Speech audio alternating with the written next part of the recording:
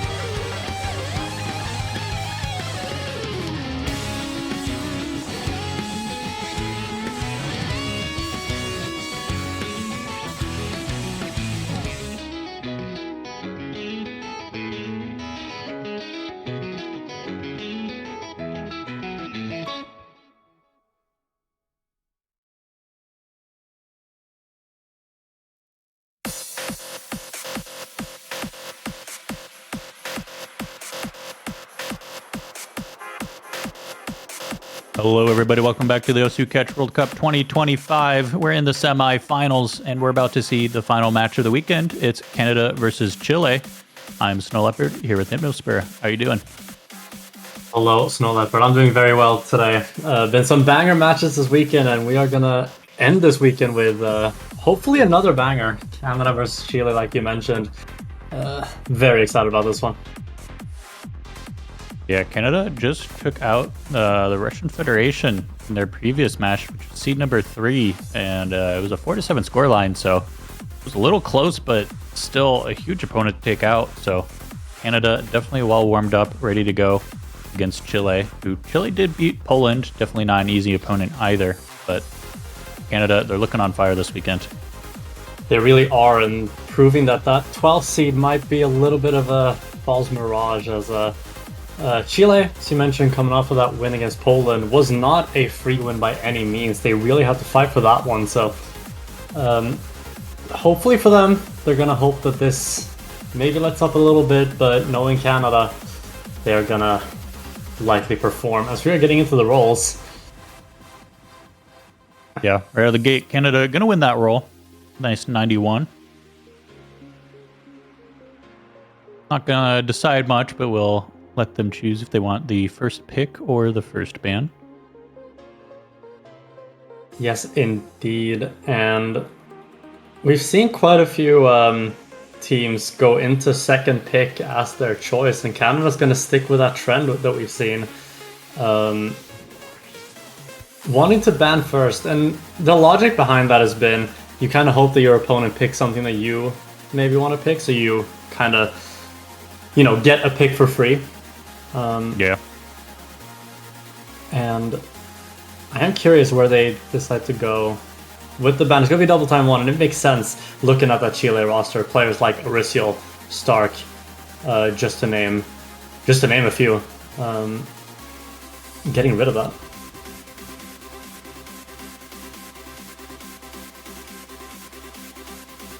Yeah, gonna be banning away that double time 1. I think that makes sense. So Canada, well, yeah.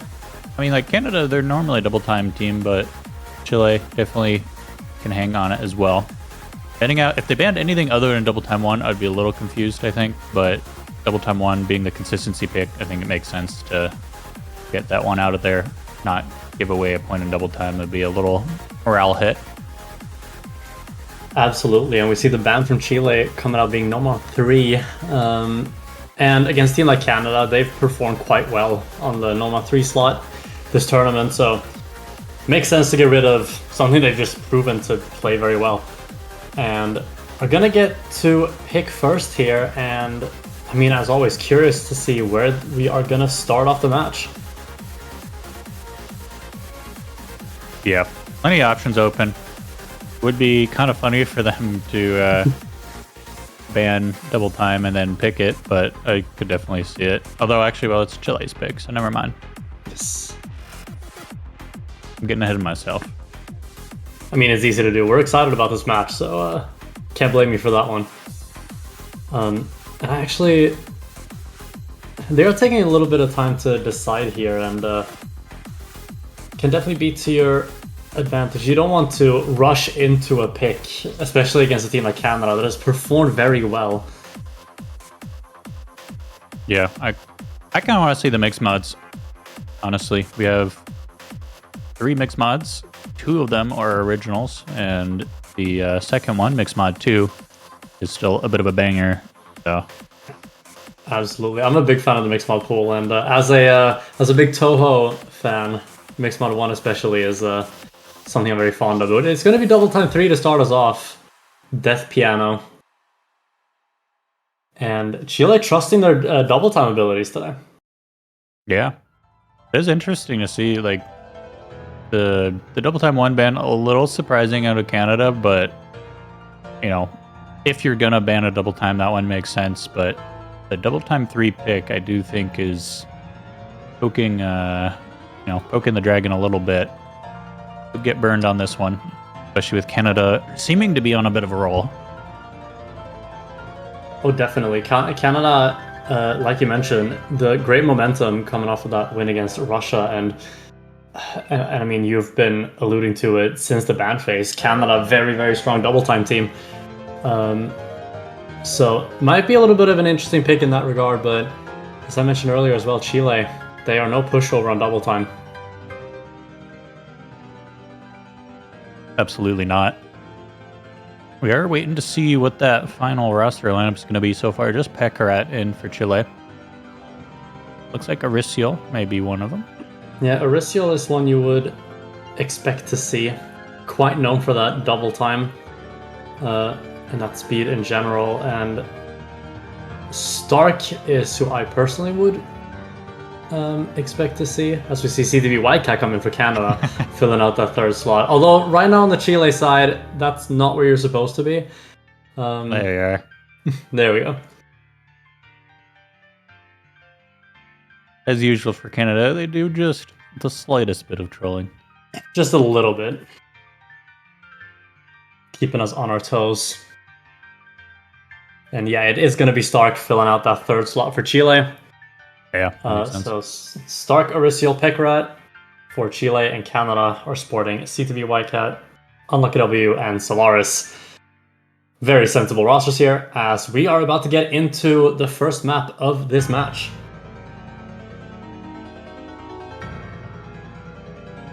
Yeah, diving into it now.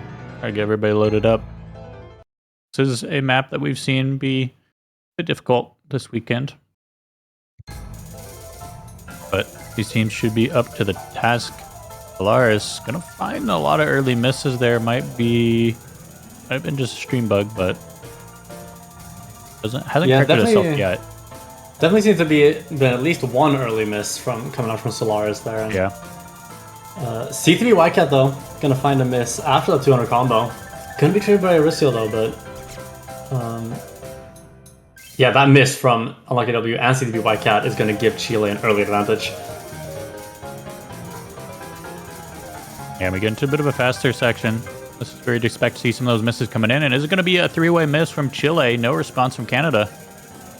Yeah, Canada's going to take over and capitalize on that team miss. Unlucky W is going to start the bleeding just a little bit. Actually, the entirety of Canada falling there, and it is right back to Chile. Yeah, just some traded misses back and forth. Team misses, perhaps. Unlucky W going to be finding another Solaris right before that small break. Was traded by Pekarat. Yeah. So gonna stay quite heavily with Chile here, approaching that 90,000 score lead. And Pekarat and Solaris trying their best to get back to the 200 combo.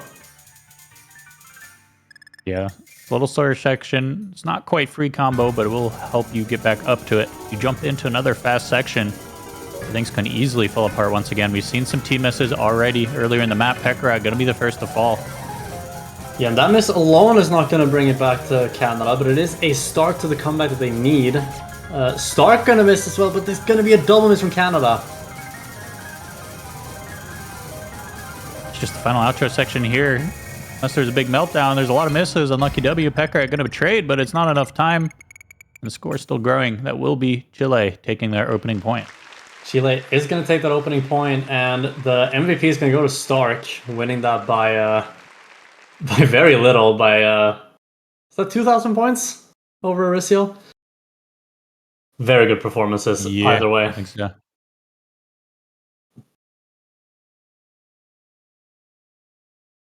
Yeah, looked a little dicey in the middle, but overall not too bad. Fairly confidently over on Chile's side, which is a bit surprising. As we've already mentioned, Canada a great double time team and just took down seed number 3. They're definitely a bit underseeded themselves, but at least on that double time 3, Chile coming out with pretty confident victory. Yeah, and definitely curious to see where Canada is gonna go next. Chile is one of those teams that, I mean, every map, although you can say that about every team at this stage of the tournament, there's no map where you really feel like, yeah, we are guaranteed to win this. Yeah. Your opponent is going to be able to field the team that will be able to compete with you. So it's more so what they feel confident on today. And it's going to be Mixed Mod 3. We are going to get to see one of the OC originals in this pool. Hey, let's go.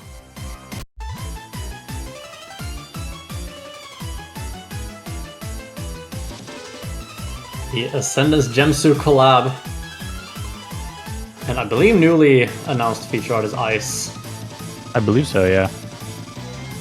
Also get the nice Ascendance Gemzu collab. Two classic names in also catch mapping.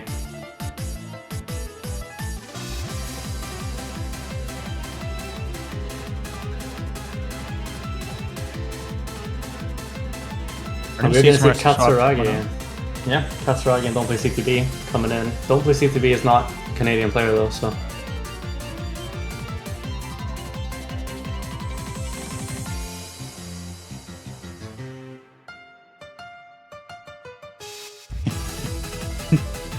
I love the little like classic licks like that in the songs.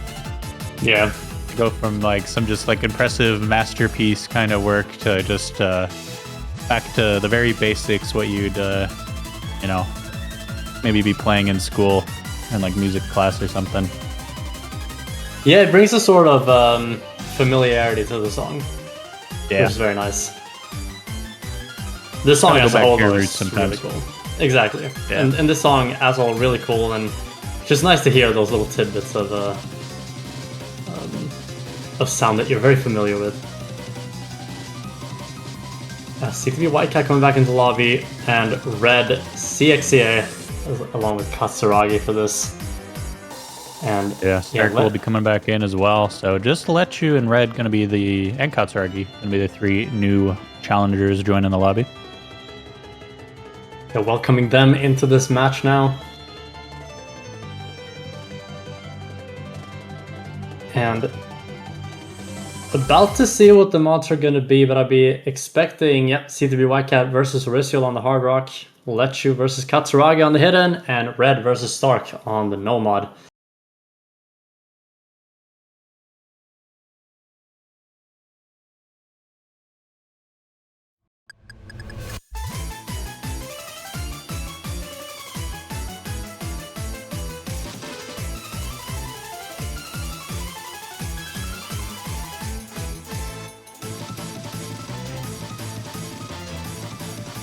So far, pretty good intro.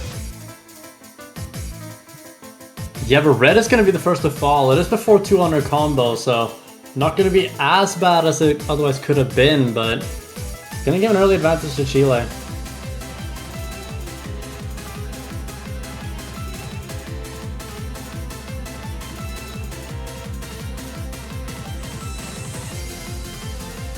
The other players are holding on as Red reaches that 200 combo. And we're gonna see the score stabilize with a 26,000 score lead for Chile. Yeah, nice recovery into this little slow section, but as we heard earlier, it will jump right back into it. And Stark gonna find a miss. Yeah, it is the two Noma players. Yeah, it is the two Noma players who have found the misses here. The modded players are holding on very strong, and Red has recovered nicely. But Lechu is gonna find a miss on the hidden there. It's gonna give a lead to Canada. Katsuragi trades back. It's gonna be a close one. We still got a lot of map to go, but yeah, it is be closer. heating up to be close. But we're gonna see quite a few misses on every player on the bottom side of your screen here. But those misses are gonna favor Canada. yeah, Canada finding a little bit of stability quicker out of that messy section. Orisial and CTB Whitecat holding on for dear life with those FCs. It's just a bloodbath down there. It really is, and Lechu finding another miss, they're gonna, as the other three players have reached a 200 combo, gonna give an even bigger lead to Canada.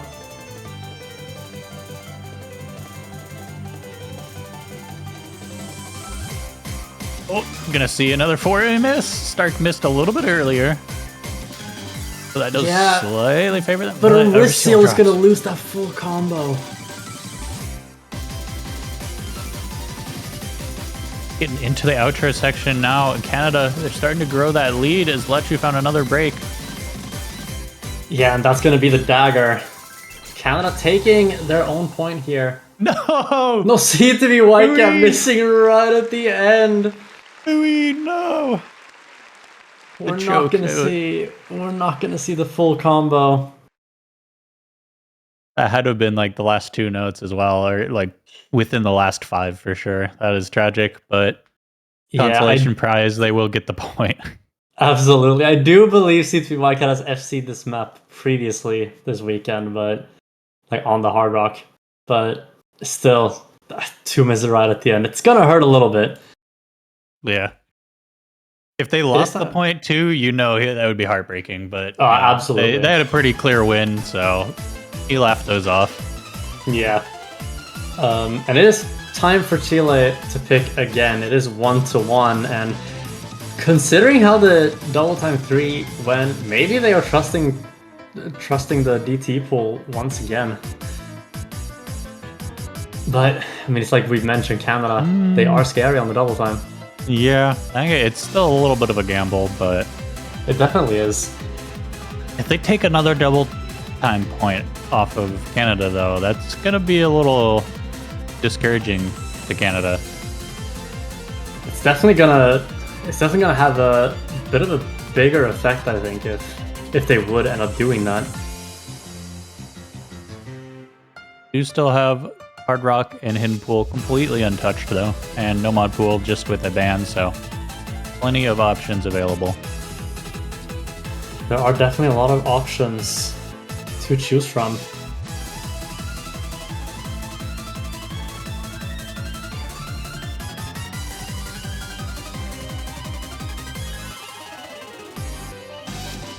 They are gonna actually go to the Hidden Pool, and we're gonna see another Ozu original in the Hidden One.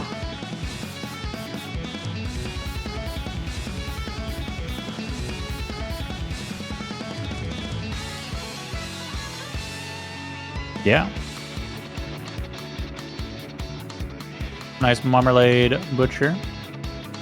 This is the third original in this pool, so getting to see some more of those originals coming out, in some of the previous matches as well. So definitely always cool. It is always great to see the originals be picked. The feature artists and everyone working on them, putting their effort into bringing it to these tournaments. So it's great to see them actually be utilized. And big shout out to everyone working on them for sure. And to look at this pick against Canada, Canada does have a very, very solid hidden roster. But Chile, they have those old trusty players on that hidden. We see Lechu. It's been around for a long time and don't play C2B. Same thing there. They are well known on this mod, so not too surprised to see that pick.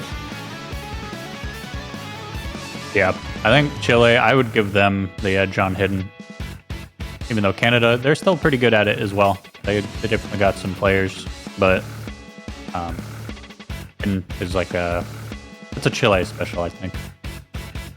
Absolutely. We see Stark and Red coming in here. I don't think there's much surprise seeing these two players come in for their respective teams.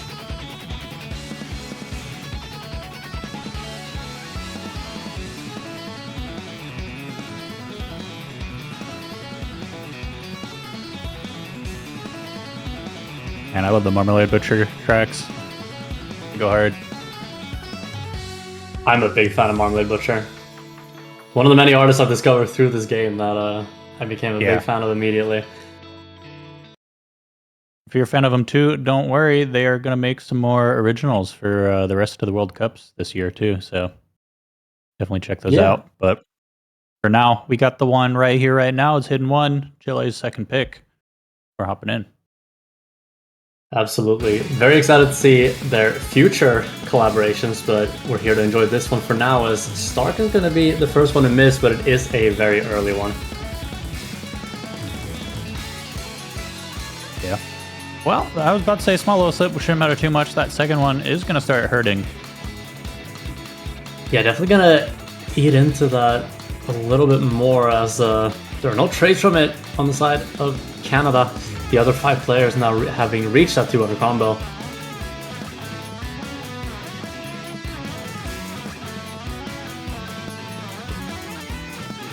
Stark does make a nice recovery. He's going to hit up to that 200 combo.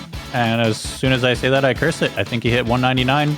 Yeah, I actually think so as well. But Red and Katsuragi are also going to miss. And that's 2 players finding misses compared to 1 on Chile. And it's slowly going back towards Chile. Yeah, no, they'll take that for sure.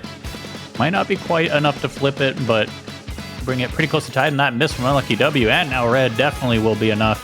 Chile taking the lead. Absolutely. And the two other players, Lechu and Don't Play C2B, having found their groove for sure.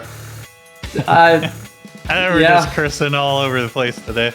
I feel this section I owe them really a hard, formal though. apology. It is very hard, but I still feel like I owe them a formal apology. Yeah, everyone's missing on this section anyway, so... Yeah, and it's a pretty... the lead has gone over to Canada, a little bit more sizable one than we've seen previously in this map. Yeah, reaching that 60k almost.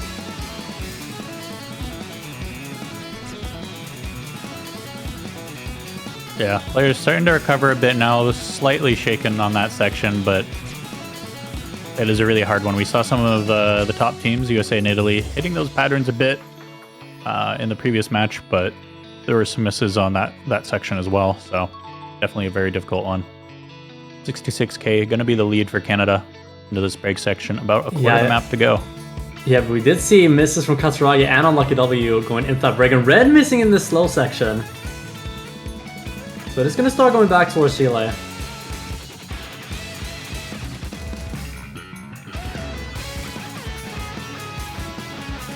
Don't Play C2B back to that 200 combo. And red missing again, which isn't traded.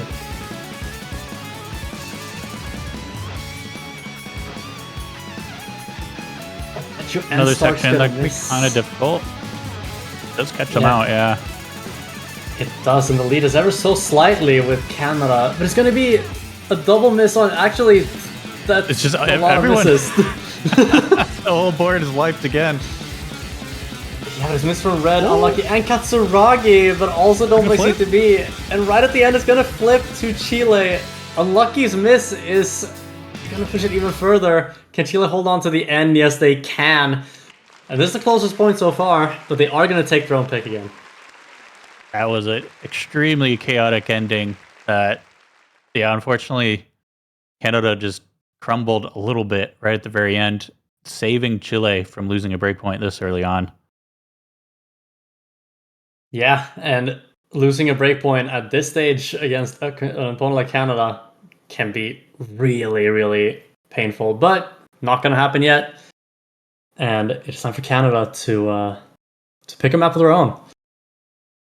Yeah, Lechu almost the highest combo in the lobby, but yet had, I believe, the most misses, so can very well tell that it's just a couple sections throughout that map that have this big difficulty spike that whole team's struggling on a bit.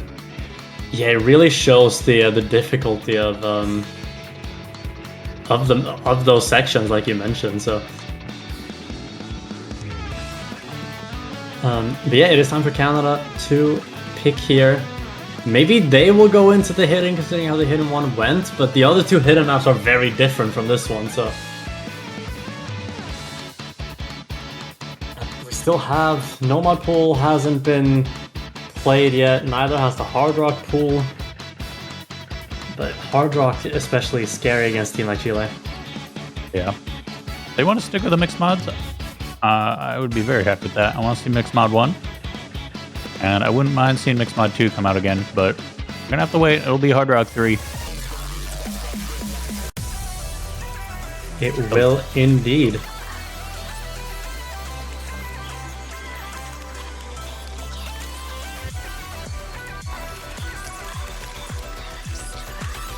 Hard Rock 3, which like has been mentioned. Trying to figure out how to say the song name.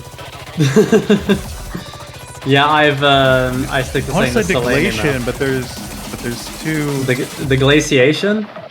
Yeah, Deglaciation. I think that's it. Might have cracked the code there, but oh my god. 200 IQ. Yeah, this map, the glaciation, definitely more of a mechanics pick. High density. But as some people have pointed out previously, this, out of all the maps in this pool, This might be the one that is closest to a quarterfinals level compared to a finals level. So that might be a reason for picking it. Maybe a little bit of an easier Hard Rock map and try to get that edge on Chile. Yeah. It's going to be a difficult one either way. Both teams trying to figure out who they want that third player to be. Looks like CDB Whitecat going to be coming in for Canada and Stark for Chile. Maybe. Yeah, that is what I would expect. We see Stark coming in there, yeah.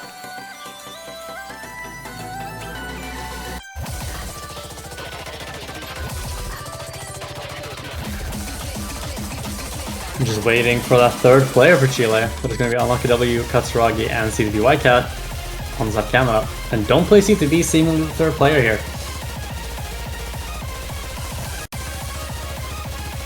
Yeah, I'm going to be picking in. We got the Katsuragi Hard Rock. Love to see it. Yeah. Always exciting to see. So good luck, have fun's being thrown out in the chat. And we all know what that means. It means we're about to see another map be played. Kind of loaded in Norisial. Only one not in. Now we got them all. Time for the glaciation. What a mouthful. It really is. I'm not even sure how to say the artist name. Seven? Oh yeah, Zevin or Seven? Probably, yeah. You'd think Seven. Yeah, that is maybe a Z. Yeah. This map is an Enigma in CDB Whitecat and Unlucky W actually. Both of me dropping on the same note. Yeah, Norisial is going to trade it. Maybe they are also thinking about how to say the artist and song name. We're all distracted. Yeah, as we see Chile taking that lead, but Stark gonna miss. Although Katsuragi gonna trade it with a few more misses. And the lead is gonna stay with Chile until Don't Play CTD misses.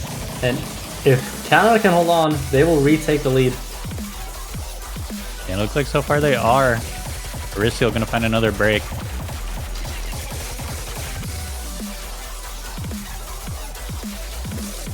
Yeah, right now it's looking pretty good for Canada. But at this stage of the tournament, or any stage, a 40,000 lead is not too much. But Norisial gonna increase that lead for Canada. Gonna be a double miss coming out of Canada, so just like we were saying, it is now swinging close back to the center. Should still stay on Canada's side slightly, but that miss from Katsuragi could be enough to flip it. Misses again, and that certainly will be. Yeah, the double misser is definitely going to flip it, and as we approach the last third of the map, Chile, at this break, are going to see that they have a slight score advantage and combo advantage. Yeah, Chile, and they clutch out a victory once again at the end of the map. This time would be a break point. A lot more on the line for Canada.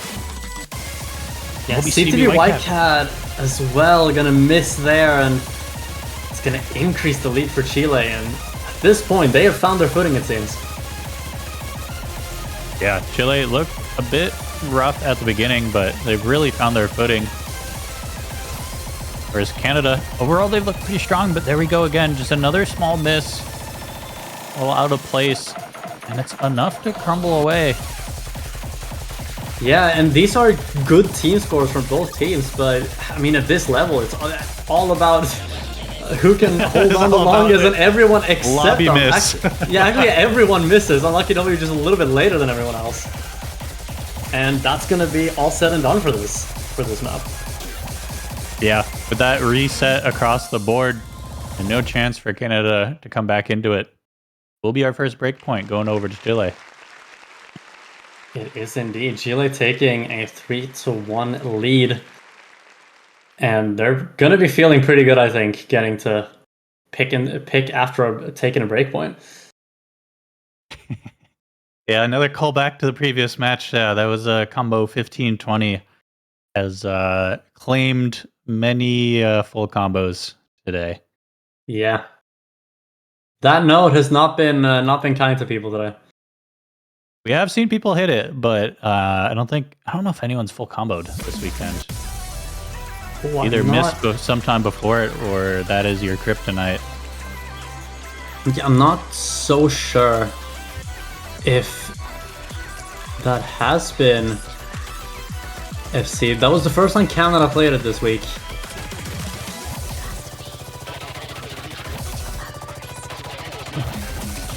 But yeah, we are gonna see what Chile decides to pick here. And honestly, they were looking pretty good on whatever map has been picked today, so they might have the confidence to just feel like they can go into most things here. They're feeling better and better, maybe.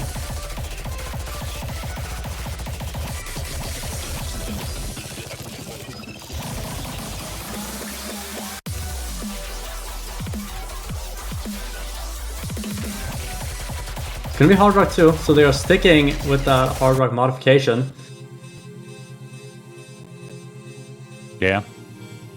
I'm not surprised there. At least if you look at the scoreline at the end, it seemed like Chile had a pretty comfortable victory. So we knew watching the match that it was a bit more mixed throughout.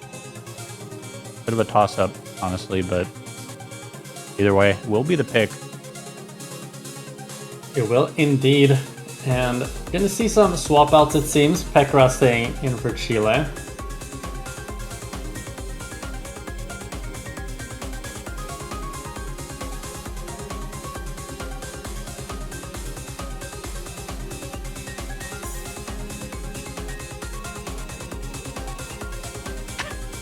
All right, I regret everything. I was looking at the difficulty name. That is a hexadecimal string. I was gonna convert it and save you all, as our lovely map rulers told me that was an exercise for the viewer, and I was like, "You're not, viewer. I'll be your savior. I'll do the work." I regret it. I regret it. It is a silly difficulty name, so I will leave that as an exercise to the viewer if you so choose. I've done that exercise myself, and it's been I've had the same regret. So for those who aren't familiar, go ahead and find out for your own sake. See if you'll feel as strongly about it as we do. As we see Aristo coming back in, and Stark as well for Chile makes a lot of sense on this. I mean, these three players for Chile is what you expect to see on a lot of maps, I think. Yeah. This map is going to be all about that, I want to say it, the like accuracy, ladder control. It's going to be the highest CS, 6.37 after Hard Rock is applied, so definitely need to keep a close eye on your catcher and make sure you can hit those movements just right. Yes, indeed, and I believe the max combo on this is not very high. So misses are going to be more punishing on this.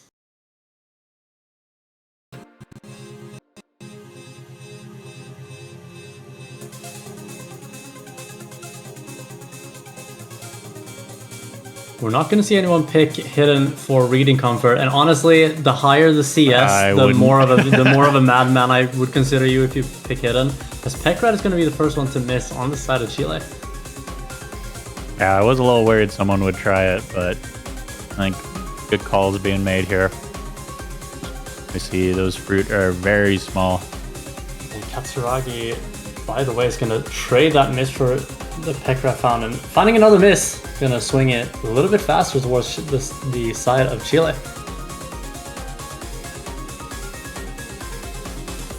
Yeah, this map is not particularly dense, so those misses hurt quite a bit. Pekrat finally gonna drop as well. Did swing it back to Canada. They find a few misses there, but Unlucky W and Katsuragi are gonna fall also. And the lead is a bit more substantial now for Chile. Dark finally dropping that full combo up top, but they have enough score lead. They'll stay over for Chile for now. Unlucky W will be the trade. Actually, it was Katsuragi, I'm not mistaken. It's kind of sandwiched between Katsuragi, then Stark, then Unlucky. Yes, And the break indeed. section, 88k. Yeah, and right now there's an FC battle between C3 Whitecat and Aristiel. Let's see if both of them can hold on to that. But right now, this is favoring Chile.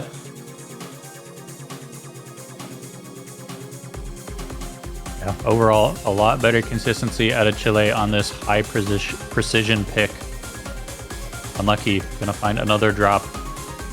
Yeah, and that might just seal it, especially with that miss once again. Gonna be traded by Pekra, but CTV Whitecat is gonna lose that full combo. Aristiel as well, so no one is gonna full combo this map. But yeah, this is looking to be a pretty comfortable point for Chile in the end. And they will take a more commanding lead of this match. Yeah, very well played from Chile. They just got their break point on the previous, so making sure to secure this next pick is huge. As we see, the scoreline's now 4-1. It is still just a single break point difference, but when you're in the match and you see that in the chat, it does seem a lot more worrying than perhaps it may actually be. One of the downsides to having the second pick. Oh, absolutely. That's a very good thing to point out for sure, and it is back to Canada to decide where to go. And where do you go if you're Canada here? I mean, I'd like to see him go back to mixed mod, but mostly because I personally want to see the mixed mods. But we also had the mixed mod 3 pick to start us out, and it went really well for them. Yeah, I was thinking similar, but they're going to go with the Hidden 3, the XCon map. And we did mention a little bit earlier, Canada, very solid hidden team. But Chile, also a very solid hidden team. So, personally, I don't know if this is the direction I would have expected them to go. But maybe they are just simply trusting themselves on this. Yeah, I think definitely a questionable pick, but love a good XCon map. Luckily, our map builders helped us out with the pronunciation on this one. It's Shaban. Apparently, is an archaic Spanish word for soap. So Canada gonna try to clean up their game on soap. That was funny. I gotta get at least one of those in there. Otherwise, I'm not a real caster. I'll always appreciate it. We see Tydex in the lobby perhaps making their match debut here. Don't play C2B and Red, presumably going to switch places, but are in for their respective teams.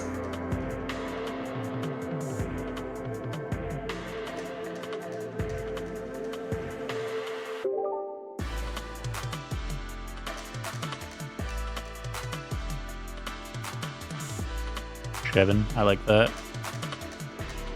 Pronunciation's hard sometimes. It really is.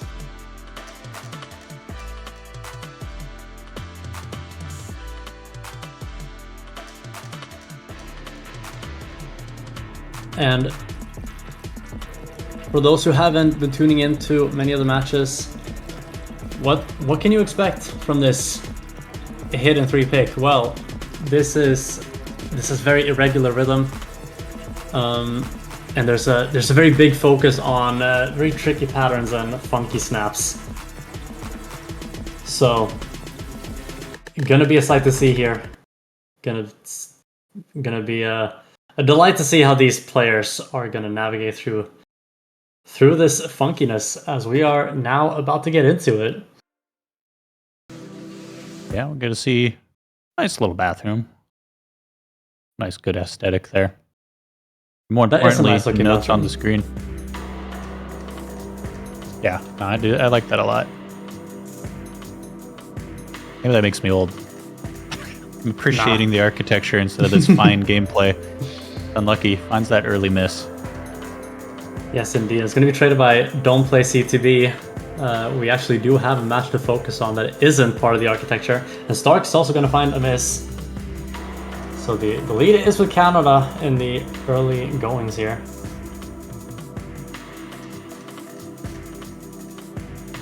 Yeah, a little bit of a messy intro. Katsuragi going to find that early miss. Well, not an early miss at this point, but a miss nonetheless. Yeah, and Don't Play CTB and Stark also finding a couple misses. Red as well, though. So now the only combo on the board is with Aricio. And it was about to go back to Chile, but Stark missing there is going to stop that.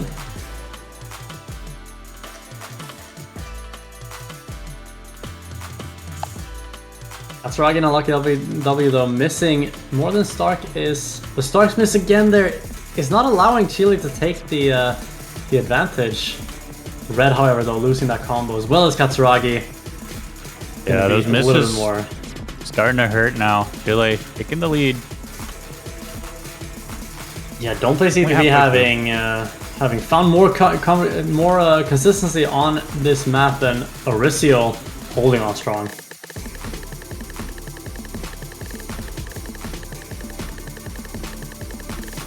Gonna drop now. Gonna get a little messy as Aricio also breaks unlucky, trades one of them, slows the bleeding, but oh, Red is gonna stop it. I was about to say, gonna start heading towards Canada's side, but a little drop from Red will keep it in Canada's advantage for now, or Chile's advantage rather.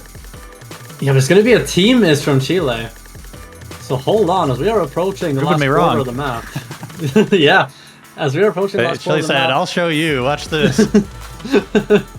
We're going to see a double miss from Canada, though, and another double miss from Chile as well. And yeah, this map is really showing how tough it is to play, as a lot of these players are missing. And as we're approaching the end, Chile once again taking a bit of a commanding lead. Yeah. As nice as XCON maps are, I really love XCON. Its mapping. It can be on the more difficult side, and was seeing that take effect here. Because these teams not quite holding on to it, but Chile has the better consistency at the end of the day. Will be taking this point. Another break point. It is going to be another break point, and Don't Play CTB is going to get the map MVP. The only player reaching 900,000. Yeah, just barely at that. 245 points above.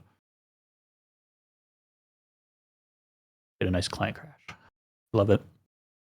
But yeah, Chile in a really nice spot now with that second break point. Things looking all the more dire. But it just being a 2 break point lead at that point starts adding up. They're now at 5-1. And it is their pick, so they have the opportunity to lock this into a tiebreaker at minimum and a win at maximum. Yeah, and we haven't gotten to see the tiebreaker this weekend. Would be fun to see, but... I would love to see it. It would be really great to see, but Canada, they have quite the uphill struggle to make it happen.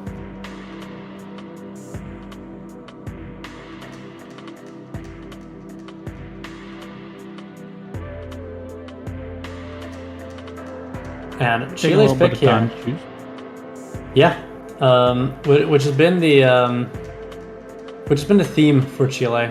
They've taken their time to pick on each map, and it has definitely helped them. I think they haven't rushed into any decisions. It's been well thought out from them, for sure. And I'm curious to see, do they just go with the last hidden? It is the low AR hidden, so. Definitely honestly, risky. I think that's a safe. Yeah. No, that's fair. There's some risk to it. Canada only risky in the sense that it is the low AR, yeah, because it is comparing it to the other two hiddens. The AR is vastly different, but it's like we've alluded to before, or not even alluded to. We've straight out said it, and as Chile has proven, they are a very strong hidden team. taking a bit more time than maybe preferred, but How many time left? No time left. I think might be seeing their time out at this point. yeah, it's gonna be double time 4. It's gonna be double time 4, and I don't hate this pick by any means. Chile proved on double time 3 that they are kind of ready for double time today, and this map's a spectacle.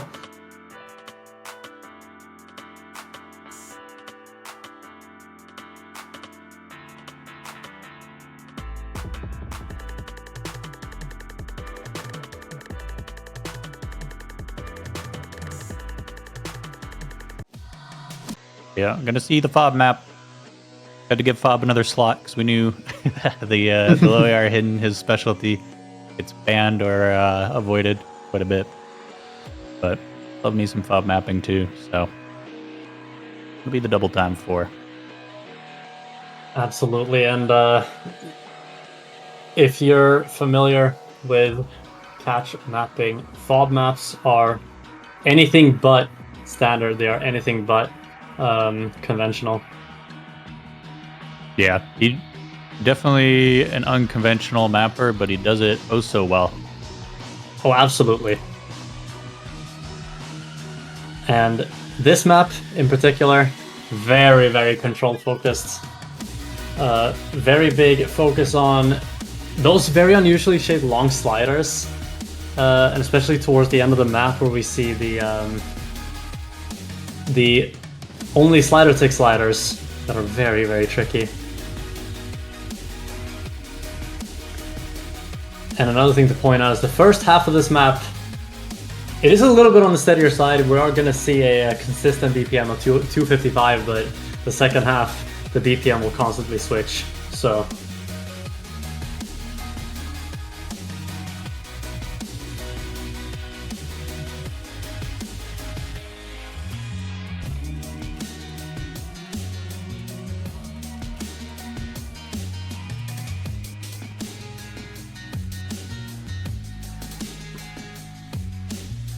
yeah, we're gonna be sorting out the picking issue. I believe Chile official warning now to make sure they keep things within the timer. So no harm, no foul. We'll move onwards. Double time 4.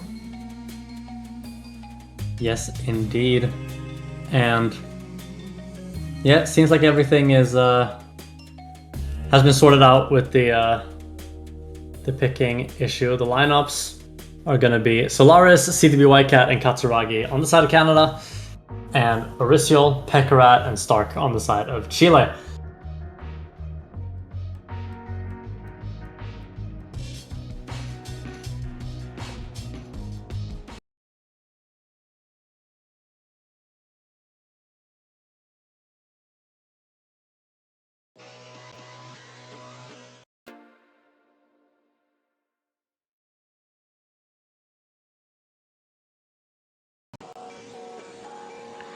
Only all loaded in, ready to go with the action. Chile gonna try to bring it up to match point. Canada trying to get back on the board. Yes, indeed, and it's time is running out for Canada. They are gonna hope for a point here, but Katsuragi is gonna find an early miss, although double trade from Chile. Yeah. I got a few misses coming out from Chile early on. So same could be said for Canada. They are taking the lead. Yeah, but A slight bit more consistency. yeah, there are a lot of misses coming out, but right now Canada has that slight advantage, although with those misses slowly going back towards Chile, especially with another miss from Katsuragi. So many misses that Bancho needs to take a quick break. And a team miss from Canada. Actually, a 2 miss as well from Chile. And Orisiol falling there, so not going to be able to capitalize.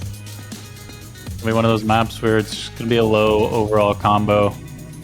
But now favoring Chile, was favoring Canada for the first half. And it's like I mentioned earlier, the consistent VPM part was the first half. And at this break, they're going to see that Chile has the advantage, and we are going to get into it very soon again. Yeah, I think this is a really important break point for Canada to take back. They need to win 2 in general, but this one in particular, keeping Chile off of that match point. Zaricio finds a drop. Yeah, on a little bit of a slower section, and we're at the stage of the tournament where there's no such thing as free combo, but out of all sections to miss, that's not what you want to do with it. Stark and CVB Wacket are going to trade misses, Katsuragi following suit, as well as Solaris and Pekara. These sliders are diabolical. They are all slider ticks, so you cannot afford to just drop them and take the accuracy hit. Definitely not. And now we're finding more miss on the side of Chile. It is slowly going back towards Canada, although with that miss from Katsuragi.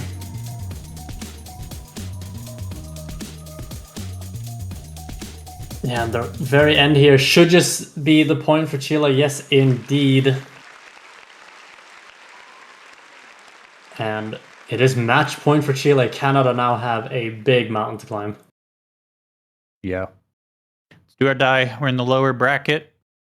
Last match of the weekend, and could be the last match of the tournament for Canada.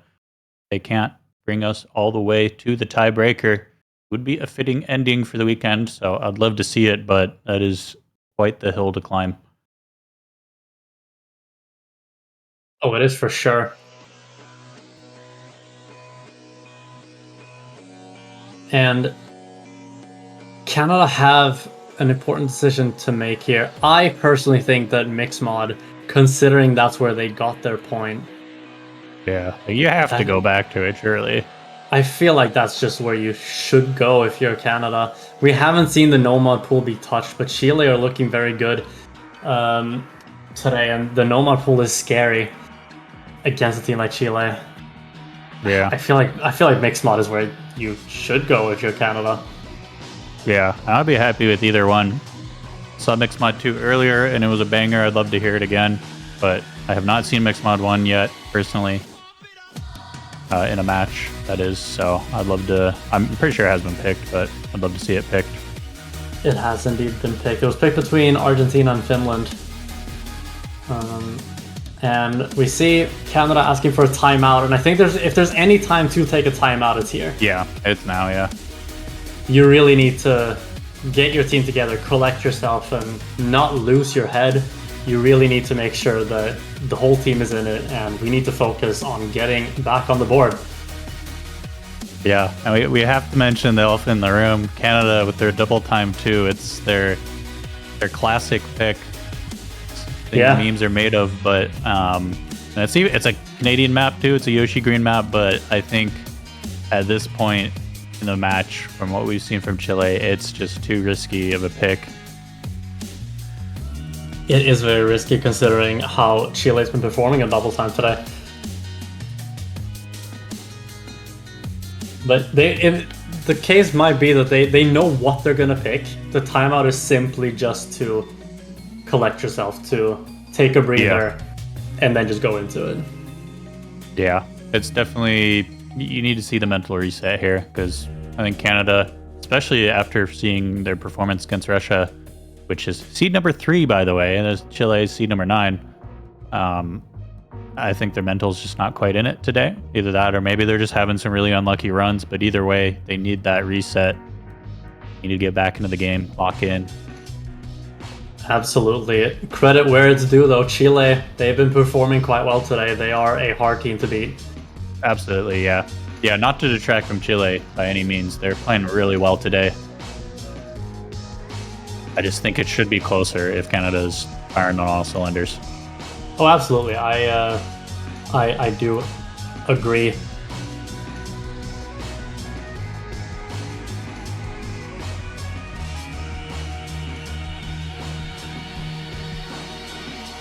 Not sure how long is left on that timeout.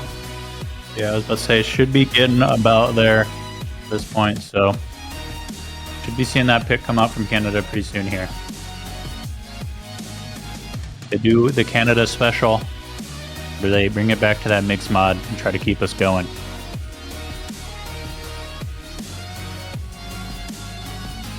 Indeed.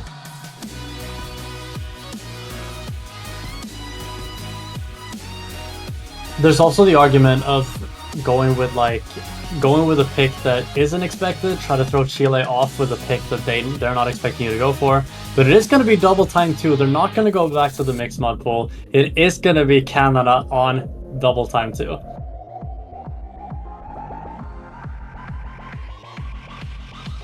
Yeah, we are going to see F777 or F777, however you want to say it, deadlocked by Yoshi Green. Any Geometry Dash enjoyers?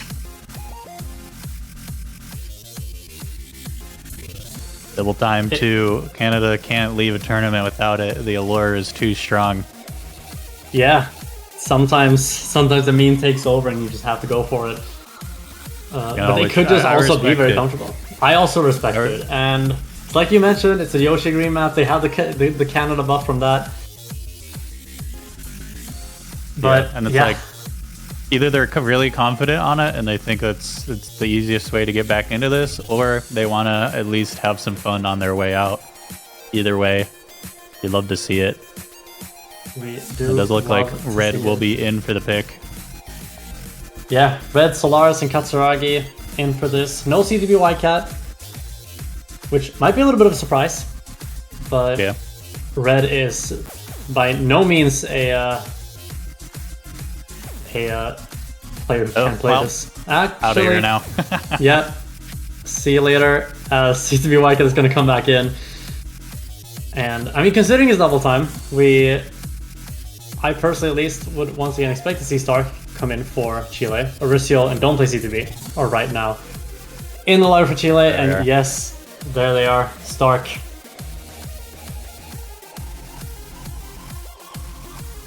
Alright, Canada.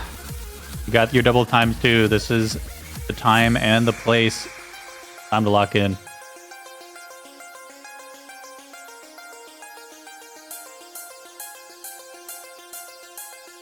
Got Fui hyping up his squad. That's what you want to see.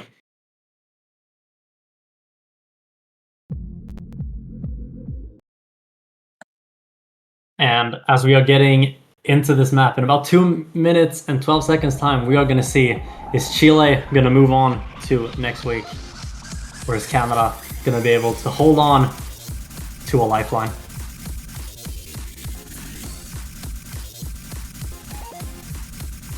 Okay, good start for Canada. Chile gonna be finding an early miss with Don't Play CTB. Finding a second one now. Yeah, Don't Play CTB finding quite a few misses there, and early lead for Canada. Solaris is gonna trade, but Don't Play CTB missed quite a bit, so I don't think that miss on its own is gonna be enough. And Oricio is also gonna find a miss. Traded by CTB Whitecat though.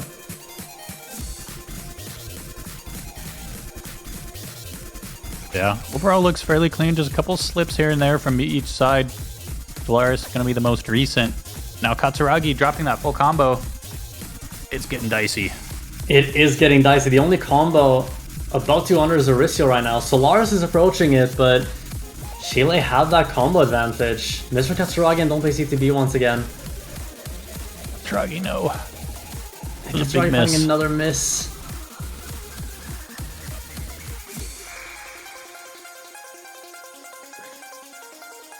And we've now entered the second half of the map, and the lead isn't too big by any means, but Canada are gonna have to hope that Chile can find some miss, and Oricio is gonna actually do that, but it's a double miss from Canada. Yeah, Solaris, Katsuragi trading it out. Lead is starting to grow for Chile. Only a quarter of the map left. Could be the final map for the tournament for Canada. Yeah, all comes down to this. Don't Play CTB did find that miss, but Katsuragi is going to trade it and find an additional one, and right now it's a little bit of a third player issue. Yeah, unfortunately it is on both sides, and Chile getting the upper hand on it. Yes, indeed. The map there is over, and that also means the match is over. Chile are going to take a 7-1 victory. 7-1 has been the result we've seen in many matches this weekend. Yeah. It's been, quite decisive victories as some of these teams are finally matching up. A lot of the high seeds are getting involved even down here in the lower bracket. That will be Chile. Very nice 7-1. Moving on to face off against Italy, if I'm not mistaken. Huge match ahead of them next week. Yeah, I believe it is Italy, and that's going to be a great match to see next weekend. Along with every other match, we are getting into the finals week next weekend. So make sure to tune in for that. But congratulations to Chile, and Canada should definitely be proud of how they performed this tournament. Yeah, they had a really nice run, especially given their seeding. They went further than I think most people would assume if you take that seeding at face value, at least. And they just took out Russia right before this match, so they've taken down some giants themselves. Chile shaping up really strong. We'll be moving on into the finals. But as we mentioned, this is the final match for this weekend. That means there's only one thing left to do. That is the finals showcase. You can see all the banger maps that we're going to be playing next weekend. So that'll be starting in just a short bit after this, so stay tuned. Maybe grab some water or snack real quick, and we'll see you back for that showcase. Thank you for watching.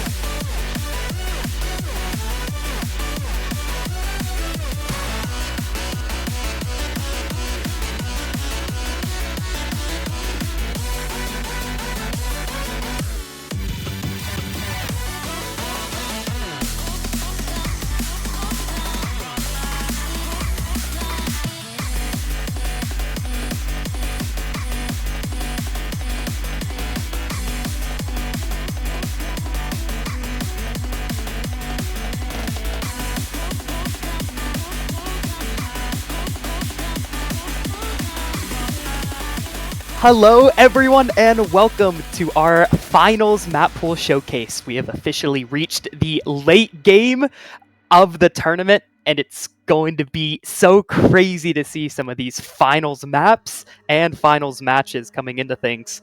I am joined by CTB Whitecat, who unfortunately just got eliminated. I'm sorry, man. How are you feeling? Yeah, we got clapped, bro. Man. We got hammered, but at least I beat Russia, man. Yeah? Me versus Insomnia, that was kind of hype. That was, in my opinion, that was the highlight of my entire CWC. So, I don't know. I'm happy to go out having that little 1v1 with Insomnia, which is my current Osu collab, bro. So. Wow, yeah. But I'm not only joined by the king CTB Whitecat, I'm joined by Fob for our first TriCast map pool showcase of the year. How are you, Fob? It is actually the first TriCast in CWC history. Really? Wow. Wait. I thought that maybe me, Connor, and Andrew did one once. Yeah, I think Fob's lying. Great start to the showcase, Fob. I'm not lying, that was a question. Oh. Yeah, no. It's not the first, but it's the first this year. Being joined by our ragtag trio heading into the showcase.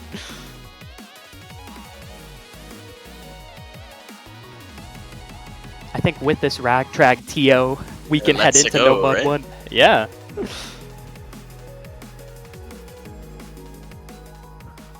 Alright, going to be Lore Afflict, featuring Risa Yuzuki, Sekray's favorite vocalist. Going to be an Ascendance Bunray collab.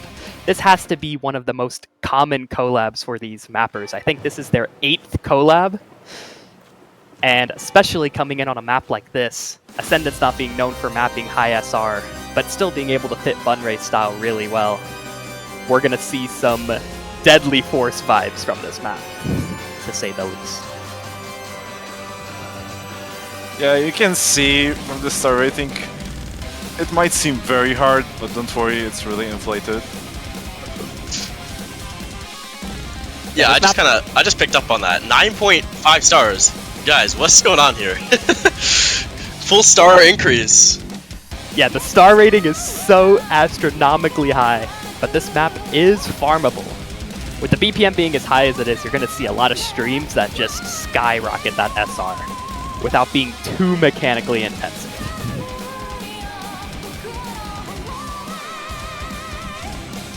Is this gonna get ranked? I wanna get some PP. I think it is. It better be. I mean, usually the CWC maps are the ones that get ranked because they're thoroughly modded, right?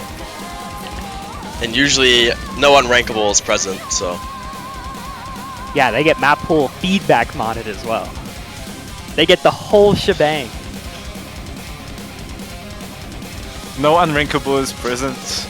Maybe in this map, but we have some maps that use BPM changes. Spoilers! Okay, I'm spoilers already. I didn't mean in this pool, but in previous pools we already saw some of these maps. Okay, yeah, that's true. Speaking of CWC maps getting ranked, Definitely a BPM change here. yeah, this map just got showcased, and Ascendant's already found 2 PNs for his map. That's CWC mapping right there. There you go. To be fair, this looks like a free nom. I'm not even kidding. This is just, I don't know. Yeah? It's You pretty just came clean. back, right? Yeah? Yeah, I did, bro. Yeah. Looking to replace someone on this map. Let's go. Willing to rank this right as it gets released. So, if Mike wants to take me up on that offer, let me know. You know you will. Yeah, anyways, by the way, 290 BPM map. Usually maps over like 250 are terrible to map, especially like with streams. So for this being this well done, or well, looks fairly well done on paper here. I mean, I haven't had a chance to play it, but oh wow, that was, yeah, this is a deadly force fight right here. Look Yeah. at this. Yeah. That's where the 9-star comes from. Okay. Yep. Nice, bro. If you delete that hyperchain, the map becomes 4 stars. That's cap. That's not cap. Wait, the map's like 4.91? already almost over. Wait, how is this? Is this the new illness? Maybe for you. Oh, it's 4 minutes. Yeah, But, you know, barely. Talking with 3 people here, the time passes so fast. That's what I'm saying. Yeah, I think total is like 350 in drain if you include the break.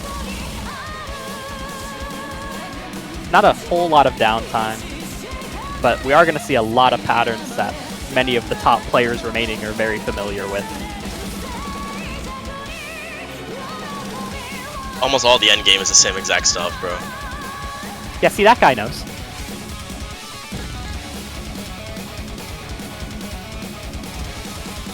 Okay, do we get a big hyperchain at the end? Oh, yeah, with that. Oh no. Boo! Dude! You can't boo the first map. You could have had a 10-star, bro. Bro, that no, hyperchain was it's cross-screen. You just artiflated. didn't see it. You blinked. Yeah, okay. you blinked. I did blink, yeah. Oh, it was just 3 notes. Yeah. Alright, going to be No Mod 2. Ceatris. Going to be mapped by Yoshi Green. Going to be a lot shorter, barely hitting 2 minutes. I think 159 drain total. And we're going to see a big like speed increase from last week's No Mod 2. And we're going to see a lot of these kind of funky doubles. Yeah, some parts are gonna require some speed from players, but I don't think it's as bad as like constant flittles.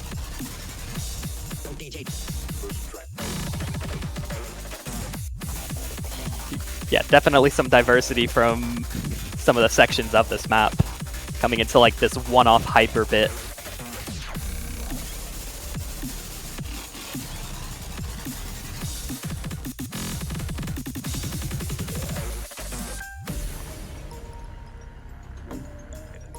And you even get a break. This Yeah, map it's is so fairly nice chill, to you. Yeah. Yeah, it's also very short. It's just under 2 minutes. Nope. Short enough for me to not break my fingers on this replay. Oh yeah, Bob, the goated replayer. Do you know how many points you lose if you get a 1 miss on this? Or if you like chain miss like one of these hyper sliders? No, I never missed. Okay, yeah, you're so Dang! based like that, dude. Yeah, yeah, of Wow. course. You're so based, yep.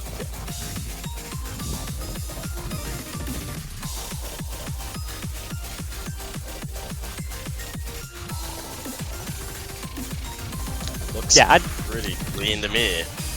I definitely define this map as more bursty. There's like some downtime with the streams, but then you'll have some really wide turnarounds. Yeah, I also think the 9.8 plays a nice role here. I think it was 9.7 last round, right?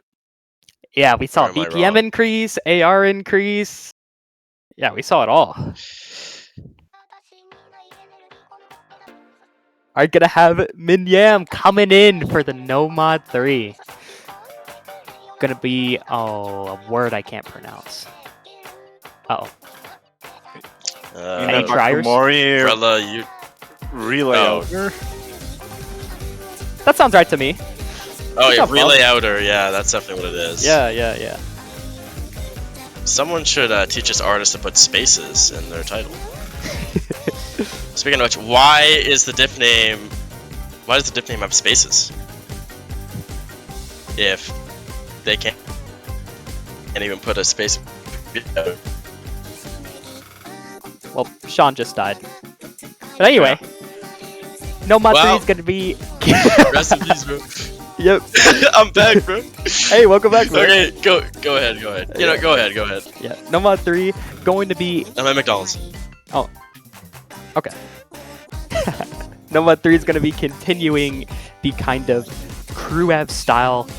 I think, based off of last week, we're going to see some more commonplace patterns that players are familiar with.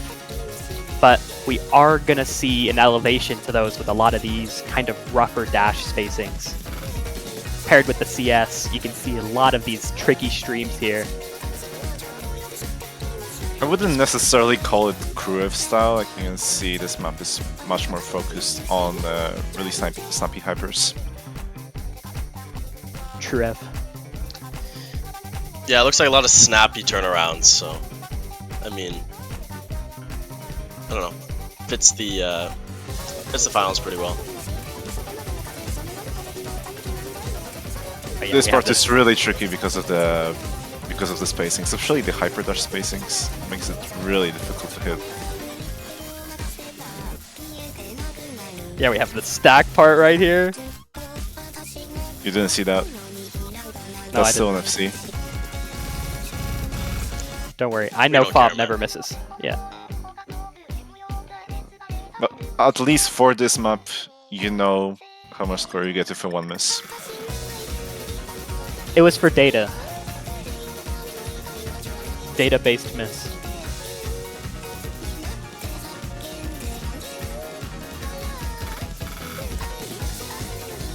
I really do love those stacks. Whenever you stand them, it just feels so satisfying. That turnaround was really scary, but it's not that bad in gameplay.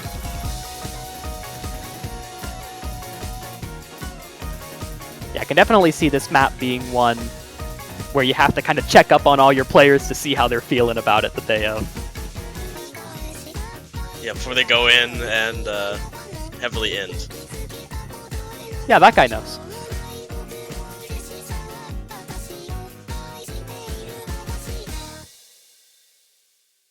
Bit of a Fob, calm. you kind of popped off there, dude. Yeah, that's what I'm saying. So blessed to have Fob as a replayer. Thanks, man. So true. All right, We are running even more blessed to have QWHA. You know what? True. We are running it back with Marmalade Butcher. A lot higher BPM than the original. We're gonna see the really dense streams coming from his insane guitar solos.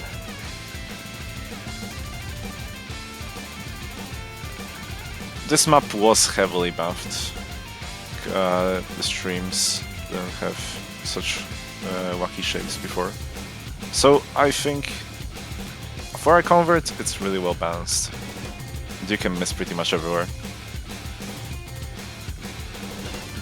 Yeah, I'd like to say this is the first time we've ever like buffed a convert this hard. There may have been some patterns that we adjusted before, but never really like this.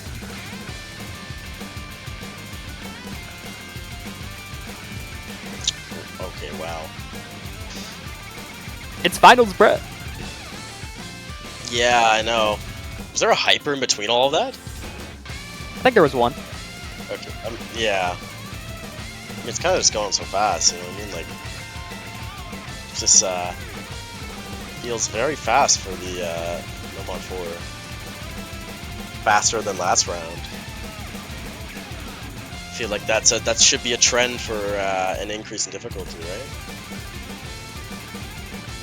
Yeah, I think a lot of the convert-based patterns just slowly get crazier and crazier as the BPM gets higher. That Widdle's awesome. You got that modern CTB pattern right there. The meta pattern. Yeah, that one wasn't even buffed. It was just there.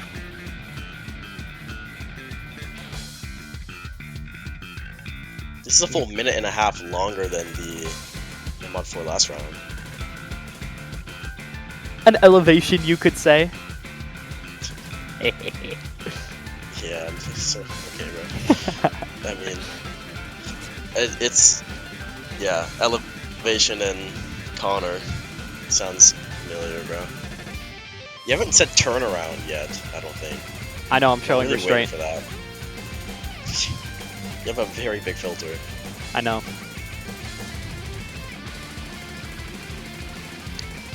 Also, Flying Tuner as the mapper, right? Does that mean he's actually going to upload this CWC edit?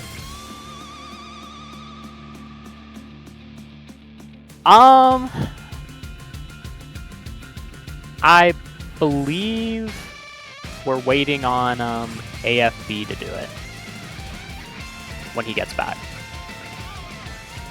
Or wakes up, I should say. It'd be cool to play a CTV map from Flying Tuna, though. That'd be pretty fire. Yeah, the collaboration between one of the all-time great standard and CTV. It's like a crossover, I don't know. You'd never expect. I think your internet died again. Yeah. Also, wow, that turnaround was nuts. There, I said it. I just have to find the right time.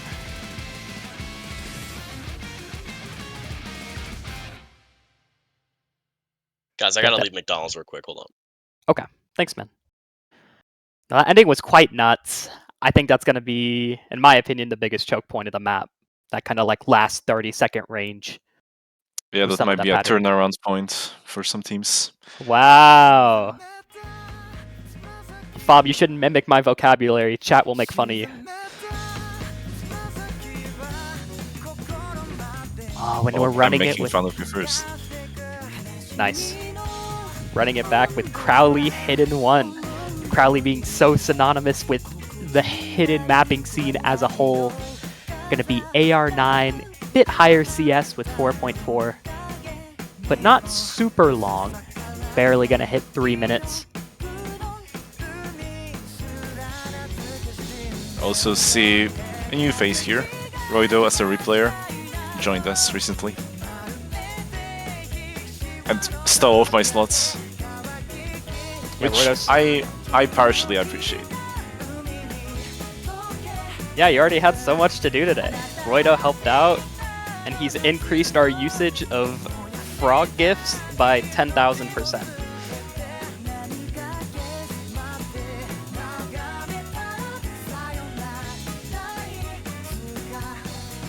Hello? Hey, welcome back.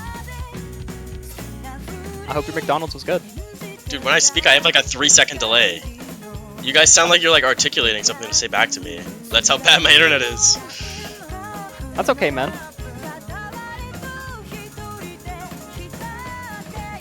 Yeah, having a huge snazzy section here. Just a lot of the bigger dashes paired with the doubles.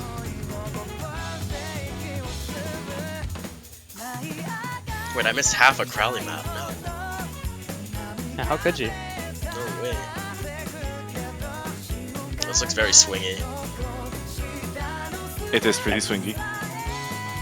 A lot of turnarounds. A lot. Yeah, a ton of turnarounds, yeah. What else could you have in a CTB map? Here they are also pretty tight. As what hidden ones should be. Yeah, Yeah, just an overall bigger increase into the like dash spacing that was used in previous hidden ones.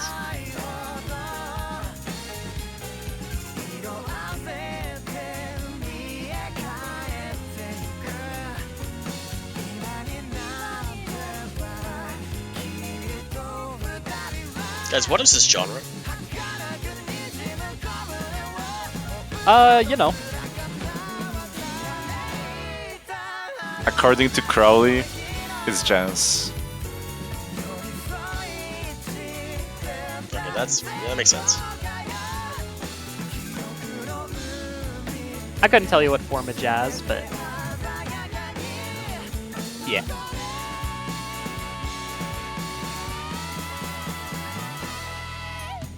Ooh, now that was smexy. Yeah, huge finale there. That's what you were looking for at a No Mod 1, right? Just that boom. Yeah, and that did not happen. No. That's right.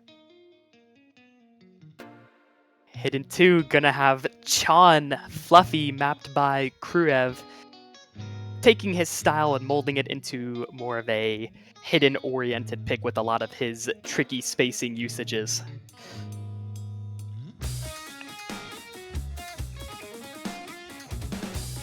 And you're once again seeing Groido on the replay, and he did that replay so fast I was flabbergasted.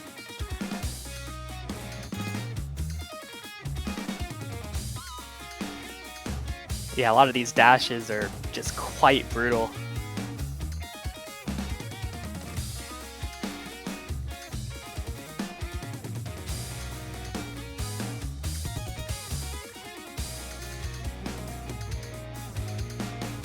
It's definitely much more control needed with positioning your catcher after pretty much every dash.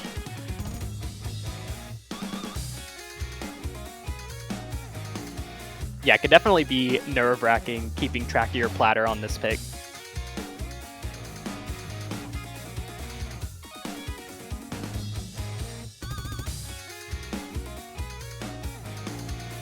The question is, what teams do you think ban this? I think every single one of them. That's what I was gonna say. You know, judging by how many times Hidden 2 was played last week, which is 0.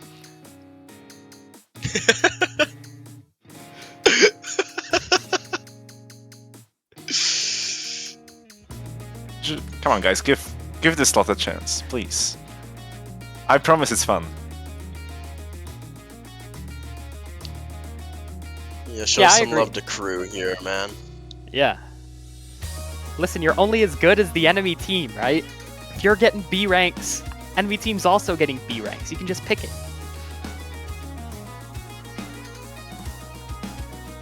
So many people missed that.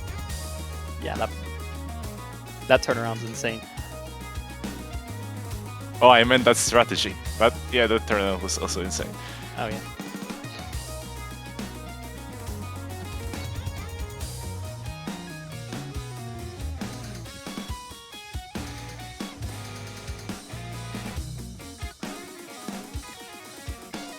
You have one kind of like rhythmic change solo near the end to balance things out. Definitely manageable, just some bursty parts that elevate the difficulty of it all.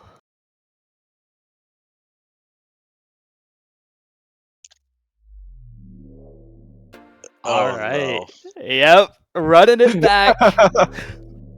Sean already knows what's up. Yeah.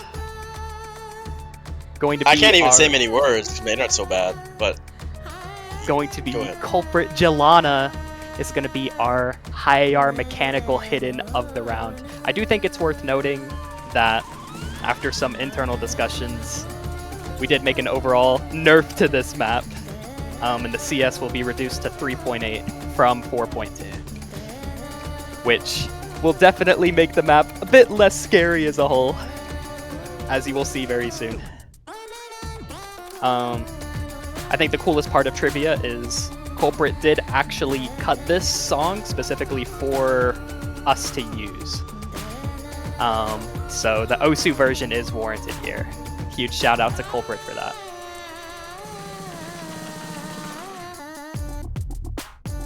Okay, good luck here. Yep. Oh, Connor, what did you cook? Dude, I cooked hard.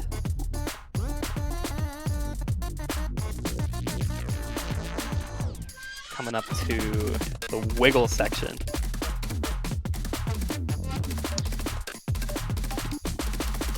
Noticing Fob is a big standstill player. Yeah, it's interesting. Oh, I am. You're like standing half of them and wiggling the other half. Ooh. Yeah, I'm missing the third half.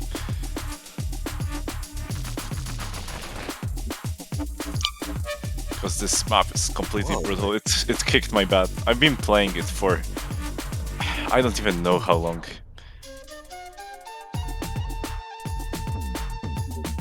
Yeah, the nerfs were warranted. Are these taps? These look like taps. Yeah, Yeah, these are taps. Wow. Okay. yeah, very hard to cut This through is a these full with that. flavor.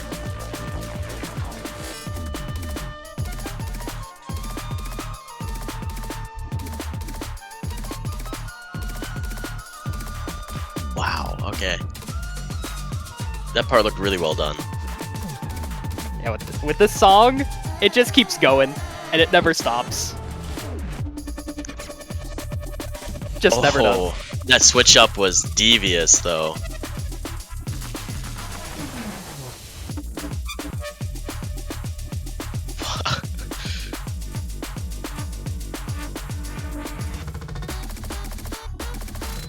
Yeah, a bit of an enhanced wiggle section here. This part I think is one another of the mess. hardest of the map.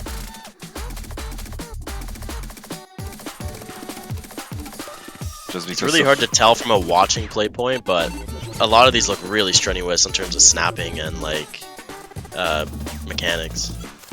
Yeah, the snaps and wiggles make it really, really difficult. Oh, also, huge shout out to Feiyu for these amazing hit sounds. Oh, the map's And, over. yeah, and similar to Lightful, that does that awesome thing where like the song keeps Oh. playing as a score screen. That's kind of cool. Yeah, that's like my favorite thing ever. It was so good you set it as a preview point, and they'll say, "This is the most ominous preview point I've ever heard." I know. I'm so happy I set it to that. And I think with that, I think it's time to go to Feiyu's farm, where we are going to see the chosen animal of the question that was mentioned. We're going to see what animal Feiyu has been taking care of for these last few months as we move into our Hard Rock 1.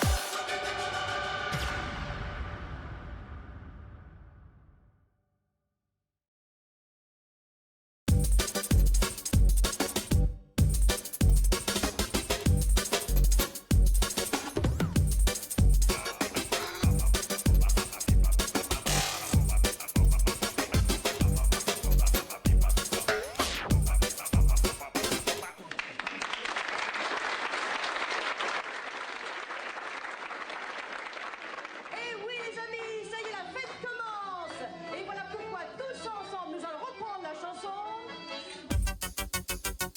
C'est vrai que j'aime beaucoup le phénomène surprise.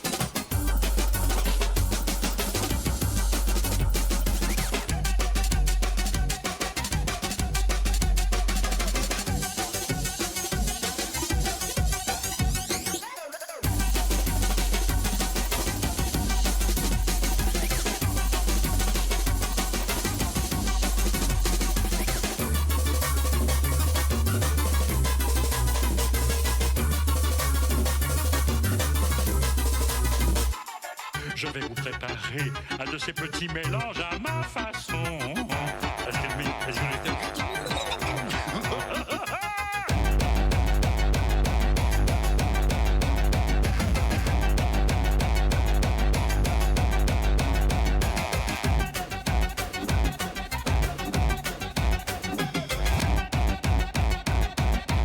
On va recommencer. Vous voulez bien?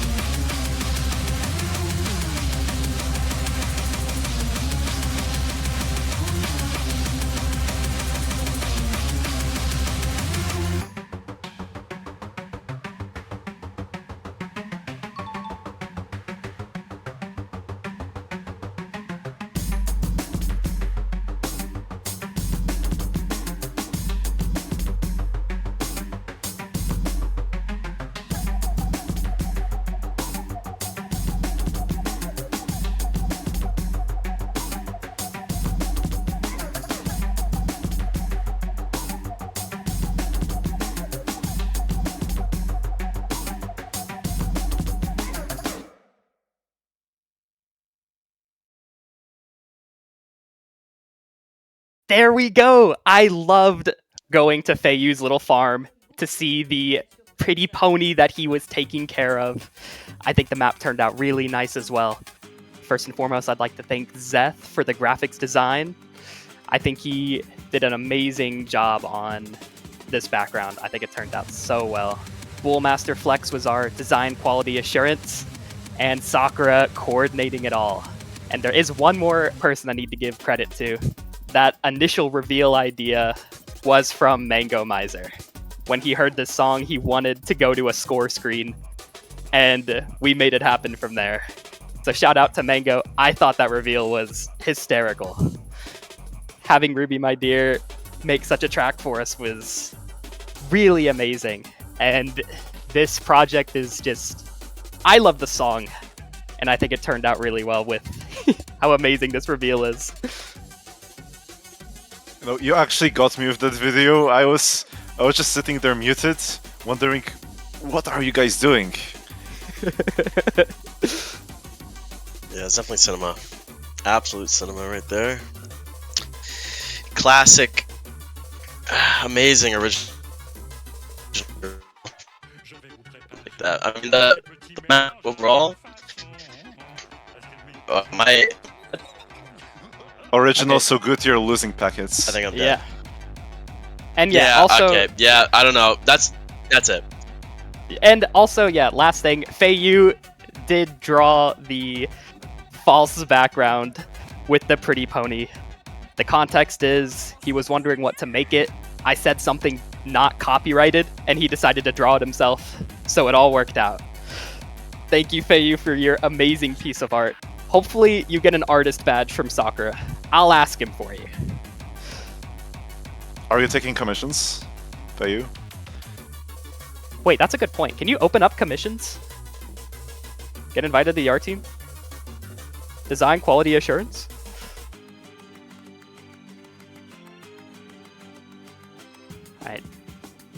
trolling aside, I think we can move to Hard Rock 2.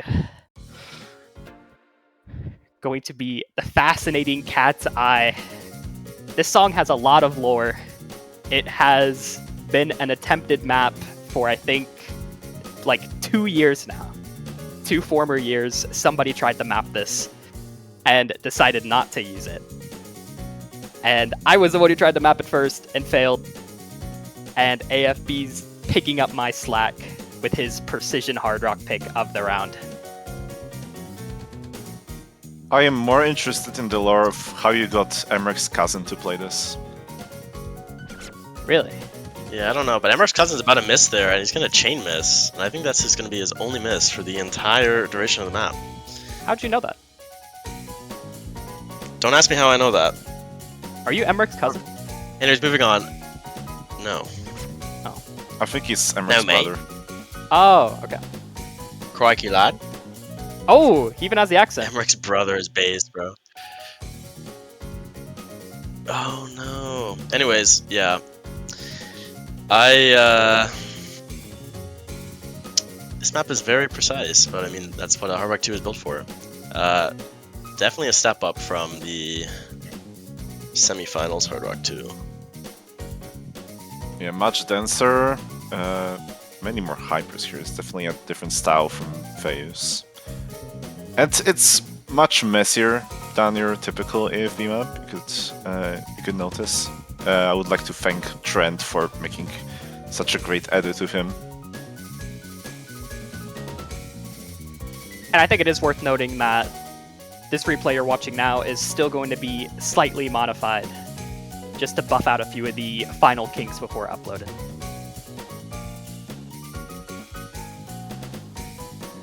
But yeah, I feel like Yeah, there's a we're couple like definitely- rhythm changes here that are really tight.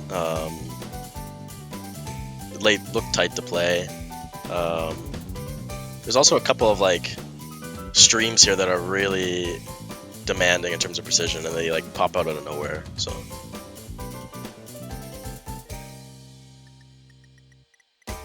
yeah, definitely keeping along the lines of last week. Bit lower BPM, not super dense, apart from a few streams. And mainly just precise jumps paired with the CS.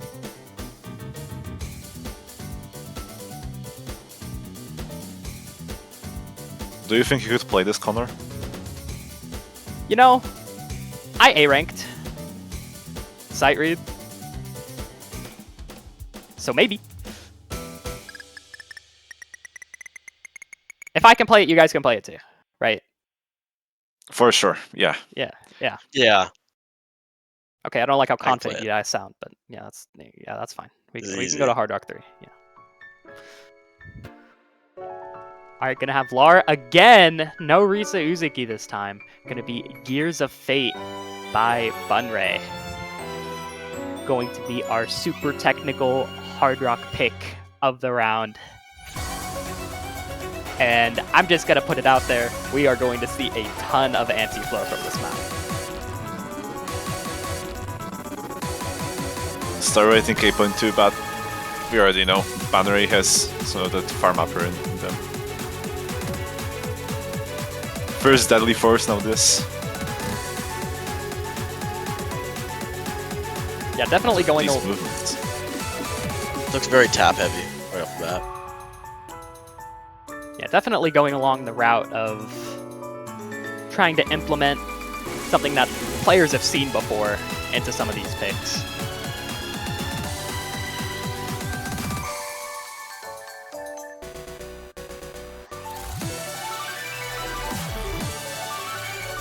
We're gonna have our big spaced 1/3 here.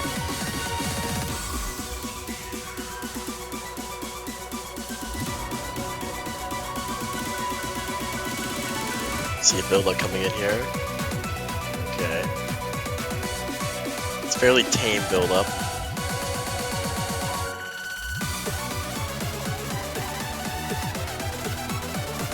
Going to have some of these far one-off hypers. Yeah, a couple of those hyper or hard rock patterns there. All these hard juke patterns with the speed required look horrible.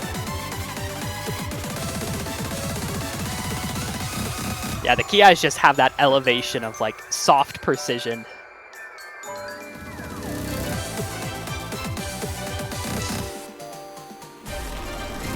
This is definitely a step up in terms of speed from last round as well.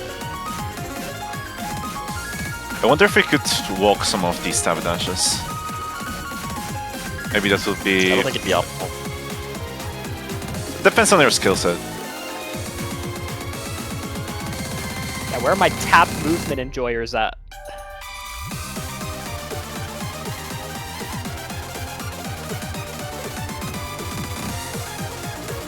We're going to see a bit more Hard Rock shenanigans as we enter this final Ki.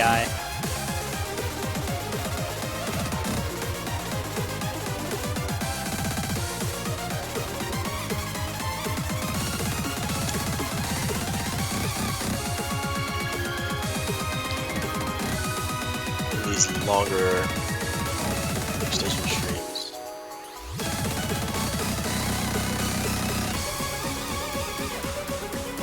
Yeah. The inflated 1/8. Gonna run back at the pattern that started it all.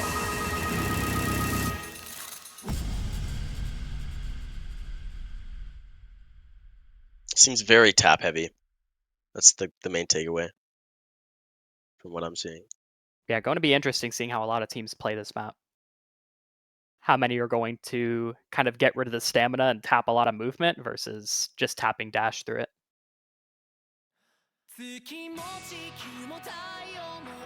All right, gonna have DT1 going to be Birdie running it with the higher BPM. We're gonna see higher AR here as well, going up to 9.2 with this. Should be a skill set that a lot of these higher end teams are gonna be familiar with heading into our final stage.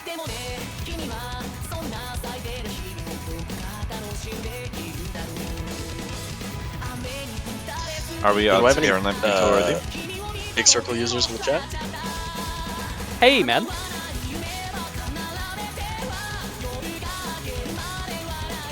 I think small circles are better. Me too. Definitely gonna get jumpy as we head into our KIs.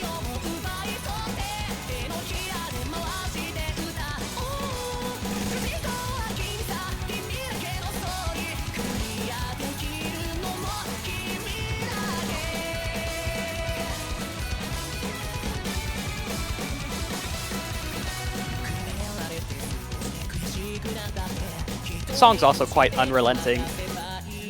It's one of those that also just keeps going.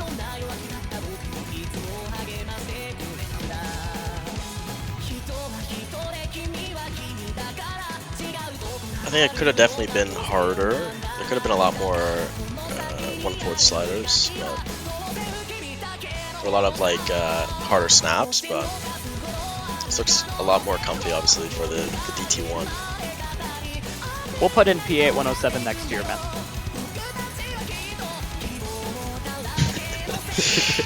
No, just throw an image, bro. At that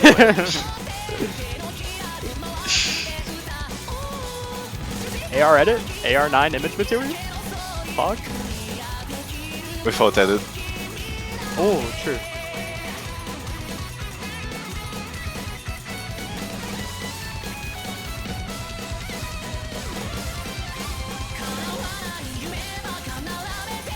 You would think there's a break there as well, but no, it just keeps going. That's all you get.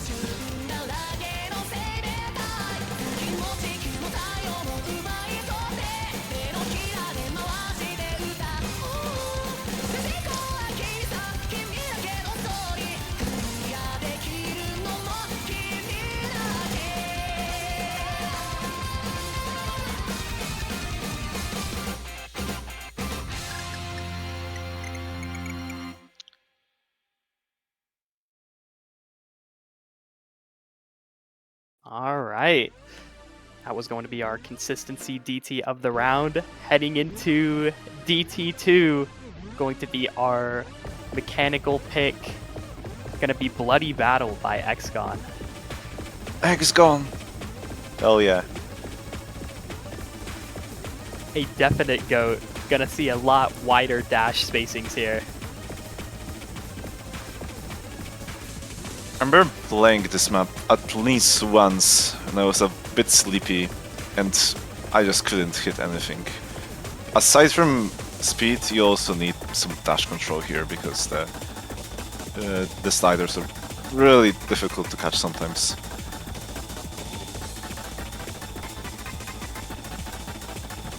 And a lot of these wider anti-flows as well.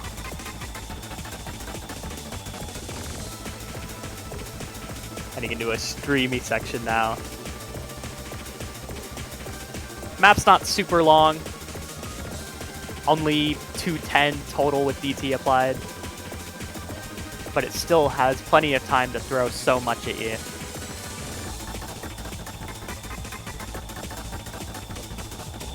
Gonna see an elevation based off the first part with a lot of these sliders now being hypered compared to before. Now with stops. Maybe you mentioned turnarounds as well. I have. I've used every word in my vocabulary. I don't have any notes. You only mentioned elevation. Oh, that's right. I feel like by next year there's gonna be like a Connor bingo card. What words has he said this showcase? Bingo. Yeah. Elevation? That's a B. Elevation? That's an I. Oh, this is a huge step up from last round. Feels very much so. Oh, don't get trapped by this spinner. It's way shorter than you would expect.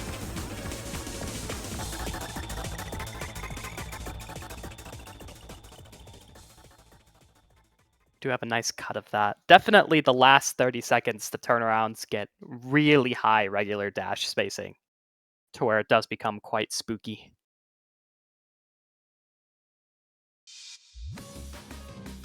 All right, we got Ice. Considering, you know, Catch got him for an original, it only made sense we found time to map another one of his songs. Going to be Parody of Sonatina. Going to be the shorter version. This is going to be our kind of burst DT. Only being 136 total.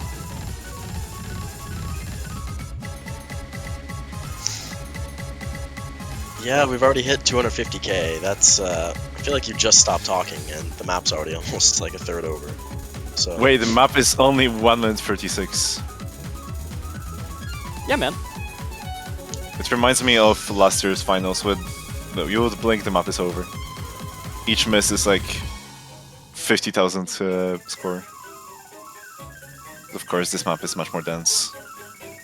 Yeah, it's going to be very interesting what teams feel confident enough to pick this and secure a win.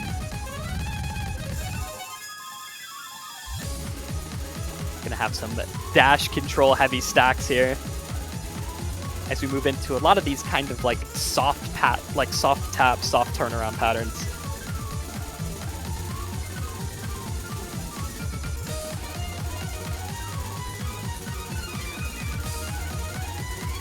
It's like there's a lot of these you can try to walk, but it can be very scary too coming off of the hypers. This looks like a very just tap heavy map.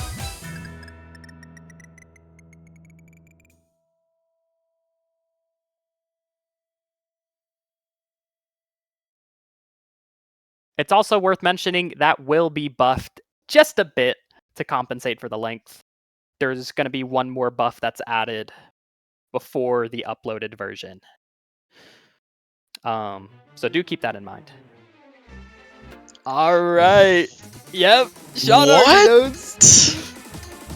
That was just a backup replay.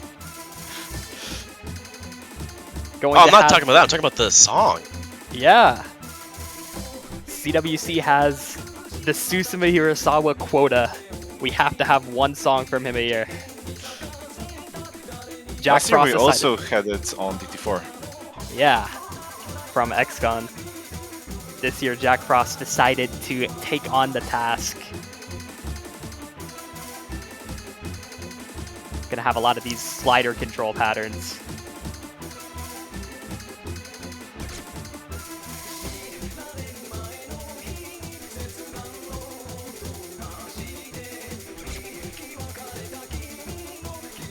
Did I mention how good this song is, by the way? Banger!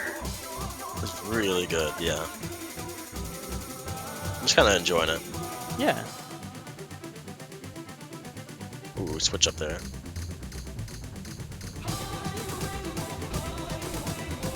Whoa, okay. Yeah, gonna have these snaps for that kind of like drummer percussion vibe. Turnarounds Actually, are so worth noting that soft. Fob is hyperwalking that. Yeah, this is just basically- walks. That's you can see that on the right side I'm not pressing dash even once. Definitely a bit of technique involved there for a better chance of playing.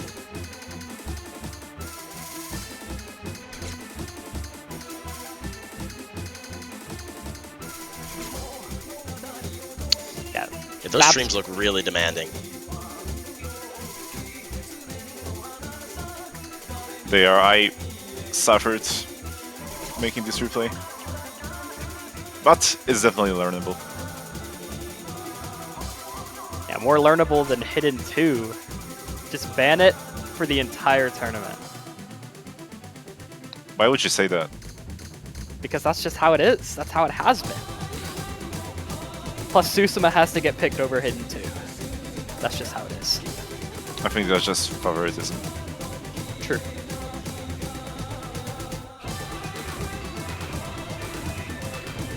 I want to see some wider spacings paired with these walks now.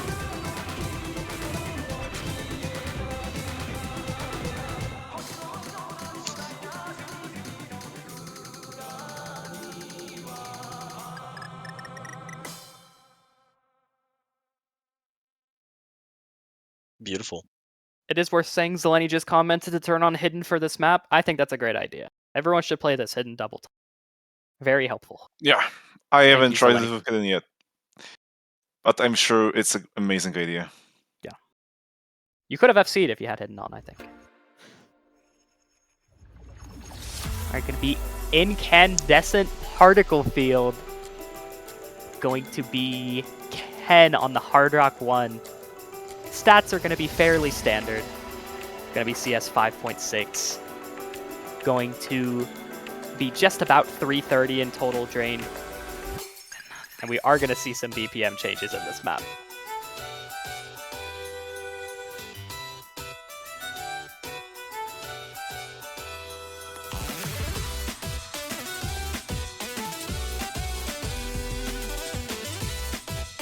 I really like this part.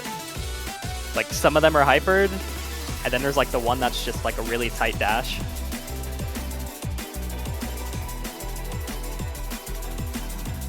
All I can say is it's hard on Hard Rock. I tried it. Thank you, KWHJ.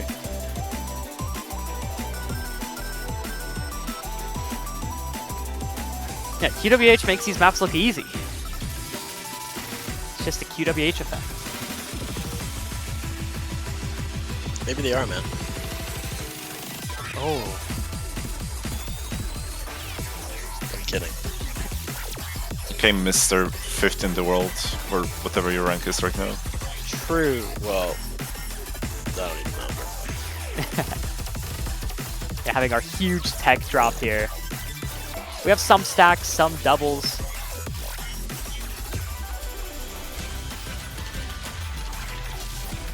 Not too much of the map's difficulty comes from that, I feel. I feel like this map is mostly like the culmination of the sum of its parts. Where we have some wiggle sections, we have some taps. Like we have this back and forth section right here. What's the AR of this with the Hard Rock? You know, It's AR 9.6. Okay. yeah, you know.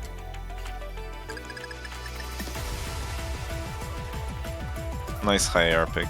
I mean, that's what you would expect, judging by these patterns.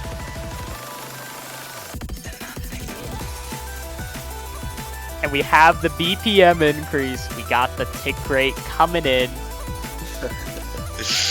Also, I was spoiling after all. You were, yes. I am the one that brought it up. We both drew attention to it together. One big drop section again.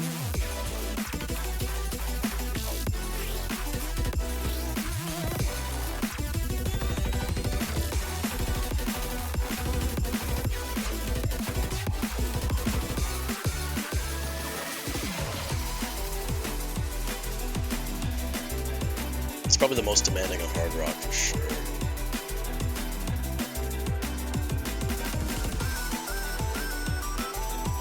Yeah, it is a trend of Mixed Mode 1 that is the most demanding on Hard Rock, because it doesn't really have stats that are really difficult on Hidden or No Mod. Yeah, I can definitely imagine Nomad being really nice for teams that may feel they have a weaker third player. Hidden still being tricky on this with some of the more technical based patterns.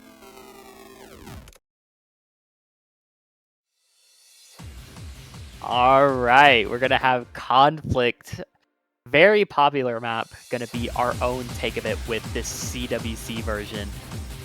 Going to be AR 8.2 CS5.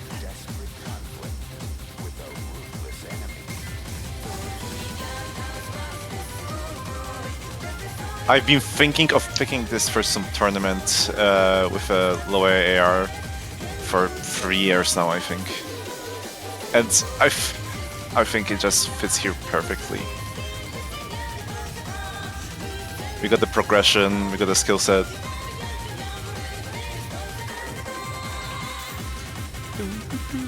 Yeah, everyone knows this song. Banger.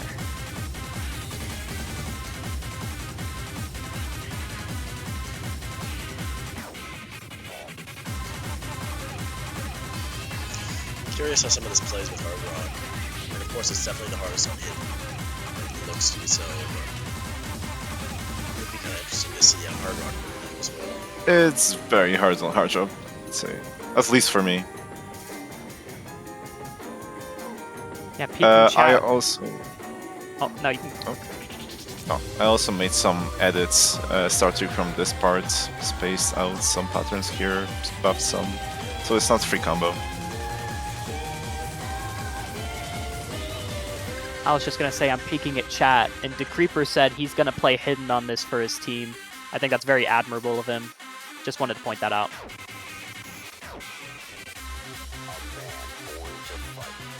Very base. Yeah, because Lexi will go Hard Rock here, and then Hey, yeah. Sekiro will go No Mod. That's how it always goes.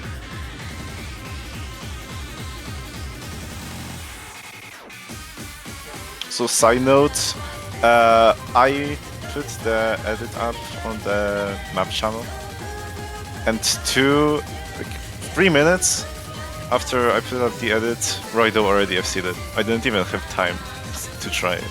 Wow. Impressive. Thank goodness, You know, with- Mr. Roido.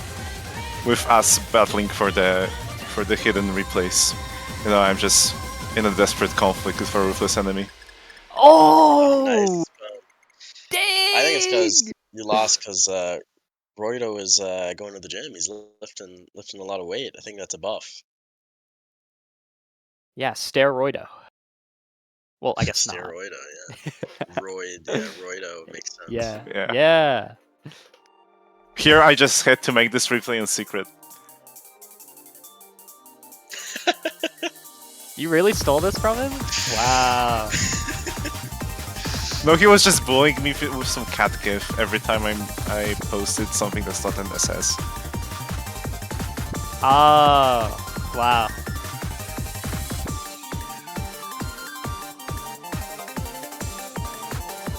Yeah, this is gonna be a Gemzu map that's IAL, and doesn't look too bad, but it's much worse to play, much harder to play than it looks. Spend a few attempts here. Yeah, just And having it's- that like polyrhythmic aspect makes this very scary, I think. Yeah, it's a butt clencher from start to finish.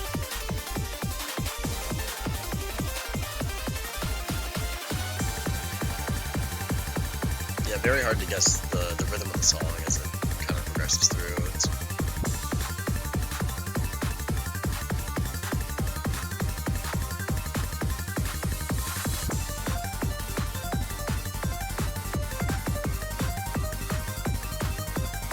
And streams are very unrelenting here as well. Yeah, you get only one break in the whole map and it's coming up here.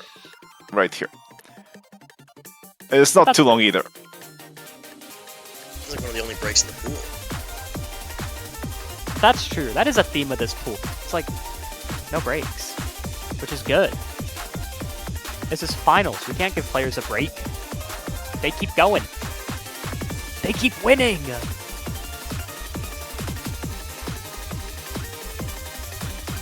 I think there's a line where you have to draw where it's just inhumane to not give anyone a break. I hear you, but now up to this caliber, I don't know. Yeah. Just I'm play also speaking, also saying that from the point of view of a replayer. I guess that's a point I have to agree That's with. also true. You retry spammer. Oh. He's I hitting do with not the oldest appreciate that. insult in the book. Yeah. I do not appreciate that that insult. Don't appreciate that comment. Is that Let's angry? move on. Let's move on to the next map instead, which is tiebreaker. Yeah. Yeah, tiebreaker. Going to be an original, but also a notice the diff name? collab. Huh? I don't know what you're talking about. It's very Does fitting. anybody notice the diff name there? Wait, who let that through? You know, I think we all let it through. It's been Crowley's GIF of the year, pretty much. Just out of curiosity, I tried to search up the amount of times he has sent it in the CWC Discord, and it was at least 43 last time I checked. Most of them in the Hidden One channel with Roido. Yeah, they went back and forth a lot.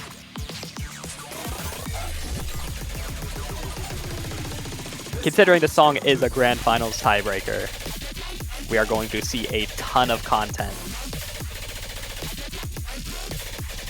A grand finals tiebreaker. Content. Yeah. First thing I'm going to point out is that I don't think Crowley's not really the type of guy to step up to map anything like 8-star plus. Until now. Rusty roped him in and the rest is history.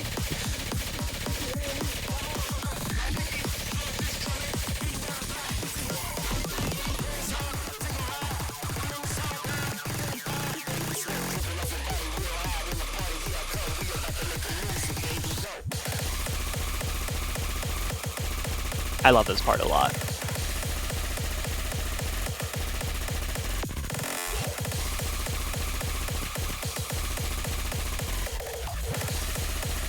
I like the visual representation of this. Very well done.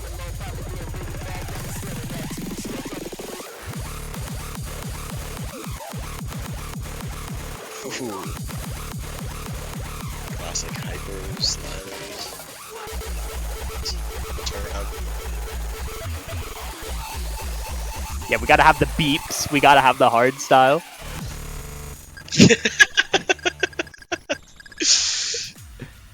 That's my goat. Yeah, that part of the song was made just for you, man. Little break for nerves. Thank you.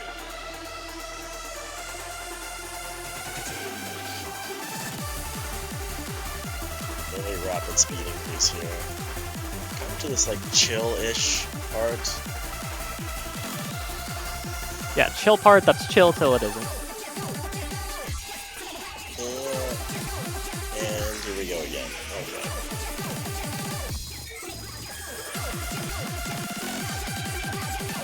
Okay.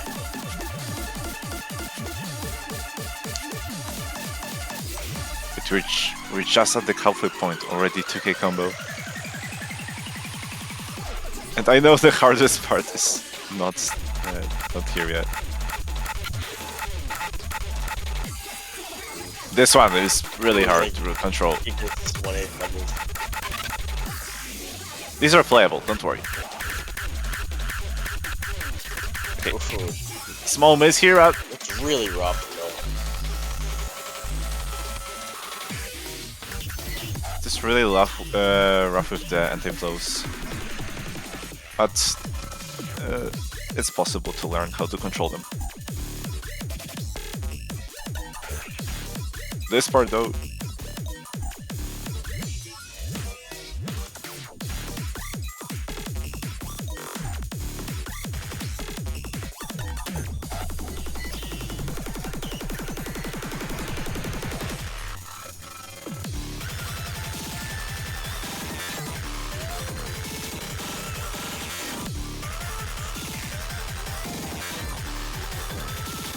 turnarounds mixed with some, I would say like easier burst parts. They're not too demanding for the most part.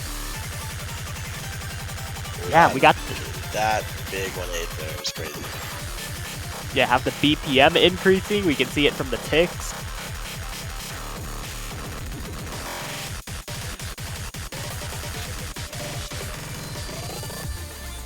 Okay, yeah, there's. I feel like there's a lot of different like pause points there that you had to kind of wait a second and then move in. A little bit precise there.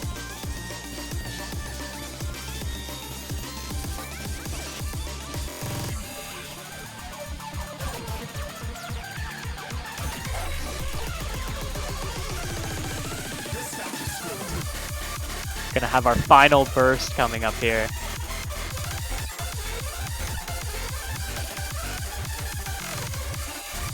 There's a few patterns in it that are kind of insane. Personally, I don't find it to be as difficult as some of the earlier points of the map. okay, just wait until you see the very ending. I hit the very end every time. What do you mean? Okay, Yeah. I guess you're just goated. Yep.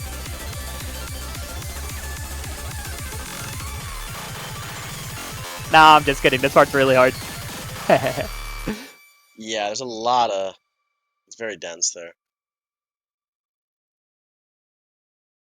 But that is going to do it for our finals tiebreaker. It was really nice to see a Crowley Rusty collab. I know as an advisor, I wasn't exactly sure how I expected this map to turn out. Crowley isn't the most synonymous with like higher SR like Rusty is. But these two worked really well together, and it was a ton of positive vibes. And I think the map turned out really nice for what it is. And it's going to be an easy nom for the BNs that are watching. As long as the diff name can stay. Yeah, very much agreed.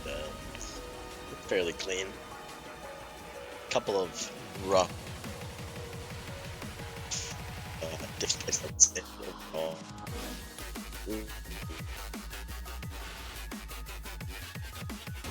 We're losing him. Yeah, our connection Goodbye. is leaving with us. Goodbye, Sean.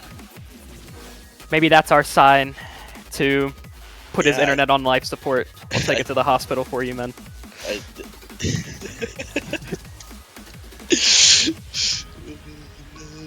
Yeah, we're gonna get emergency services Guys, I'm for sorry. Fuhi's internet. But we appreciate all of Guys, you I'm for bleeding out joining here. us You gotta finish it quick. Okay, be quiet. I got it. Thank you all for joining us here today. It was a pleasure to be joined by both the legend CTB Whitecat and Fob. I hope you enjoyed the phenomenal original of this round. And as always, the credits for everyone that worked on it will be mentioned in the description. And we will do our best to get maps uploaded as soon as we can. Thank you all for joining us. And we'll see you next time. Bye-bye. Bye. Bye. If it works, I don't know if I. Bye bye. It worked. Yeah, they heard you. Yeah. Okay, bro.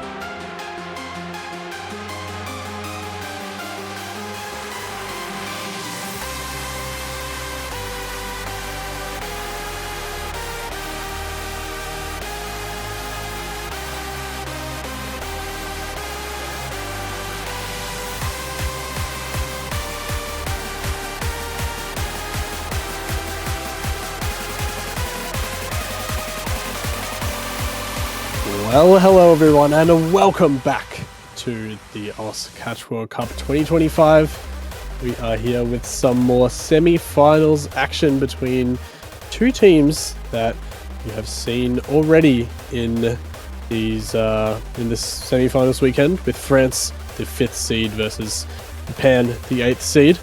Both teams looking to advance into the finals, the second leg of the semi-finals weekend. I am Maito, and I am joined by Kujibo. What do you think of this one?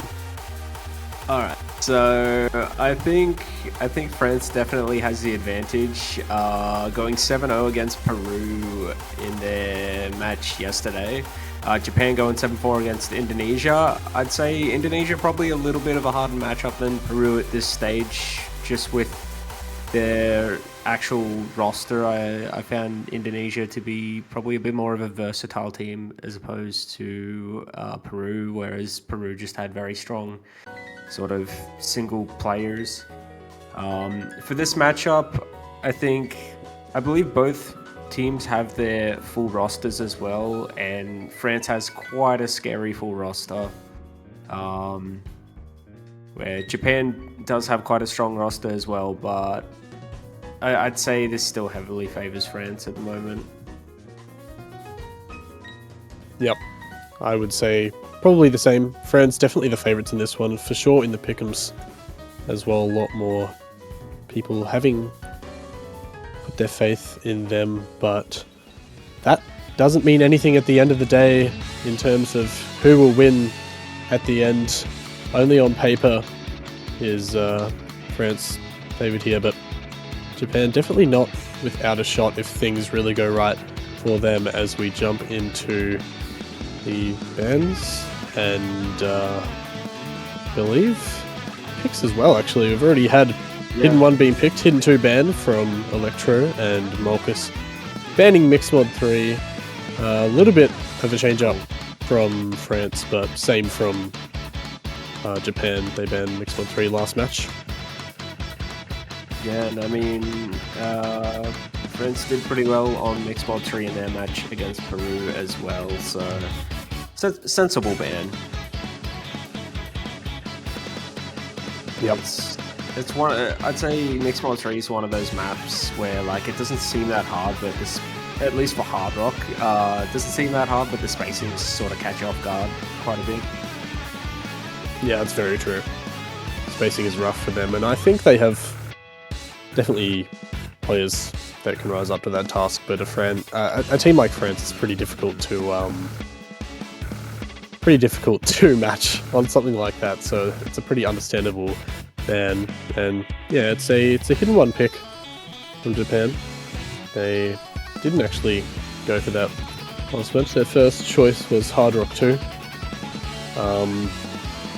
But I believe that actually not too sure who what Indonesian spam was. I believe it was some Nomod. But yeah, a little bit of a different route here from Japan, but they are a strong hidden team. Nomod 3, I believe, that Indonesia banned yesterday. Okay. Quite a tricky Nomod map as well, so yep. We might be seeing that one later.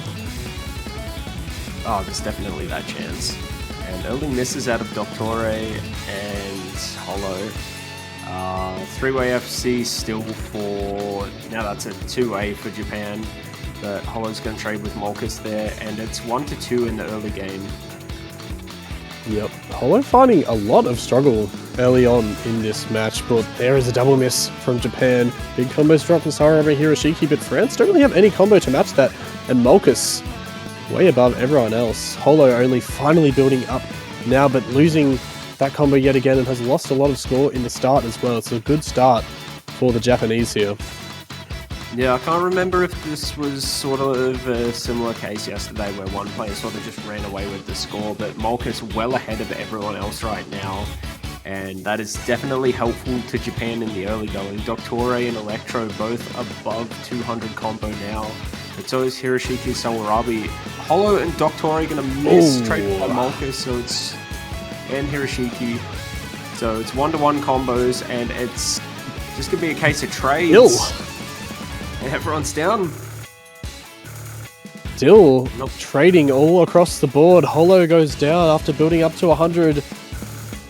Those fast hypers, the stacks, catching pretty much everyone out. No one able to combo except for those top players in Electro and Molkus. And that keeps Japan in the lead for now. France is going to need to see a lot of drops. There's more calm section now, although it's hard to call anything in this map calm, to be honest. Doctora goes down once again. Holo also loses the combo. All of Japan has those remaining, although Molkus does fall, but they still have that big lead. Right now it's solely Electro pulling ahead right now for France, but just doesn't have the support. Oh, yeah, no. There was a glimmer of hope earlier for France, but every time they sort of got that combo advantage over Japan, they couldn't maintain it for long enough to actually bring the score back their way, and now we're just seeing Japan just drag that score quite a bit away, especially with Electro missing right at the break there. And Hiroshiki down as well, and yeah, I was gonna say, I don't think there's much spot for comfort. Even with the break, all that's gonna do is show you the opponent's scores, unless you just do your best to ignore it. More miss out of France, but it is pretty much Japan's point at this stage. I don't think there's really much that France can do right now to bring it back, but it is Japan's pick at the same time, so there's no harm in losing a point that's not your pick, at least in this early going.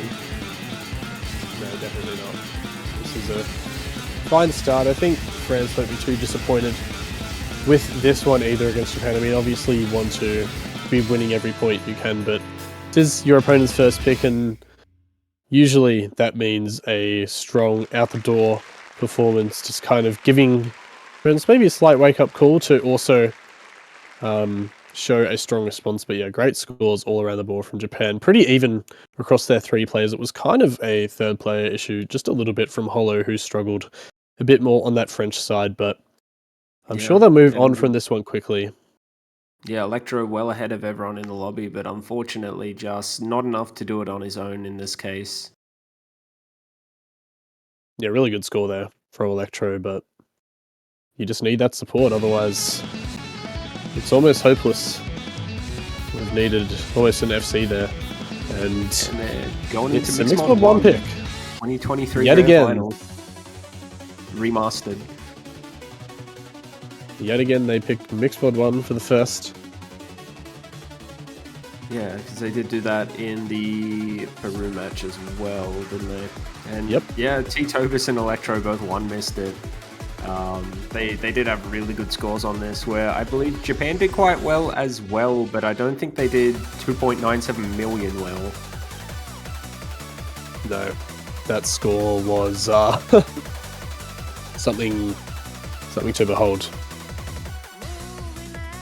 That consistency from those top two in Electro and T-Tobis is just so difficult to beat. And well, yeah, Japan are going to have to put up a really strong fight if they want to take this one from France. It's going to be difficult. Of course, nothing's impossible, but yeah, it's not going to be easy. It's another. I mean, both teams unexpectedly have great picks to start this match off. But let's see how this actually goes. Looks like they'll have the same lineup as they did yesterday. I'm assuming it's Sawarabi on the hidden. Or maybe it's Rindo on the hidden. No, it's Sawarabi. I was going to say, did Zelefa play hidden in their match yesterday? No. So it'll be Rindo vs Zelefa on the no mod, Electro Sawarabi on the hidden, and T-Tobis and Molkus on the hard rock. That would be a shock, wouldn't it, if Electro didn't play hidden? Oh no, Electro can play pretty much everything, so yeah. But on a map like this, when they had that score like yesterday, it would be a big surprise to see them switch up the formula. But yep, here we go. Can Sawarabi and Molkus match T-Tobis and Electro? No early misses, actually. Everyone holding on in this beginning section, but the Wiggles catching out. Rindo first to drop and finding a couple more misses there. So tough start for that Japanese no-mod player and finding more misses too. It's about a 1-miss lead for France. Bit of nerves coming in early, maybe. And Molkus with an early miss as well. Sarabi, the lone FC for Japan right now, and it is a 3-way for France right now. Not surprising considering yesterday's scores. I'd imagine that they're probably going to do something similar.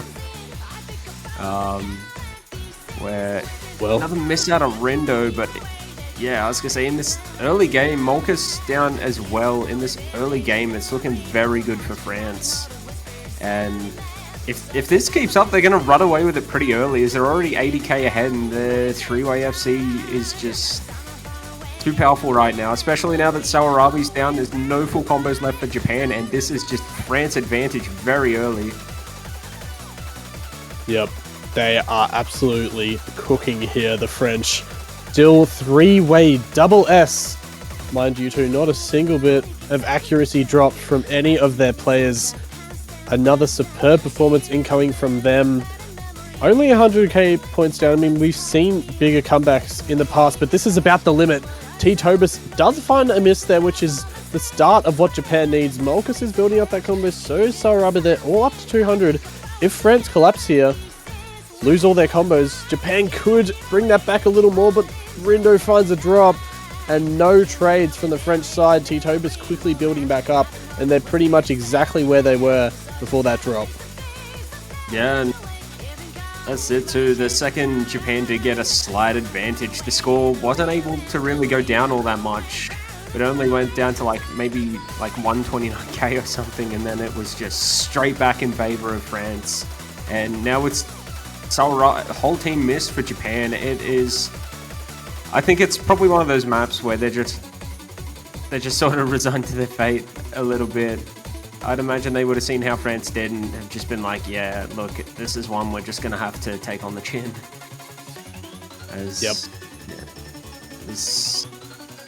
What can you do against this sort of domination in the mixed mod bracket? T-Tobus going to find a miss, but he is not one of the two SSs right now.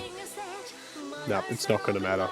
It's still 200k score to the advantage of France, and they are just cruising in control. Nothing can hold them back from another superb Mixed Mod 1 team score at this rate. Electro and Zalefa still holding those double S's, like you said.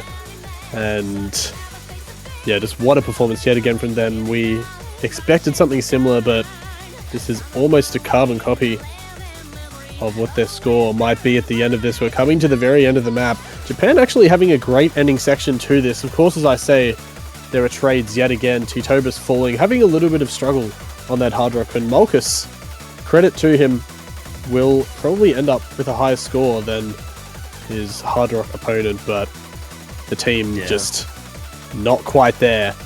And will we see two FCs from France? That is the question. It's looking like it. We do. do. There we go. The two FCs, both double S scores, and I mean, the struggle on hard rock still being 945k. It's just one of those things. I suppose there was that sharp set of misses there, but beyond that, France just dominating that pick. Yeah, very good scores out of France, and yeah, it's not much you can do if you're Japan in that case, unfortunately. Absolutely insane. And yeah, I don't really feel like Japan should be too upset with that outcome. France, one of the best teams on that map this weekend, and it's an expected point. It's 1-1.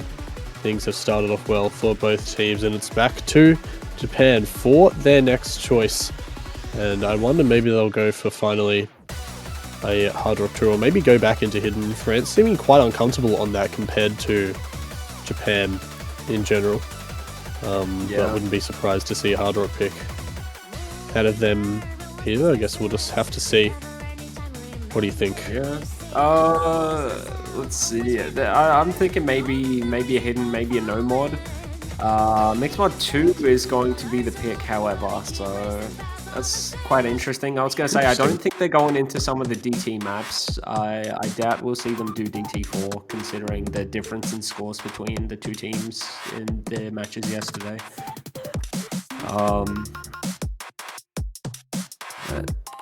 Yep. Yeah, with Mixed Mod 1, Japan actually improved their score a little bit. So they did improve a bit, but not quite enough, unfortunately. But maybe this Mixed Mod's something different for them. I mean, you do have that low AR for the no mod and the hidden, so maybe they're banking on that low AR sort of being more of a benefit to them than France. We probably see that Hard Rock remaining Titobus Molkus, then Electro versus Hiroshiki in the hidden, Zelifa back for the no mod, and I'm not sure who we're going to see for the no mod on Japan.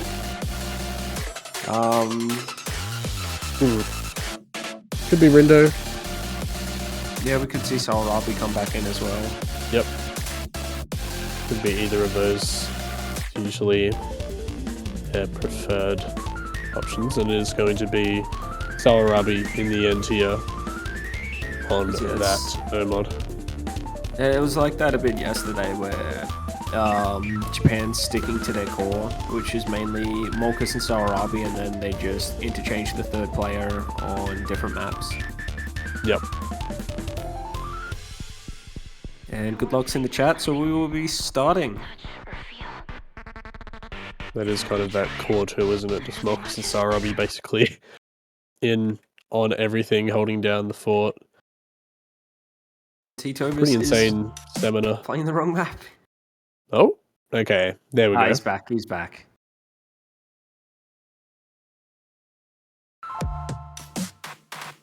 So here we go. A bit of a roster difference from the Japanese side, but France staying the exact same.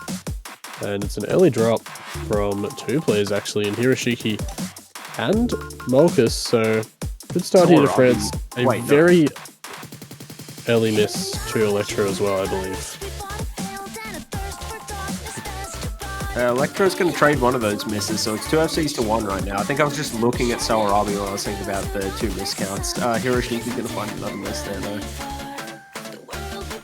And this is not what Japan wants right now, as that advantage is going to keep going France's way, especially as those 2 FCs are still there, and Electro made a pretty good recovery, and Hiroshiki going to find more misses here, unfortunately.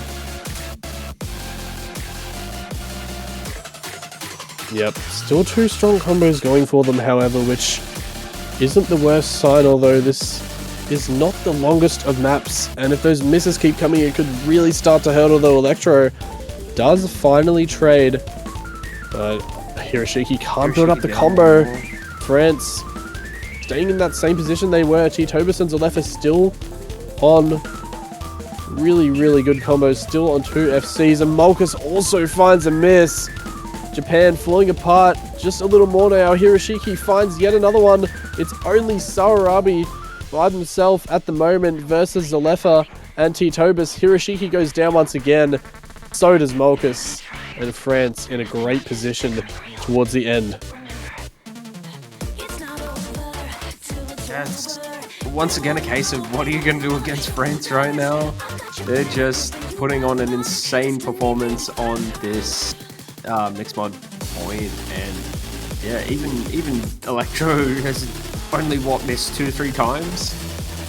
And then you've got the 2 FCs still for Zelifa and Titobus, and it's just Salarabi on his own. It's even though Japan is doing quite well, it's just nowhere near enough. The deficit's way too large at 175k with that miss out of Molkus. Yeah, I don't necessarily think that this was the best pick that they could have gone with, just because of how well France played that first mix mod. I mean, it definitely couldn't hurt to try, but it's still that sort of... It's still just France having that better foundation on mix mod, even though the approach rates were lower. And the FC coming out of Salarabi, Zelifa, and Titobus, so quite a few FCs we're seeing. I mean, that is just another insane team score from France. Yeah, Another 2 FCs, this time from the Hard Rock and the Nomad, and 2.95 mil. incredible performance there yet again. They get a break point, and of course that means the next pick is theirs to consolidate that. And I'm very interested to see what they go for here. And yeah, I think you're right. It was an interesting choice from Japan, especially after losing a mixed mod by the same amount that they just did then. Just seeming not really to have that same foundation, that same kind of core 3 on a mixed mod map compared to France. But that is something they'll just have to forgive and forget and move on to the next point. Keep it rolling.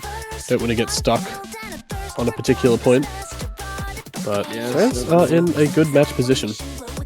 Oh, definitely. This is sort of like the shoe being on the other foot for Japan's match yesterday, where Japan was taking the breakpoints off of Indonesia. Now it's sort of they're the ones losing the breakpoints, and we will see no mod 2. So this was one that Japan did lose yesterday. Netamaru just pulling off some insane plays, and I believe Epan being very good support. It was a very close matchup. So I'd imagine France confident in their score to beat Japan on this one. Yeah, I think that was just a bit of a third player issue yesterday against Indonesia for Japan. Just Rindo not able to match that up. Could possibly see a swap out, or maybe Rindo would just be, more ready for this one, rejuvenated, having a day to kind of prepare in between matches. But we'll have to wait and see if there will be any swap outs.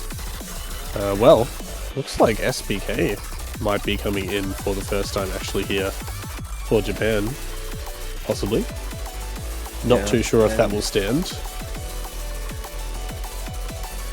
I mean, they have the secret weapon.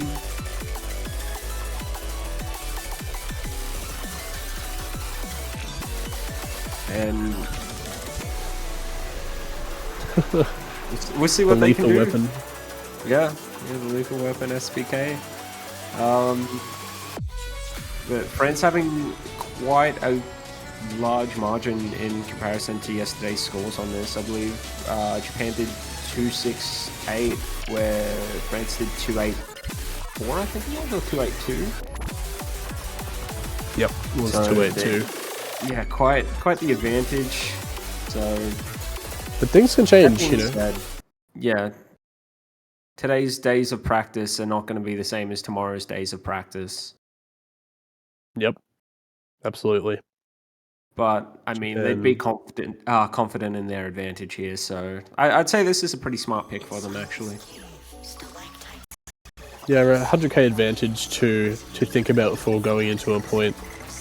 They need to settle those nerves a little bit. Japan know that they really have to step up their game from yesterday. France just know they have to kind of stay around that similar skill and not find any 2 points. So Japan definitely the ones that have to rise to the task here against France. They need to get a breakpoint back as well on this difficult tech map. This one is really tough, and it's 2 early misses out of Japan. Yeah, that is not what they want to start off with. No trades coming from France. It's only Molkus holding on.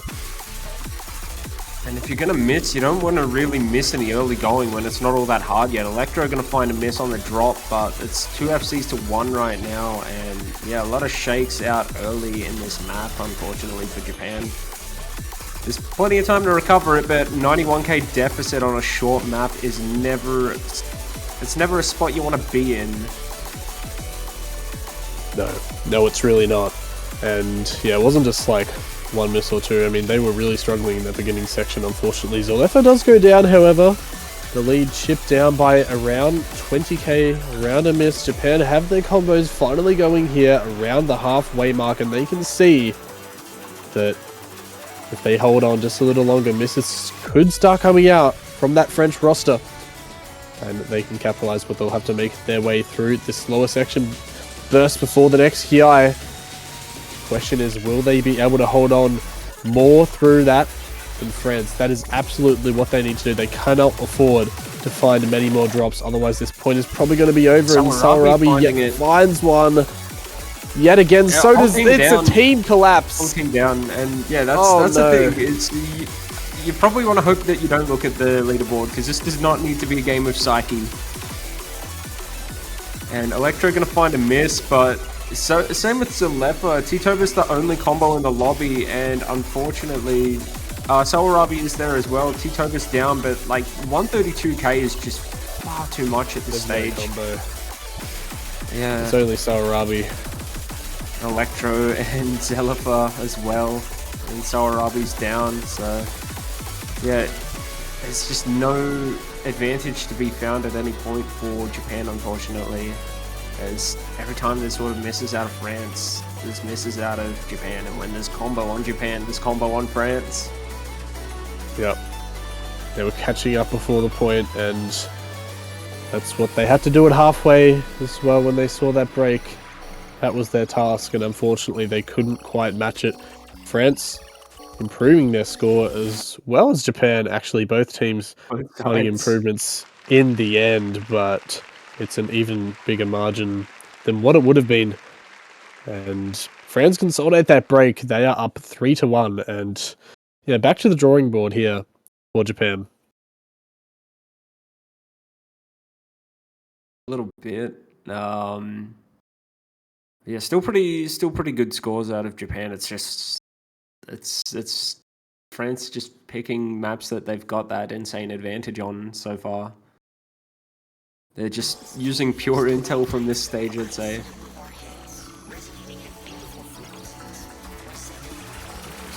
And I suppose I wonder if Japan will try one of those no mods or if they'll go to hidden. I'm not sure if we'll see them go to double time. I know it's probably not the most advantageous bracket to go for. We could see a hard rock pick. Yeah, hidden 3 though. It's gonna be hidden. That's probably the one I expected most out of Japan, honestly, because that's where they pulled their point. So if they can do it once, maybe they can do it twice. Yeah, well, it was a strong start, of course, from them on Hidden 1. This map, of course, is a little different from their Hidden 1, naturally. Yeah, the rhythm on this one, pretty funky. I think the BPM, and it kind of just gets harder as it continues on. So It's quite a big tactic as well. definitely want to hold on in the start for both teams here. But yeah, I think it's not a bad pick in general. I don't think either team have played this map either. So first we're seeing both handle it, or did they? No, they didn't. So this is completely uncharted territory for both teams. Yep. I don't think France and Peru played a single hidden map. So maybe Japan feeling a little bit confident that they can take France on the hidden. Well, I'd say it's possibly the best mod at the moment to at least try stuff with. in comparison, Yeah. I mean, there was a bit of difficulty with that techno mod pick there, so maybe I was gonna say maybe we could see another no mod come out later on, especially considering no mod 3 and 4 are very different to 1 and 2. Like, even though 1 and 2 are quite different in terms of how they play, I'd say they're a lot closer because they're both higher pro trait and they both have a lot of fast-paced patterns. But anyway, this is hidden time. it is. It's AR 9.7 hidden, so it's really, there's still reading to be done, but it's not the main focus of this kind of map. Yep. Just gonna be precision and timing. Yep. It's a real slug. Yeah, a lot of awkward sliders to start with. I think a very, Zelda very with early the miss miss. from. I think Doctora actually found one in the first couple of combo, but Mulkus trades that miss. Oh, Doctora though finds yet another one, so Japan do walk away with this super slim advantage to start, but only minimal. This is the spot they want to be in, especially now that Zelifa just not moving quite far left enough to catch that little stack. And Hiroshiki going to find a miss as well, but Molkus missing his... Oh, whole team of Japan's down right now. It's just Electro, and Doctore's back up to 200. Zelifa dropping, but Zelifa dropping quite a bit. I don't know if it's going to be enough to single-handedly bring it back for Japan, but they are slowly working up an advantage. And Doctore's down as well. It's going to flip. Molkus going to drop too, so it's not going very far. Especially with Electro still double S-ing. That's a huge difference maker right now, as he's by far the most stable in the lobby. There's a couple 200 combos on the side of Japan though, and that is going to go their way a little bit right now, especially with these extra misses coming out from everyone except for Molkus and Electro. Yep, right now it is those top two players facing off against each other. Electro still on an SC, a double S at that, halfway through the map, and only still a 1 miss lead. So many trades coming out, but Japan not too much of an advantage. 2 misses though come out from Doctera and Zelifa, only traded by 1, and Hiroshiki, they're up to around a 2 miss lead now. 45k, Sawarabi and Molkus with big combos against just 1 from Electra. Halfway, or not halfway, but about a third to go in the map, and they can see that leaderboard. They are ahead for now, but they need to hold. You can see it, but don't look. And whole team's down. It's just Electro right now. And Electro, yeah, this is not the space you want to be in. Electro's single-handed carry right now, as he's still on the double S. Zelifa dropping a bit, so it is going to come back Japan's way a little bit, as they are trying to stabilize. Molkus trading with Zelifa. Doctore stable. Sawarabi and Hiroshiki starting to build combo back up, and Electro's still barely on the side of Japan now. It was going to be France for a second, and just so close right now. Everyone's missing. Electro! Hold on! Japan the support! No, they've dropped everything that they had, and Doctore in the end had just enough combo to pull it ahead for France. Electro did all the hard work throughout the entire map, but when it mattered, France just had the combos to pull it back, and they take the point by 17k. That is an unbelievable score from Electro. 980k, 5 misses. Everyone else at least above 20. What? Yeah, and that's so unfortunate. Everyone on Japan higher than the second, third player of France, but just Electro alone with the 980k score just single-handedly dragged his team into the break point. That is very unfortunate for Japan. Just such an insane play for Electro. That small difference is just... I mean, just as a team, they were more succinct, they were better, but what can you do when on Hidden 3, Electro's on a 980k run? I mean, that is simply unstoppable, really. Yeah, I mean, 17k, it was close, but wow. Yeah, it's not every day that you get to see that sort of thing. Those sorts of massive carries on Score V2. That was a huge one. I believe the biggest one I've ever seen was there was an AXS quite a few years back when the Japanese player EKR still used to play frequently. And I think there was one where EKR on a double time pick with his score alone managed to outplay all 3 opponents that they went up against. It's like the first and last time I've ever seen anyone ever do that on Score V2. I think it was like AXS4 or AXS5. Yep. And we are going to see No Mod 3 come out from France. Finally, in the low AR. Pick comes down.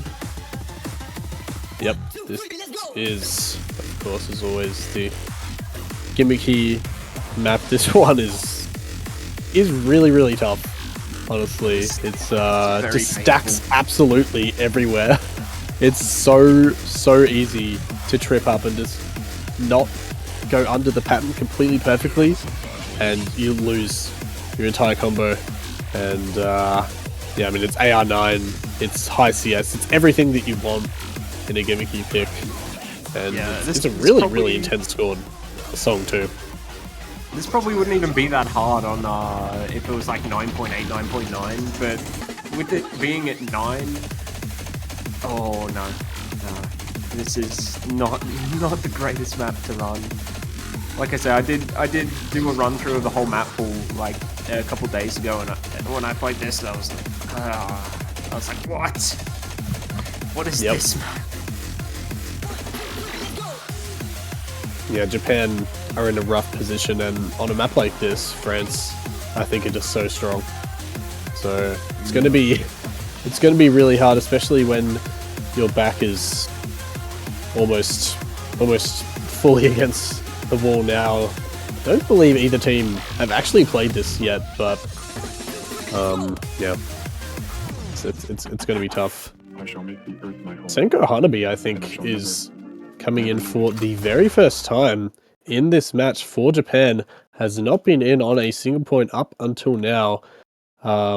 France keeping that kind of core three-man in Electro, Titobus, and Zalefa, who have been in for almost every single map now.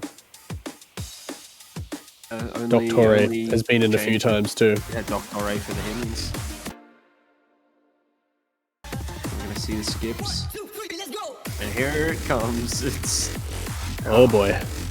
Stack Hell is here. No, thank you. Just awkward early streams misses already. spacing one after the other, and yeah. Everyone making it to at least 200 combo from the side of France, where Titoba is going to be the first to miss on their side, and only one FC still on the side of Japan right now. Everyone recovering quite well though, so it's not going to be much of an advantage to France, but it's still there. Yeah, everyone's going to want to make sure the movements are quite precise so they don't miss any of this, especially the wiggly parts. And Senko Wanabe, Oh no.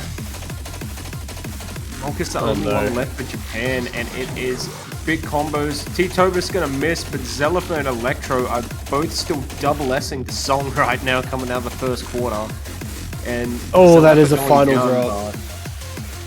Finally, a miss comes down from Zalefa, but Electro is still double-S-ing, still an FC here for France. Really, really strong performance already here from Electro. Japan were doing well to match those combos early on, but Malkus, another drop now. France with a pretty comfortable lead finally. Senko Hanabi builds back up to, it's only 100k, and 100k does sound like a lot, but on a map like this, if the other team just finds some struggle in the latter half, and you're able to build up some combo, you never know what might happen. But, you know, Japan really have to lock in for now, and Zalefa is the first to drop in this really technical section. Two misses come out from Malkus and Senko Hanabi. Yeah, everyone's still fairly close in up score spacing. except for Electro, who is just 100k ahead of everyone right now, and he's gonna finally miss. Oh no, but, the like, curse. Look, it's once again another carry state, and he recovered very quickly. Oh, gonna miss again. Now that might be a little bit cursed, but this could have been a chance, but everyone's missed. So yeah, no advantage for anyone really.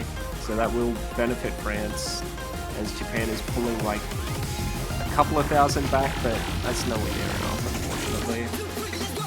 They're going to have to go hard in terms of consistency towards the end here. They ideally probably don't want to miss anymore, and that's two misses coming out of Japan right as I say that. Only traded by Zelefa. Utoba's having a great ending section here as well, catching up a little with Electro, and it's just all France here. Japan having some nice combos in Malkus in that captain's score, but it's just not enough. Malkus falls, so does Sawarabi, and they just simply have nothing towards the end. France all above 200, and they're probably going to eclipse 200k. Zalefa does fall in the end, but it does not matter.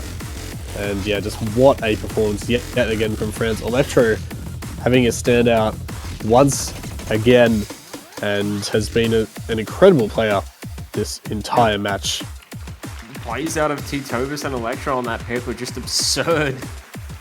Both above 925k.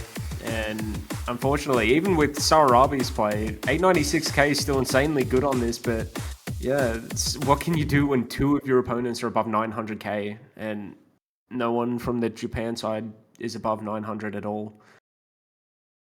It's very difficult spot to be in, but they do have the pick again now, so maybe we'll see him mix it up a bit. It is 5-1 right now, so they are in a bit of a tricky position, especially with France's versatility. So we might see an Omod pick come out, we might see a Hard Rock pick come out. Not 100% sure what we'll see.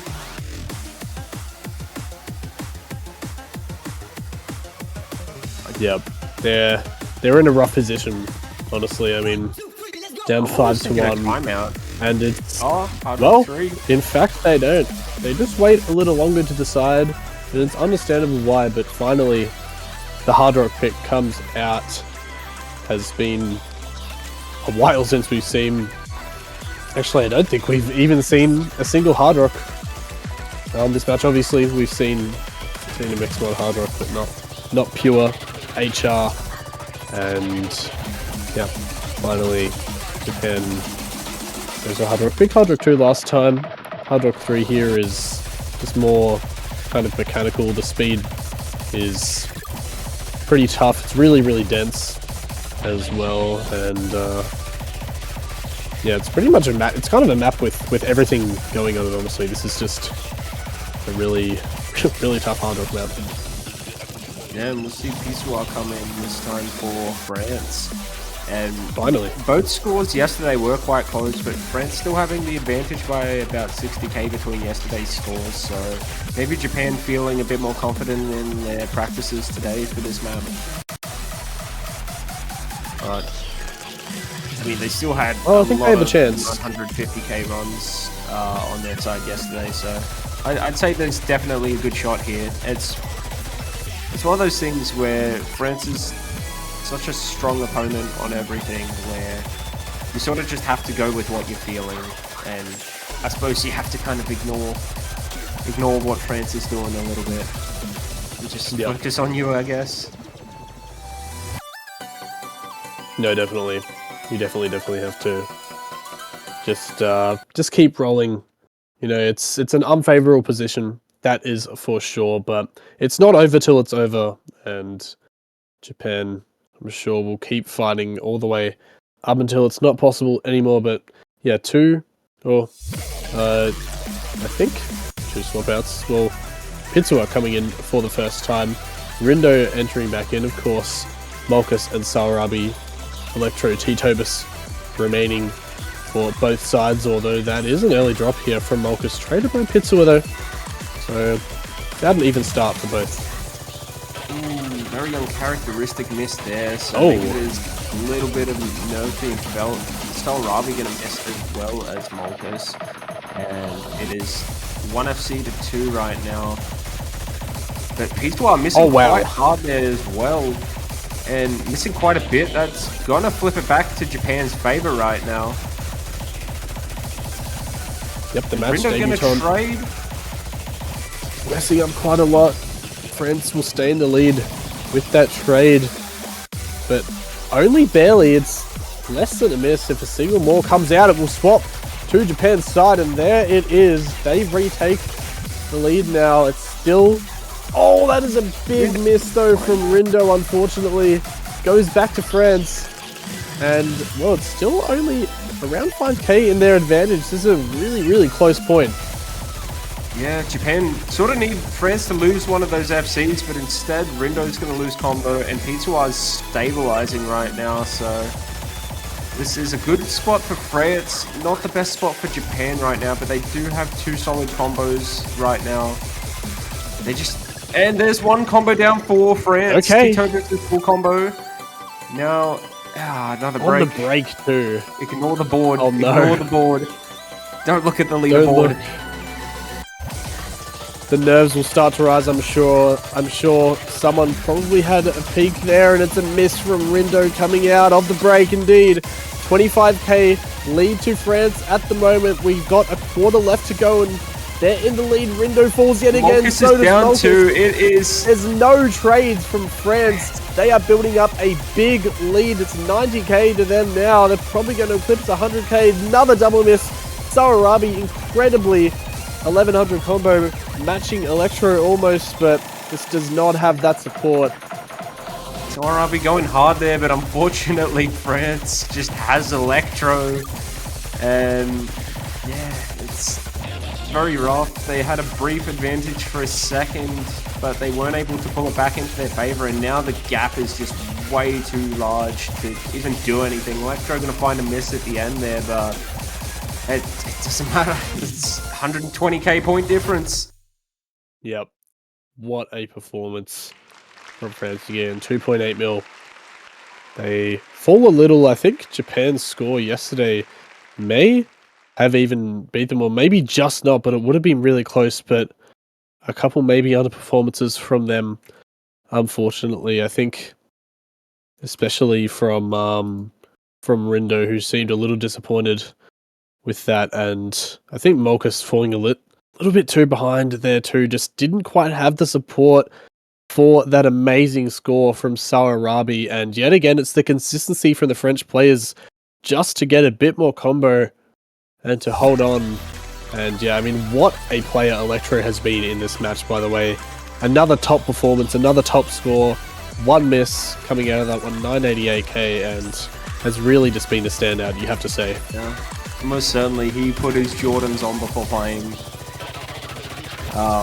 We will see a quick reboot from Molkus, so I'm guessing maybe there's a bit of latency there.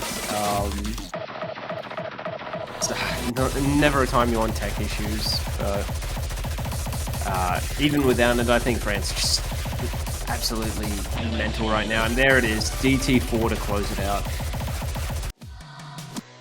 Yep. And this is a very, very tricky DT map. Low approach rate, but very dense patterns. Dense patterns, streams, and a lot of fun sliders. It kind of reminds me of an old map, and I don't know how many people agree with this, but some of the streams kind of remind me of that old Shonen, I think it's Shonen Radio, New. It's like a mid-2010s map, and it's like AR9 and has like a lot of very dense, weird streams in it. That's sort of what the song reminds me of when you hit like all the stream sections. Absolute banger of a song by Korea that I absolutely love. Korea, it's good to see some representation from this artist, and it's a fob map. And it's interesting that Japan did actually pick this map yesterday, I believe. Was their second pick against Indonesia, which they did win.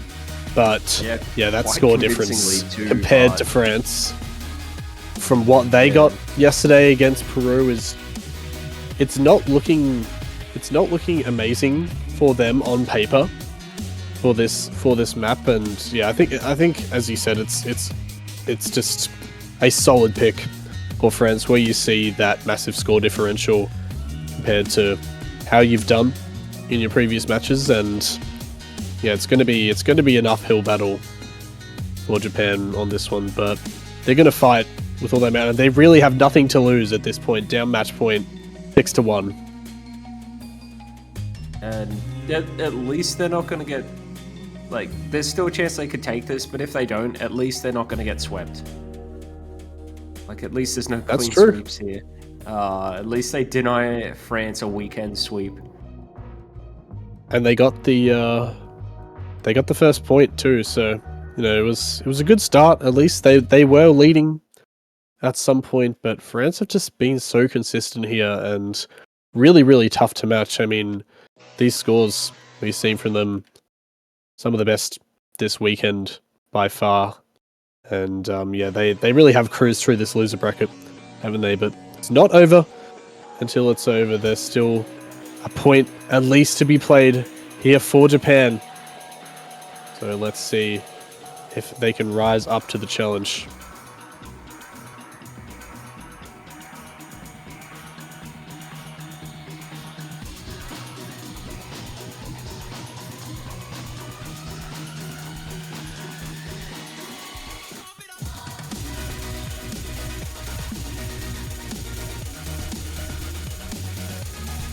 Yeah, Oh, really misses out of everyone except for Electro. Once again, again, Electro again. just... Oh, Oh, Electro gonna drop Well. this time though. Hold on. Humanizing moment here. And yeah, France still maintain the advantage as T-Tobis is now the lead combo. Senko and Arby's there, but unfortunately Salarabi gonna trade with Zelifa right now, which means that it's, yeah, finally 200s. Zelifa gonna miss. Electro gonna miss. Hold okay. the phone. Hold on. Hold on. There's some potential. Salarabi gonna trade one of them though. Molkus down. No, Salarabi down as well. It's only when it was Senko about to come Hanabi. back to them, it's Yeah. Senko and It was Navi so is going close. quite well right now. Yeah, great combo And from the that break. bottom right corner. Yep, the break, as always, might set those nerves in. I mean, France maybe a little nervy, knowing that they're only around a minute and 15 seconds away from claiming this match and moving on into the finals. The trade comes out. Zelifa and Salarabi both dropping Molkus back up to 200 now. It's still a 70k lead for France at the moment. Right now, great combos from Senko Hanabi and Electro. And if France do find a bit of a collapse here, we could see they come back, but no! They lose all of their combo, and Electro still holding on as well as Zelifa. And it just might be GG's at this point. Barely any time left to go. And France will walk away in the end with yet another great team score to end this match off. Good game, well played. And that will be it. Couple late misses, but it will not matter. And they take it 7-1. It's a very, very strong performance out of France. I think both teams underperforming compared to their scores yesterday, but look, it's late in the match, and yeah, it's a very tense time as well. Japan doing very well there still, but unfortunately just not enough, especially with the 900k scores out of T-Tobis and Electro once again. France just absolute force to be reckoned with. Japan's still doing really good, getting that top 8 spot. So, you know, maintaining that consistency that they had in qualifiers, and fortunately going to leave the tournament now, but it has been quite exciting to watch Japan throughout this CWC, and, you know, they've really come into their own quite recently. So, yeah. Yep. I don't think they will be at all disappointed with how they did. So... Anyway, I mean, only one match away from finals is amazing. Yeah, that's not a lot of teams can say that they do that. But France will be one of those teams saying that they will be going on to finals week for the first time in a little while, I believe. It's been quite a while since France has made finals week, if I'm not mistaken. But yeah, they will go on to face whoever loses out of the match between Argentina and Finland. So that is going to be an insanely difficult matchup next week between both teams.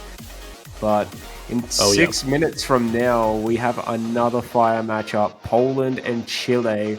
Poland getting a huge upset on Russia, last week? Or the week before? Was it against? Wait, no. It was against Indonesia, sorry. They got the upset against Indonesia. It was Finland that got the upset against Russia. Sorry, cross wires for a second. The winner of this matchup going to face Canada, who did get a massive upset against Russia, I believe it was yesterday, 19 hours ago. Yeah, it was. 7-4. That was a match. It was very impressive out of Canada, showing that they've still got the fire, even though they might not have had the best qualifier run. Yeah, definitely. Yeah, Poland, Chile in 5 minutes from now, so don't go far at all. No, stay tuned. Very, very brief intermission. And yeah, we'll see you soon.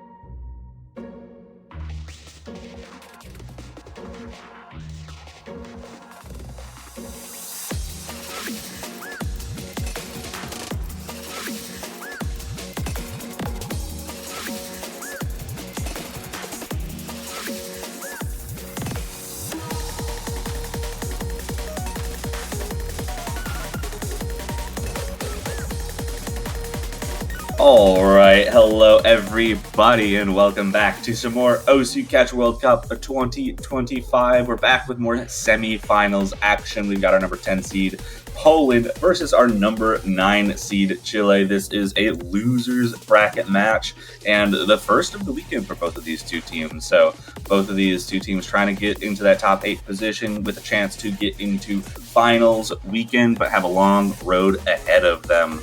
I'm one of your commentators, Tope Daddy, joined here by Maitu. How's it going? I am doing very, very well.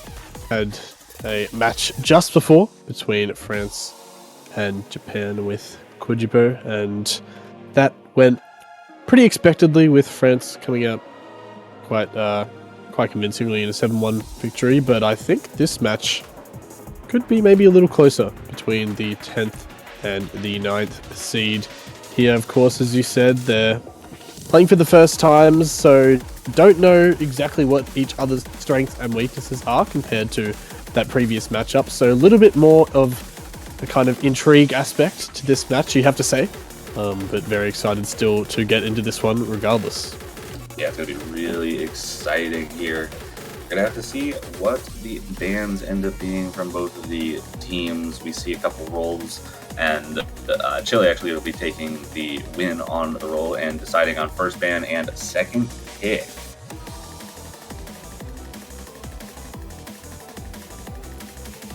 Which is a strategy we've seen a few times this weekend. I don't know what the popular way to do it is. Some people like getting a second ban so they can see what the ban is first, and potentially, you know, get a chance to ban something that they wouldn't otherwise do, and get if their opponent wanted to ban that.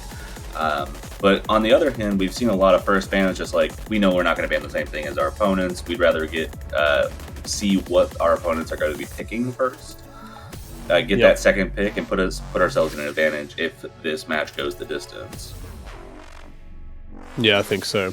I think that getting your opponents to pick first when those kind of early match nerves are still settling in for a lot of players is not a bad choice either. It's kind of not a bad trade-off either way. It's really just what you prefer, and kind of if you want to get that ban out of the way and to see what your opponents kind of want to go for, and then kind of getting the first map nerves, which is usually where most of them are concentrated out, and then you have a good performance on your first pick. So I'm interested to see if that ends up working for them, of course, or not, but it's going to be a no mod 3 ban from Chile. So getting the definitely the most gimmicky map in the pool out of the way. Chile having not been super comfortable on the gimmick map so far this tournament. A lot of teams have been picking the no mod 3s and the converts into them just because of that. So makes sense for them to get rid of one out of the gate. Yep, definitely does. It's a tough map to play, and if you're not super confident on it, I can 100% understand why you just want to throw that one in the bin for the match. It's it's really, really difficult, but it's going to be Poland's ban, and hopefully that's not a real sad face and a little unsureness of what to ban. But you never know from Bobba. He's always a character. Wonder what it's going to be in the end. Yeah, it's interesting to say. It's interesting to think about. I know Chile is pretty strong on the hard rocks and DTs in general. They have been for a long time, so I wouldn't be surprised to see one of those go. But you got a lot of choices when it comes to that. I could, see one of the difficult, really gimmicky DTs get out of the way. I know that DT4 has been pretty a pretty tough cookie this weekend for a lot of teams. But like I said, 7 maps between Hard Rock and DT if they feel Chile is strongest at those two. But Hidden, too, actually going to be the ban there. Chile also a quite good Hidden team, just good at the mods, I think, in general. Yeah, I mean, getting into these rounds, a lot of teams kind of don't have a complete weakness on really any mod. They might just have a little bit of a small third player issue is kind of like the low end of where we're kind of sitting in the semifinals, of course. Another thing to look at compared to last rounds is kind of the scaling for the pools and how much more difficult this one is. And I think semifinals expectedly is quite a big step up from previous rounds, and indeed quarterfinals. So it's hard to compare directly, but Chile is, of course, just a really strong team all around, and I think it makes sense for Poland to ban. Chile are a really good low AR hidden team, so might see that come into play later with mixed mods or whatever, but it's a ban's done. It's Poland's pick. Yeah, Poland's pick could see a No Mod 4 type pick coming out. That's been pretty popular against Chile. Kind of depends where Poland wants to go. They've also been pretty happy to choose the Hard Rock selections, just looking at some of their past scores. But they will end up going with the No Mod 2, so we're going to stick with that No Mod pool, see that Chile banned out the No Mod 3 to stick in that pool. Not quite where I thought it was going to be going, but deciding on a much less gimmicky map out of the 3 available. Or I guess one of the 2 less gimmicky maps of the 3 available. Yep. It's not gimmick as you would say, but it's not any less technical or difficult to move around to hit these patterns. I mean, No Mod 2 is another kind of, I think, practice map where you really have to have perfect confidence on these patterns in order to kind of get the flow and combo going. But yeah, I believe that this is a good first pick out of Poland. We've seen some good performances from them on kind of techie picks in the past, so just gonna wait to see for the rosters to come in for both teams now. Oh yeah, just waiting for the third players. We see Philo and Mars on the side of Poland, waiting for their third. Don't play CTB and Arisil on Chile for their team. Start coming in for Chile as that third player, and waiting on the last player for Poland, who I could see someone like Madsen coming in on this. Yep, has been on quite a few No Mod 2s for Poland in the past. Has good confidence, and I think is a great scale player as well. And well, there you go. Madsen is the third player, the final player to enter into the arena for both teams now, as we should be getting underway shortly. Yeah, absolutely. Madsen having played most of the maps this tournament so far, so well-rounded. Maybe won't see them on the hidden, but everything else I imagine we're going to be seeing them. So we've got all the players in the lobby waiting for the ready-ups, and we can get underway in the first map of the match. Yep, here we go. First map for both teams in the semifinals weekend, and probably adding a little extra nerves, just jumping headfirst into semifinals map pool against each other. Here we go. Poland's first pick. No Mod to Philo, Madsen, and Moors against Don't Play CTB, Arisil, and Stark.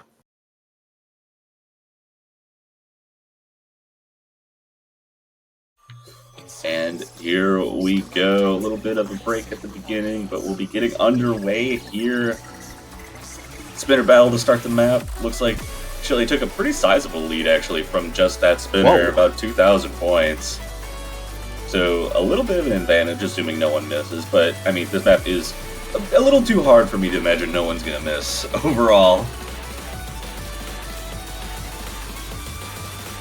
Yeah, Six-way I FC doubt we'll see many drops. Surely not, right? Surely that doesn't happen. But the beginning is definitely the easiest part. And we already see here we go. Breaks there. Stark, Don't Play CTB, and Madsen all breaking. Arisil finishing it off for Chile. Mars trading one of those back, but Philo only one left with the FC and double S here is giving Poland a huge opening lead. But Philo is going to drop that FC. Mars continuing to break. We're seeing a lot of breaks just all across the board, but the consistent combos are staying on Poland. Only team really able to get anyone above 200 for an extended period of time, but as I say that, Arisil and Stark do make it above the 200 combo mark and start cutting into that lead just a little bit. Yep, Poland in the advantage now. and around 60k for them into this break. Definitely not insurmountable for the Chileans, but they are still in a rough position from this point. Do have that combo advantage, gonna continue to tick away at that score. Halfway to go. And, well, they have the combos ready to capitalize. The question is, can they hold them enough through the next difficult section? Well, it's already a miss from Arisial. Dark and Don't Play CTB hold on, but Poland back in that combo advantage. Yeah, Don't Play CTB gotta find a break on their own. Feel gonna trade that Arisial with another break. We have two big combos to just one. Stark holding on as best they can, but with the only player on Poland side missing being Philo, they're gonna keep those two big combos and maintain about a 100,000 point lead going into the last quarter. So Madsen and Mars doing their job to keep the lead, but now combo advantage in favor of Chile. Philo is gonna find another break, and at least gonna start shrinking a little bit, but Arisial is gonna trade that, gonna stem the bleeding with. And don't play CTB, rather. Finding a miss there might be the nail in the coffin as we get into the final few patterns of the map. And there's not too much left to miss on. Looks like Poland should be able to take this home and take a first point in this match. Yeah, fantastic ending section, and really latter half of the map from Stark with an 1100 combo at the end there. 961k, only just ahead. Madsen there from Poland with a 975k. But overall, just too much consistency on the snow mod too. And yeah, just simply didn't quite have the support there, Stark, compared to Don't Play CTB.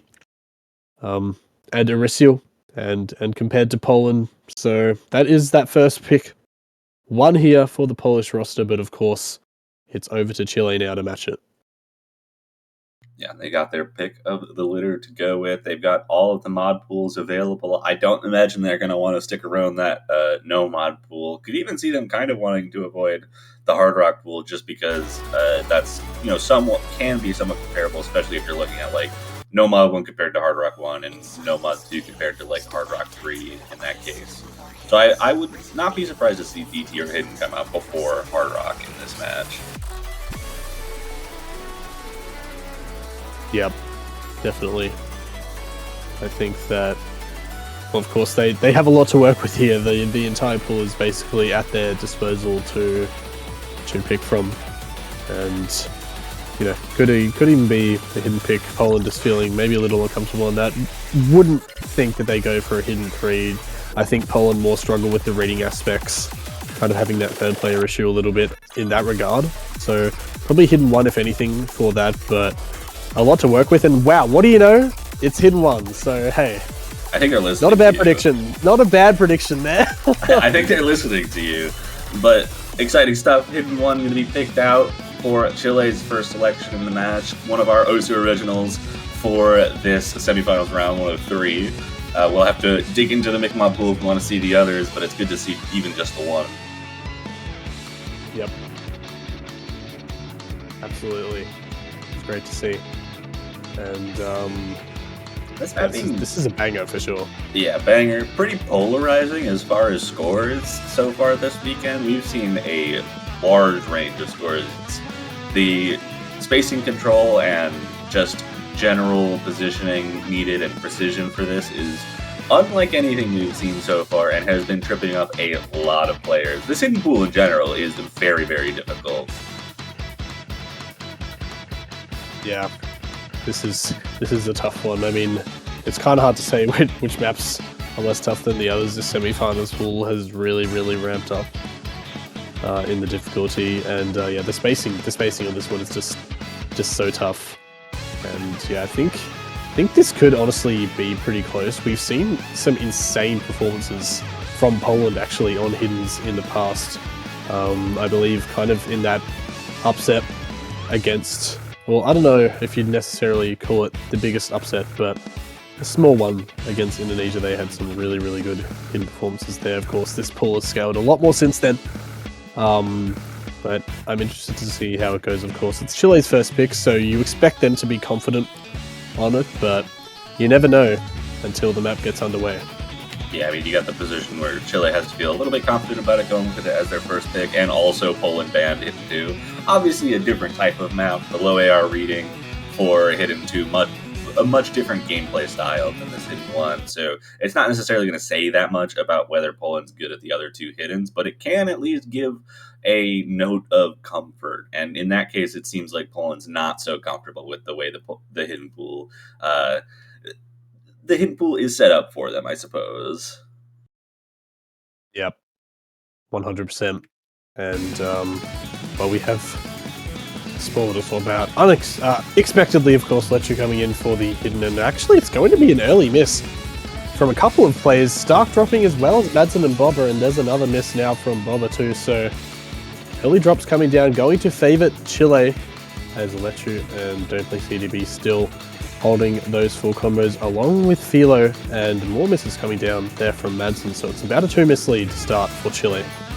Yeah, despite the early miss, Stark was able to recover that combo. Same with Bover, who gets up to 200 combo now. Philo's going to drop that full combo for Poland, as is Lechu. So there's just one full combo left on the board. We see a triple miss from Poland there, as the only player to hold on to any combo through that section is going to be Don't Play CTP, the last full combo on the board. And as I say that, they are going to find a miss, but not without already establishing a 100,000 point lead in favor of Chile. Yeah, 6-digit lead to get this one off is really, really impressive, and they have a great buffer ahead of them for the remaining 3 quarters. Of course, Poland going to just keep on building. That's exactly what they're doing now. They're just waiting to pounce, but Chile are doing the same in the slower section. Bobber, though, finds a miss. So does Philo. Trades across the board. It's Lechu versus Madsen, and Madsen's the only one holding on. Here come the stacks. Who can hold through? Nobody, except for... No, there's no combo. And it's favored Chile. It dropped a lot there, but it's gone back up.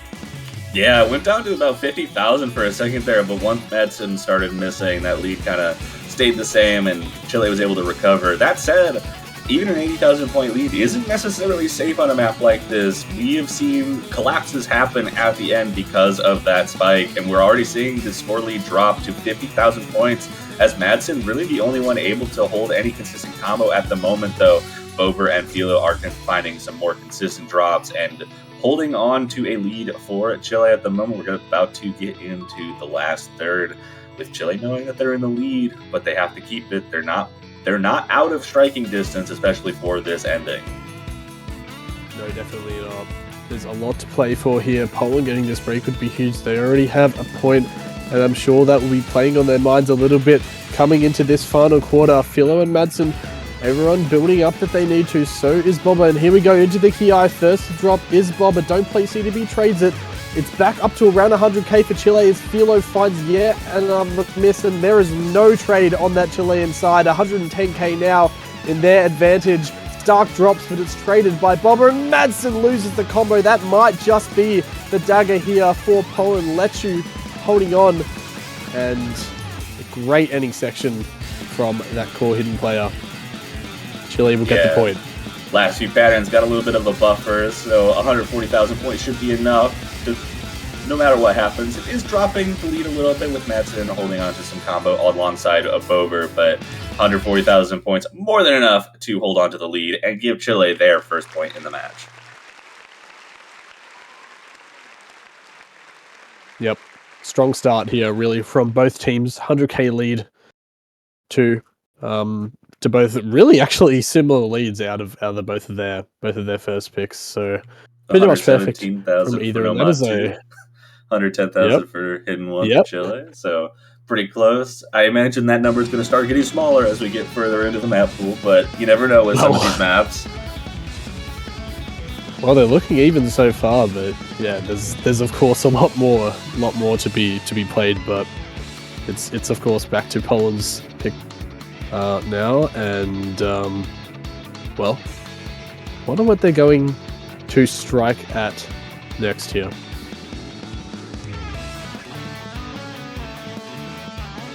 Nomad 2 went really well for them. You could see them digging into the hard rock, but I would imagine they would want to stick with. I mean, I think Nomad 4 sitting there is a little bit just kind of candy there, in my opinion. But that's just knowing that teams have been pretty gung-ho about picking the converts into Chile. I don't know how comfortable Poland's going to be overall on it.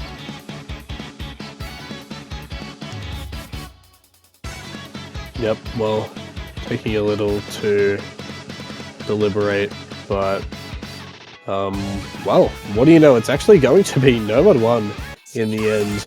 Hasn't been a super popular pick kind of in the more earlier rounds, but we've seen this chosen a reasonable amount actually in the semifinals weekend. Of course, this map is kind of becoming less of a pure consistency battle, has a few more difficult patterns. It's still probably one of the more easier and of course consistent maps, but has some tough parts. It even has some tap dashes riddled in there, and this is a super tough speed pick still.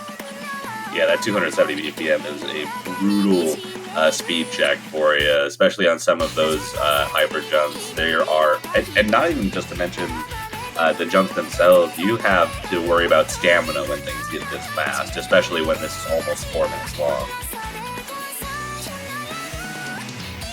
Yep, the stamina on this one is, well, yeah, this is a pure stamina check, honestly. I mean, I doubt it's going to be super easy for any teams to hold their stamina all the way through. I'm not too sure. It's always the U-Man songs, I feel like. U-Man is such a great artist and always builds maps that just completely drain your stamina coming up to the end. So, yeah.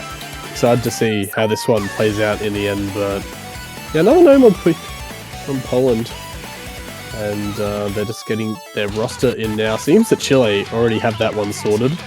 Arisial back in for them, and see what Poland goes for their third player.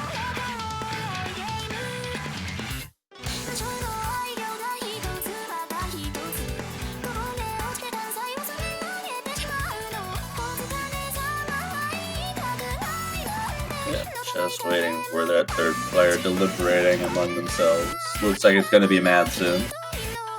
Probably should have guessed that was going to happen. Madsen again. Yep. Probably going to be in on everything except the hiddens.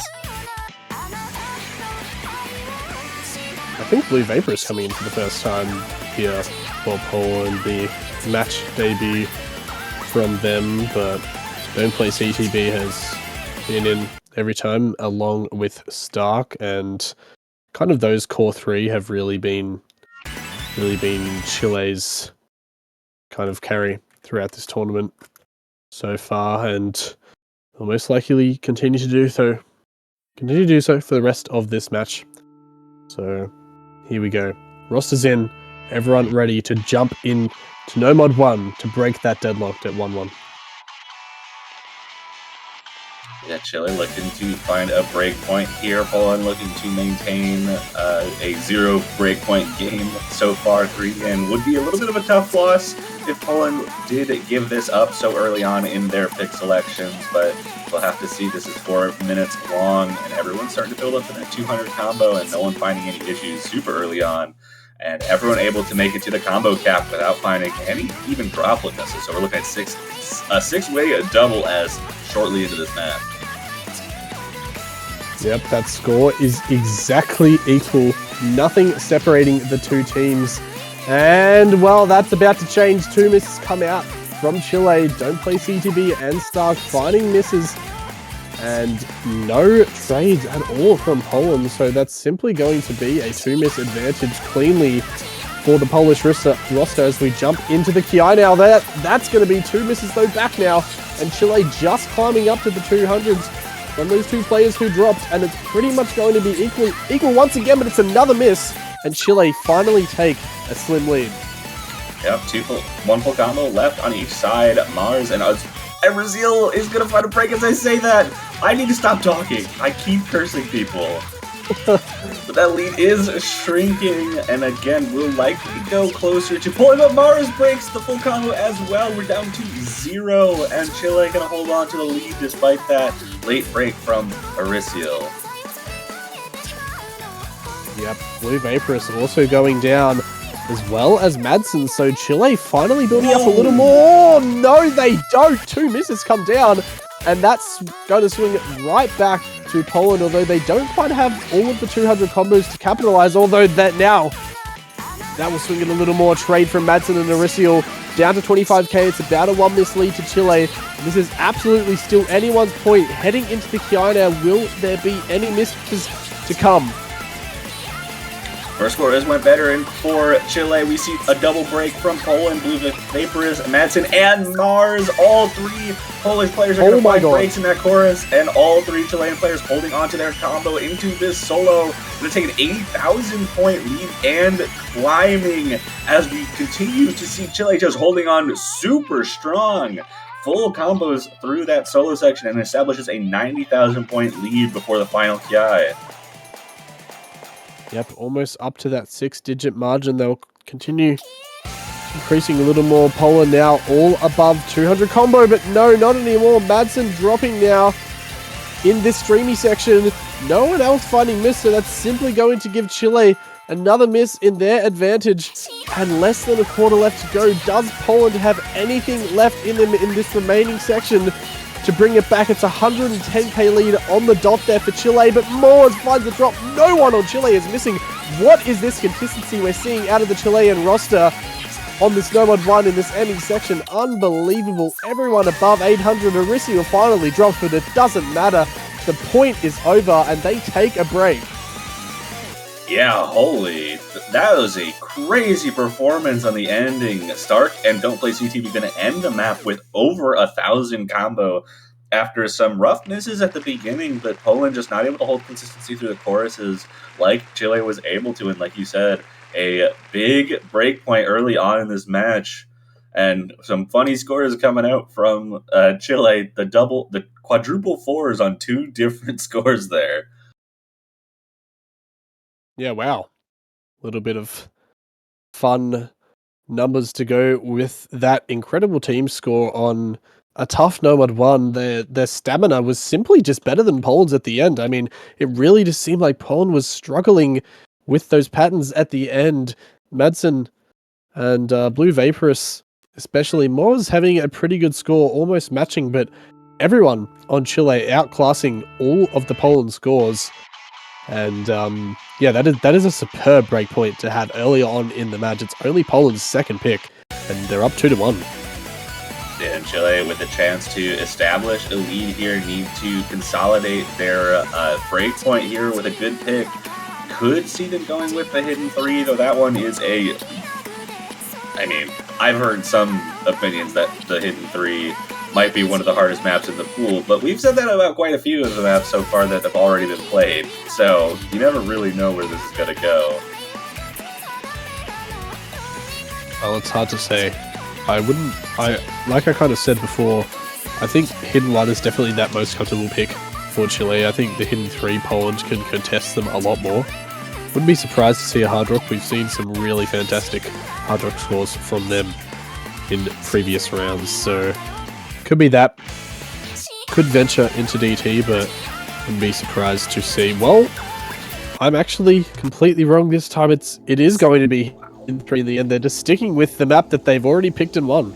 With the pool, sorry. Yeah, I mean, sticking with what's comfortable. Chile, a very good hidden team in general anyways, but this feels risky. Even with how good Chile is, it's one of those maps that can go wrong so fast, especially that middle section where the density starts to spike and there's a lot of movement tech that you need to deal with and reading. That part I've seen destroy scores this weekend.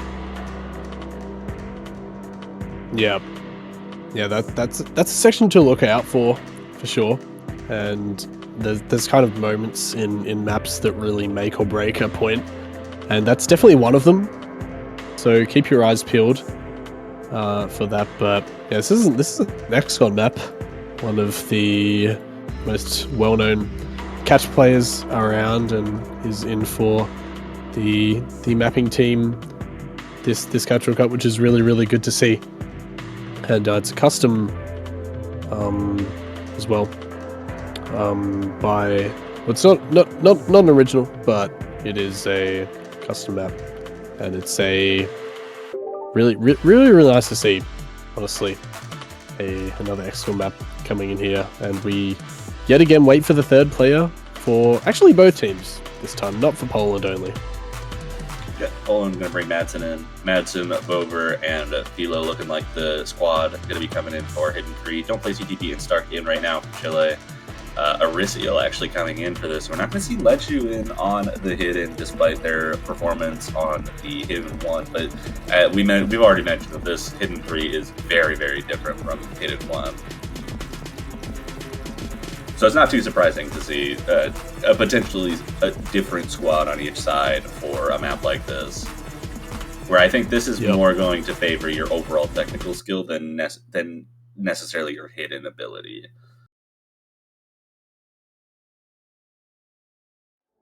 Yeah, well, big swap outs for Poland.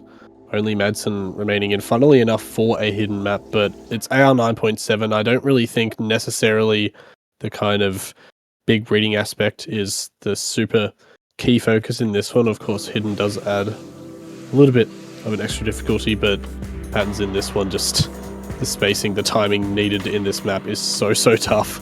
And I think Madsen can do that pretty well, but it's going to be difficult to go up against Chile on this one.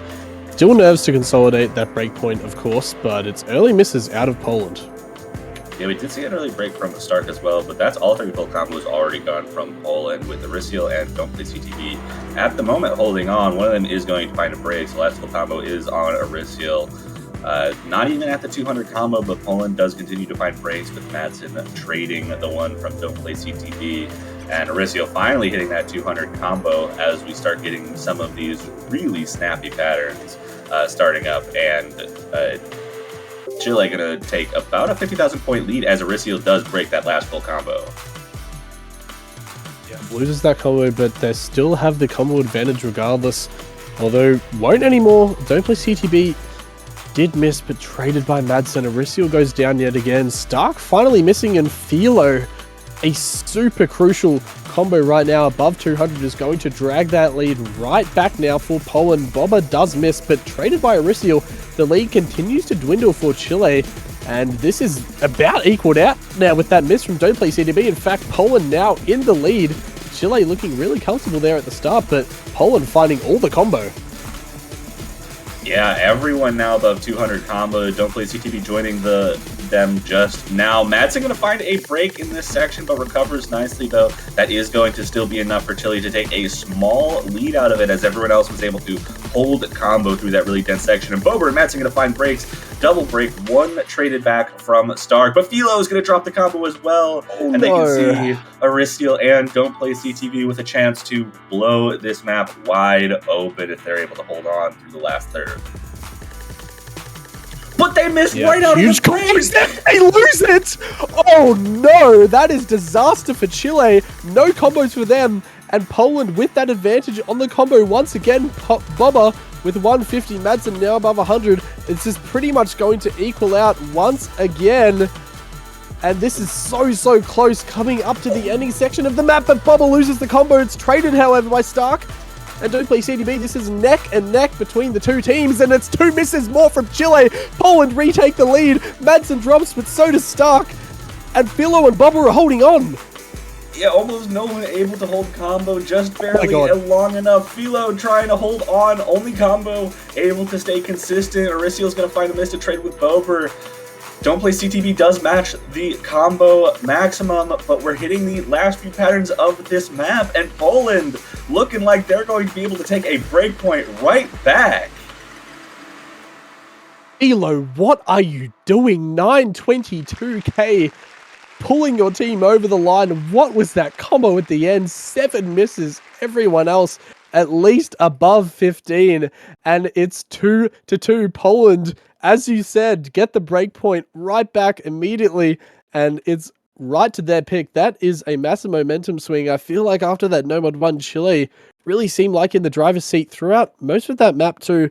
Was getting close, but they seemed they might just pull ahead, but no, kind of a collapse in the end after that break. What a moment there.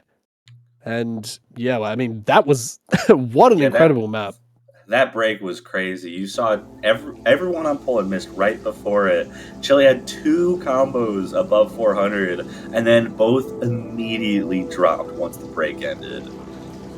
That was back and forth for pretty much the entire last third, because no one could find combo, and then Philo, the hero of the day for Poland there, finding any amount of combo, just gets Poland the lead and keeps it for them. That was insane. Yep. One of the points of the weekend, to be sure. So much action jam-packed into that hidden 3. And yeah, it's right back to the drawing board now for both teams. They've evened the scores out, and yeah, it's just on even terms. It's 2-2, and it's Poland's pick, which they're spending a reasonable amount of time after that win deliberating on what to go for. And well, I wonder what it will be in the end here. Could close out the no mod pool, but of course pretty much everything else entirely open now, and it will be in fact actually Hard Rock 2.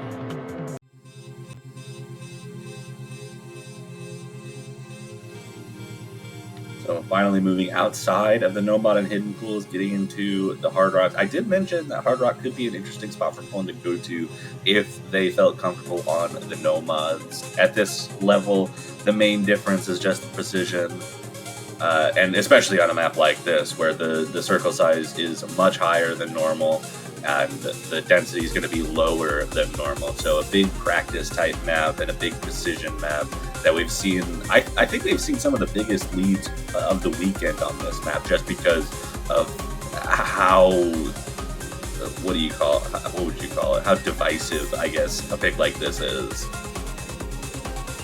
Yep, absolutely. If you're just not feeling it, the score can really blow out pretty quickly with the precision.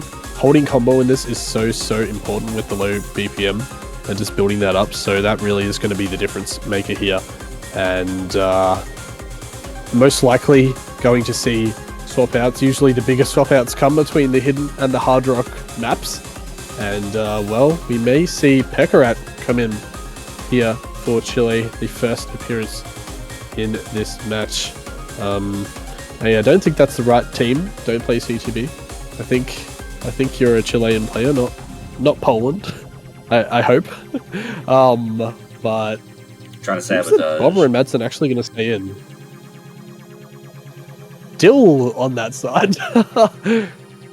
I think they're trying to figure Mars out how to get on each other's side. Oh boy. Oh boy. Alright, they're swapping out. Mars going back to Poland. Don't play CTB, going to be on Chile. So not too many swap outs actually for this. We do see Bover and Madsen staying in for Poland. Arisiel and Don't Play CTB staying in for Chile. So just one swap out apiece to Pekarat and Mars. So going from Hidden to Hard Rock, not necessarily the easiest transition, but Hidden 3, AR 9.7, not the worst transition to make. Certainly not, it's not as bad as, say, Hidden 1 or Hidden 2 in that case. Yep, that's true. Usually do see bigger swaps between the kind of high and low AR picks, but 9.7 to 9.10 is almost nothing. So, not too surprised to see. I guess similar players neglected that a little before, but here we go. It's Poland's pick. They've come right back into this match after kind of shockingly losing that Nomad 1. And they're ready to battle out against Chile on precision, and in fact there's no early misses coming out. 200 combo, everyone hitting with no difficulty. And as you say that, Don't Play CTB and Arisiel going to find early breaks. So that's 2 full combos gone for Chile on the lead, spiking pretty quickly in favor of Poland due to the low note count overall.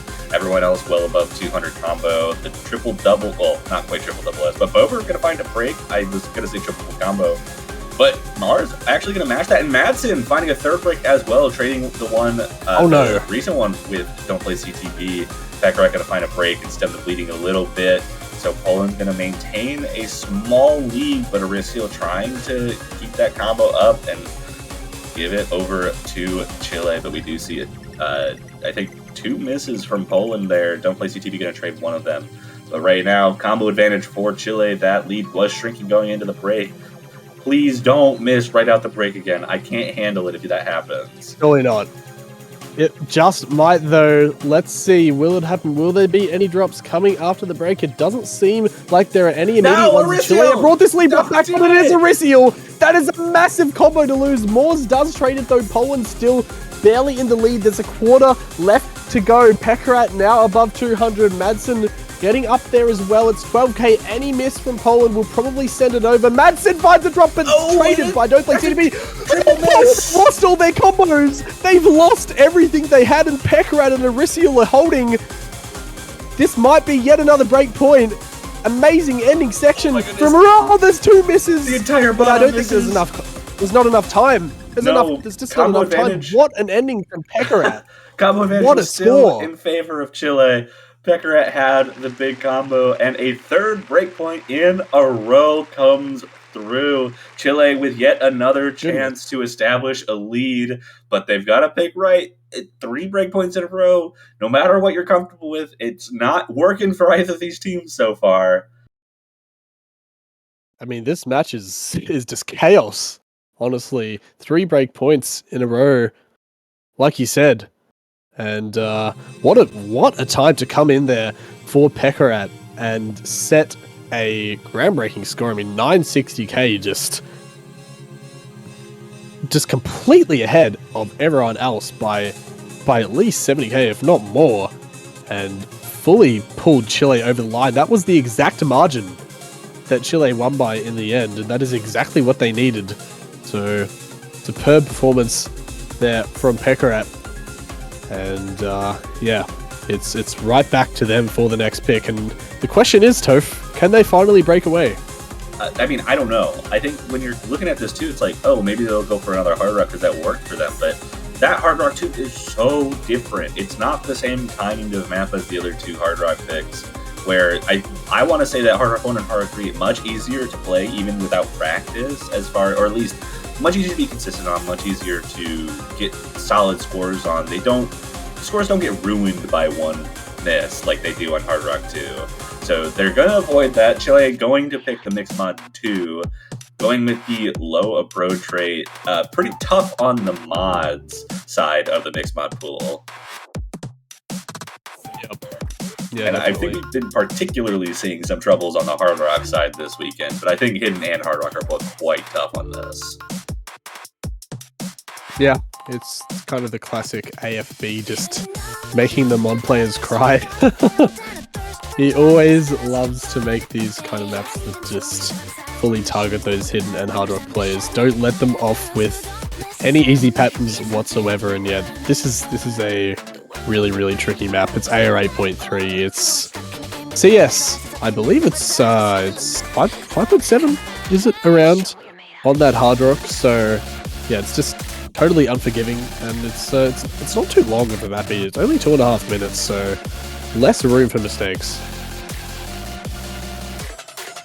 Yeah, not too long, but we'll have to see how the teams decide to go about it. Lechu coming in likely for that Hidden. I imagine Starks could be taking the Hard Rock, Pekarat likely on the Nomad. Could swap those two, though. I could see Stark on Nomad, Pekarat on Hard Rock. Just depends what Poland wants to do with the mods on their side. I mean, you have to say Pekarat's feeling good on Hard Rock right now. Yeah, that is. I mean, that's true. 70,000 points better than anyone else in the lobby on that Hard Rock 2. Certainly is going to give you a confidence boost. Well, seems we have the rosters finally. Looks like we'll actually have Madsen on the Hard Rock. It's going to be Bobber on Hidden and Blue Vaporous closing out Poland's roster for Nomad against Stark, Lechu, and Pekarat in the reverse order. So here we go. Can Chile break away, or will there be 4 breakpoints in a row? It's hard to predict what's going to happen at this point. Yeah, Mixed Mod, a little bit of a tough cookie to make any kind of predictions on.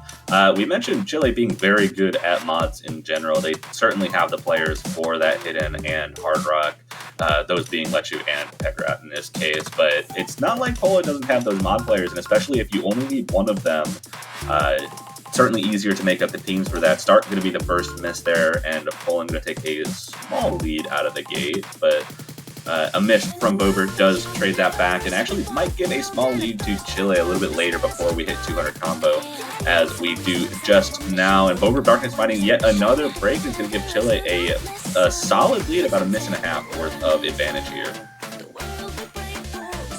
Yep, Stark now making his way up to 200 combo as well, so Chile having those full max combos ready, and it's about a 1 miss lead in their advantage. It's going to increase a little more than that as Bobber builds it back up, and no more misses coming out for now. Madsen and Blue Vaporous right now against those 2 full combos in Lechu and Pekarat, and it's just everyone holding on right now. We're just waiting to see, playing the waiting game, who will be the next miss, and it's in fact Lechu who falls, and Poland's pretty much going to even it out exactly.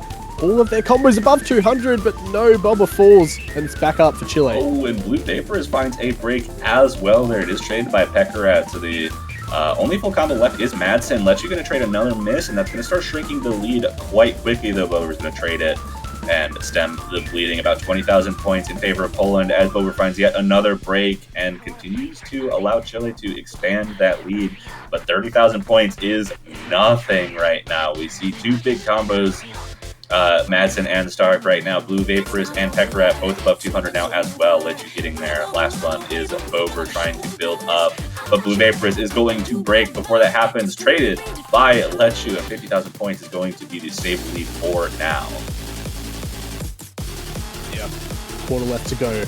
Is there anything left in this for Poland to grab at? Madsen loses that hard draw combo, going to make things more difficult now for that Polish side. Chile building up really, really nicely. Pekarat with a great combo. Stark still with an just absurd combo. I mean, 4-digit now, above 1100, 90k. Poland collapsed. 2 misses there from Bobber and Blue Vaporous. Madsen falls too, and that will for certain end this map out. Chile, in the end, a really, really convincing win. 160k, but only at the end there. It was really, really close, but yet again, Poland collapsed at the end. Absolutely. Chile finally able to consolidate that lead after 3 breakpoints in a row, gets one of their own, brings it to a 4-2 slate, sends the pick off to Poland, but make sure that Chile no longer needs that breakpoint to get out of the tiebreaker. Poland now in a bit of a rough bind, needs to get at least 1 breakpoint to guarantee tiebreaker, needs 2 if they don't want to play it and win. But they're trying, they're going to need to make some good picks here. Hard Rock, maybe not the way to go for Poland. Still have that no mod 4, but given how they haven't picked it, I imagine they are not super comfortable on those converts either. So it's really about what mod they think they're going to go with. DT still untouched by either team. I mean, we may finally see something like that coming in, although Chile definitely have the DT capabilities later in this round to contest super heavily. It seems neither team really is feeling overly confident on that, however, and I understand why. I just wonder if we'll actually see it or not. Every other pool now has been chosen except for Double Time. And yeah, of course it is Poland's pick. I mean, they're only, you know, a breakpoint behind, but of course 2 points behind. And yeah, crucial pick here. They cannot afford to get broken again.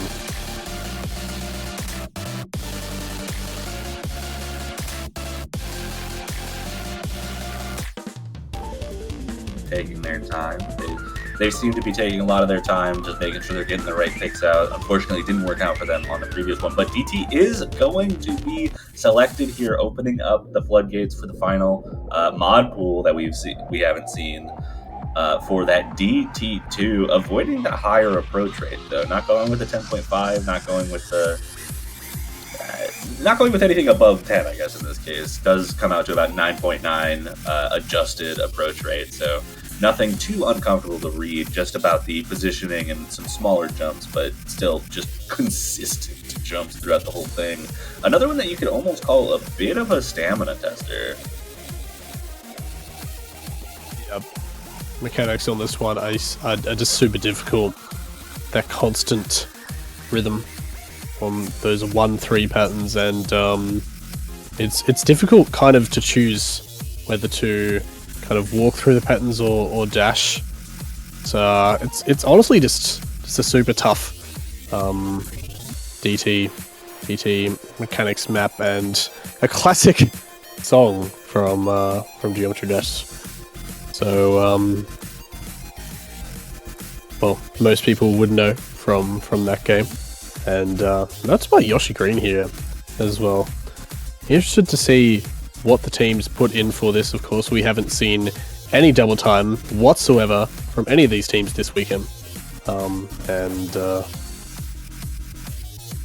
let's see how this goes. And wait, we have Doplay CTV on the other side again. Wants to play for Poland really bad. I don't know.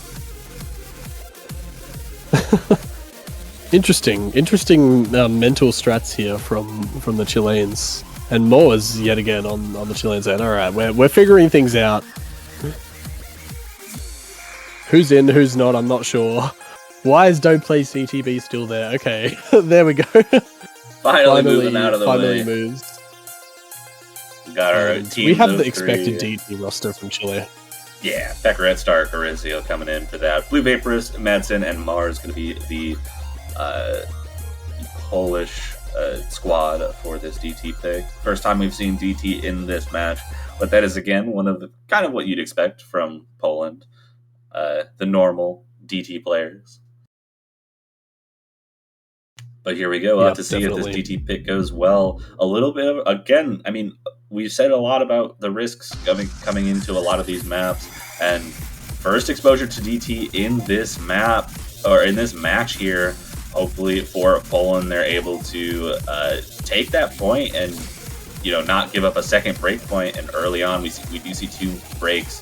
Stark and Blue Vaporist gonna favor Chile, but Pekaret gonna find yet another break, and it will even out there as Blue Vaporist continues to find breaks. So Stark also finds another one, so it's gonna be 2 full combos. Never mind, it's not 2 full combos because they both broke at the same time, and Orizio finds a break as the last combo. What is happening? That lead is nothing. No lead to be found anywhere. No one able to find any combo at all, and Chile gonna take a small advantage, but Stark finds a break too. I don't know how to commentate this. Oh my goodness. It's impossible, but finally a lead emerges for Poland. They get their combos up, and Pekaret finds another drop there. Orizio with a good combo. Blue Vaporist drops down. Stark is building to Chile now with some more combos to capitalize, but they don't. They find 2 misses. Madsen trades a little bit. It's still only a 40k lead here to Poland, but a massive combo now for Moors. Starks goes down in the Karma section, and that is not where you want to miss. Poland walk away with a 60k lead out of that chaotic part. Madsen is going to find a break there. Chile is going to have 1 player trade that though. Pekaret, so the lead's going to stay at just about the same. 2 combos each above 200 at the moment. Blue Vapor is going to find a break. Trade with Pekaret again. Madsen with a break too, and that's going to start shrinking that lead as Orizio and Stark find some footing, both above 200. Blue Vapor is finding more breaks as we hit the final few patterns. Madsen with another break, and that lead is shrinking really fast. Chile gonna take the lead out of it as everyone holding on to that combo. But Pekaret finds a break at the end, and it's shrinking. Last patterns in the map. Mars with the 1000 combo might do enough to hold on. Madsen breaks. Oh my goodness. Oh, they stay in front. What they happened? stay What in happened? front. Wait, did they win in the end? It was won by 1,080. 1,080 points. Madsen, don't do that. Don't break like that right at the end. Oh my god, what a nail biter. Unbelievable. And Mars with a 960k. Orizio right behind him with the 950.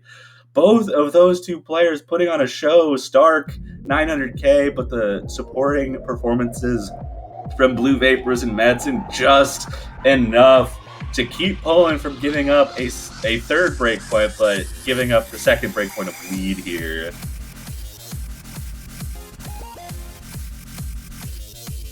I mean, I thought we saw the best point before, but no. it wasn't. It was waiting to be had. It was DT2, 1,000 points to Poland, and just unbelievable scenes here in the Catch World Cup. And yeah, Poland are really staying alive. I mean, they're only a point behind Chile. We've had break points come out before, and there's 100% a chance for that to happen again, but they choose yet another mix mod. It's mix mod 3 this time. Yeah, makes sense to go with Mix Mod 3 here after the Mix Mod 2 went so well for them. Same kind of deal, is a little bit tougher on the mods, has a tougher approach rate to deal with. That AR9 certainly going to be in the same spot as something like a Hidden One was, where a little bit of a lower approach rate reading pick for the Hidden player. But some of the patterns in this are ridiculous to hit on that Hard Rock. Just an all-rounder pick, I think, for the Mixed Mod pool, where maybe the mods are a little bit easier on that Mixed Mod 1. Mods are a little harder on Mixed Mod 2. Kind of a middle zone for the Mixed Mod 3 here.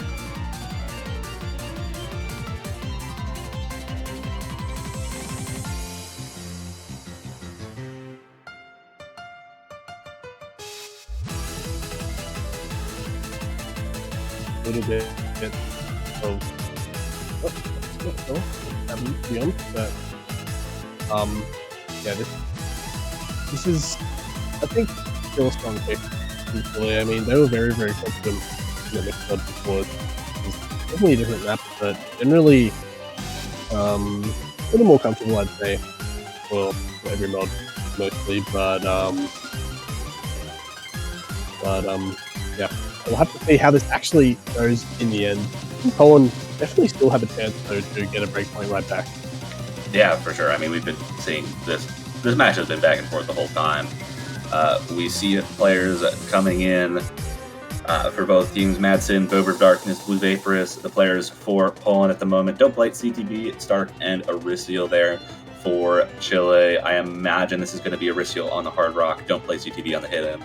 Stark on the Nomad, and probably the same positions on Poland. Madsen, Hard Rock would make sense. Bober Hidden makes sense. Blue Vaporous, Nomad. I believe those are actually the exact same mod players we had on Poland for the Mixed Mod 2, so not too surprising.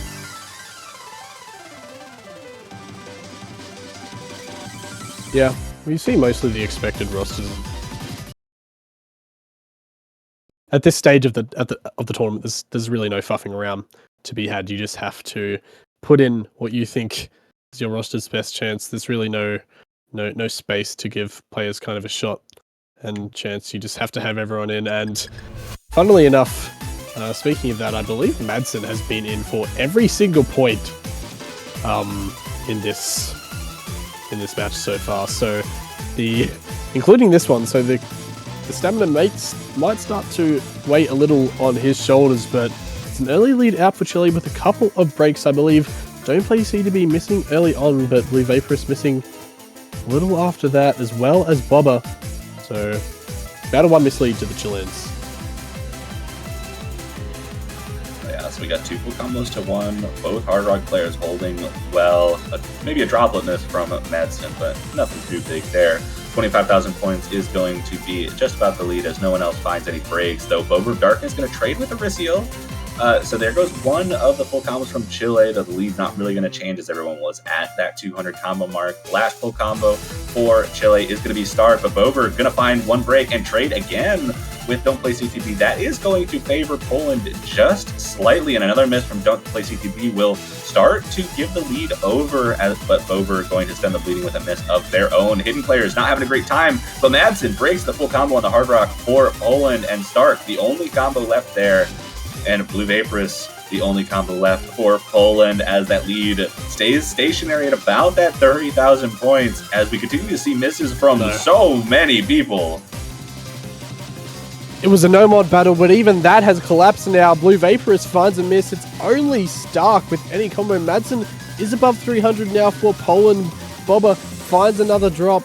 Chile extending this lead out once again. They're looking comfortable on their pick towards the end here, building these combos back up, but they're definitely not out of the water at all. Poland for sure have them within their grasp in this remaining quarter. Things could definitely go wrong. Stark on an unbelievable score.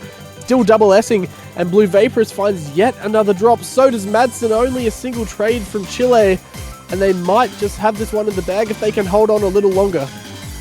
Yeah, and Bover does find a break as well. Stark going to trade a couple of those, but no combo really able to be established there by Poland.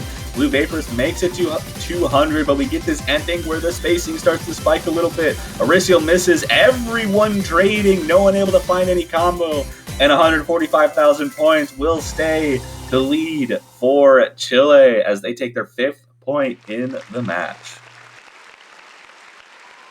Yep, Chile looking really confident, not just on that point, but in a comfortable position in this match right now, up 5-3, like you said, and still Poland's pick. They're only a single break behind, but they have to make their picks count since they're 2 points down, having that extra break point from Chile before Poland got their next. So it's not a comfortable position to be in here for the Polish, but they're for sure not going to let Chile run away with it. I'm interested to see what they go for here. Yeah, DT, I wouldn't say went well for them, but they did win it. They did. You are correct.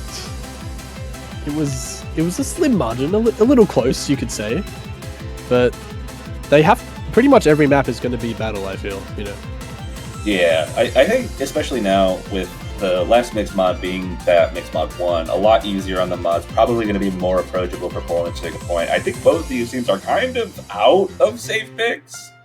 Just completely, because I don't know if I would want to stick in the DT pool. That Nomad 4 has been kind of staring me in the face for a while, but Poland, very adamant in not picking it, despite doing pretty well on that Nomad 2, and the ban on Nomad 3 from Chile. Hard Rock was a break point, but, I just don't know. If I was in Poland's shoes, I would go with whatever I feel the most comfortable with, and looks like that's going to be Hard Rock 3, which does make sense in this case, given how well Nomad 2 went for them. Certainly a little bit of additional precision needed for this, but still has the same kind of technical structure that Nomad 2 brought.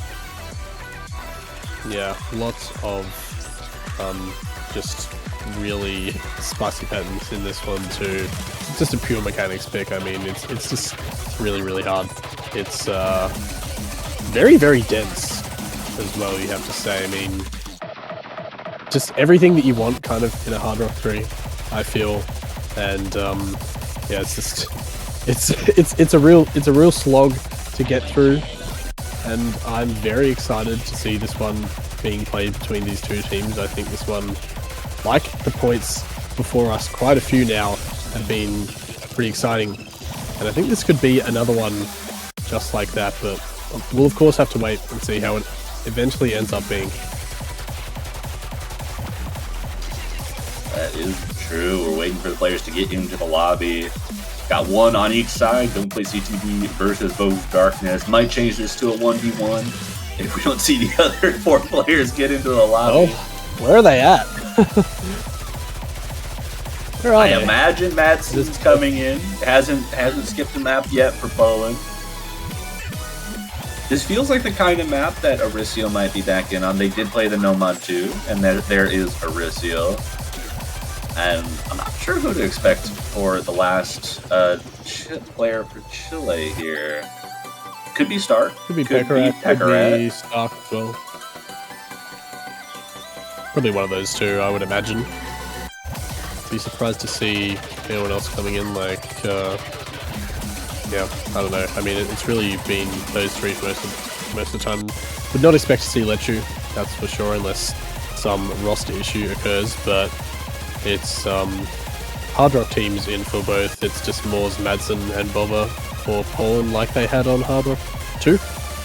And we're just waiting to see, will it be Stark or will it be Pekarat? Yeah, just waiting there. It is Stark coming in, so Pekarat going to take a break on this one. This one more technical, more physical, has a much higher physical requirement. And some position swaps, but, no need for that. And everyone in the lobby now, we can get underway. Chile trying to bring it to match point on a break point. Poland trying to stay alive, keep it themselves as close to as possible to Chile. Giving up one more point means that the best they can hope for is a tiebreaker. So they're going to have to win quite a few maps in a row if they want to avoid that. As we wait for Aristiel to load in, I'm not sure what's happening there, to be honest. Just a little panic, but it seems like everyone is playing as intended. And, well, if that's a few early breaks out of don't play CTB, that is going to be a pretty rough start here for Chile. Although Madsen did find an early one of his own, but Stark also goes down. So it's about a 20k lead now to Poland. Going to be a little more than a 1 miss to start for them. Yeah, Boger's going to find a couple of misses themselves. That's going to start shrinking the lead. That may be enough to swing the lead over to Chile. Combo's building up pretty quickly, but Aristiel going to find a break alongside Stark, and Poland going to take another lead coming out of that, and that's a full team wipe from Chile there. Madsen's going to trade one of them, but Mars and Bover of Darkness above 200 combo now will start extending that lead for Poland just slightly, though. A miss from Bover is going to stem the bleeding for Chile just a little bit. Yep, 30k now for Poland, still in the advantage, but Chile keeping it pretty close for now, 25k down. It's basically a 1 miss lead with Chile all above 200, and Bobber finds that miss now. Chile fully able to capitalize on it too. It's essentially going to be evened out. Once again, we have a close point on our hands. It seems halfway through, it's only 2k now to Poland as Bobber builds back up. Yeah, halfway through the map, out of that spinner. Teams are going to see how close it is. Everyone building up that combo. Don't miss out of the break again. Please, I can't handle it. No! No! Please. That's a miss right as they're getting up to 200, and Chile going to take a very small lead in that transition. No one else finding any drops. But a double miss from Chile! And it's 2 combos to 1 as that lead starts to shrink and Poland starts to take it back. Aristiel with another break, and Poland takes the lead. Stark finds another one too. Poland, that lead jumping out a lot more for them now. 35k and growing even more. Bobber builds back up, all of them above 200. Stark building 2. They're not out of the water yet, but they're almost there. Less than a quarter of the map to go. Moores with an incredible score, as well as Madsen. Stark, Chile collapse. It's only Madsen holding through for Poland. Everyone missing, and I think that might just seal it. Poland, Madsen holding on all the way until the end, finally drops the what a score at the end. And Chile losing this point. Poland staying within a single point. And, well, they're keeping it close. Certainly are. A good performance from them. A little scary at times. Chile taking the lead right going into the last chorus, but a little bit of a collapse does give Poland just what they need to survive in that pick. Stop Chile from going to breakpoint quite yet, but it is Chile's pick. They'll have the opportunity to go with what they need to. Poland trying to get that breakpoint, get it back to a tied game. And I mentioned before, they've got the Mixed Mod 1, but other than that, I mean, there's no safe picks, and I wouldn't even call Mixed Mod 1 a safe pick for Chile in this case. Like, certainly, they've done well on the other 2 Mixed Mods, but those are much more mod-focused Mixed Mods. Mixed Mod 1 is a little bit more balanced, I think, overall, and makes it easier for even the Hidden and Hard Rock to get pretty good scores and kind of balance out with the no mod. Yeah. And, funnily enough, Chile, I didn't realize before, won on Mixed Mod 2 and Mixed Mod 3 by 160k on both. So, I mean, that is a good track record to show if they want to go for a Mixed Mod 1. But yeah, like you said, it's a lot more of just a consistency battle for all mods. I mean, there's no real reading challenge for the Hidden. I mean, you know, it's AR 9.5, it's only CS 4.9 for Hard Rock, which is absolutely nothing. And seems like Chile are going to ask for a timeout after that other timer has expired, and it makes sense. This is a crucial point in the match. If Poland take this right back, it's evened out yet again, and well, then it's a very different story. Yeah, absolutely. Chile wants to make sure that they're getting the right pick, getting their nerves out of the way, trying to calm themselves down, trying to guarantee at least a tiebreaker. Because, like you said, all the stakes on the line at the moment. Loser of this match is eliminated from the tournament. Winner will move on to face another team in semifinals to try and make finals weekend. So a lot on the line here. Chile trying to guarantee themselves a spot, at least with Destiny. Yep, absolutely. I'm excited for this next pick. I mean, every pick is kind of exciting to see how the teams will match up against each other, but this is just so crucial. We're really getting to the end of the match now, to that deep end where nothing is certain and everything is to play for. And yeah, I wonder what they're going to go for in the end. Of course, they have both won and lost a Hard Rock pick. Hard Rock 1 is definitely a little more chill, just a little more consistency, dreamy, and it would be a little surprised to see them go for that, especially after the Hard Rock 3 loss there, although it was close. But yeah, still have 3 DT maps to go, by the way, if they want to pick into them. Yeah, I don't know if either team wants to pick DT at this point. A 1,000 point difference is not the most confidence-inducing score difference. No. You mentioned Can't say that. yeah, I guess not. You mentioned Hard Rock having a DT1 actually. Okay. I was going to mention that Nomad also had a traded pick there, and so did Hidden, but we don't have any more Hidden picks left. So mod pools have been kind of going back and forth between the two teams aside from Mixmod. And maybe that's the key here. Chile looking to take a DT. Poland won the last one, and if trends continue, Chile should take this one, right? That's how that works? Yep. Surely that's how that you never know. But it is kind of a trend that they have been following recently, although I don't think Polish fans would necessarily be happy to hear.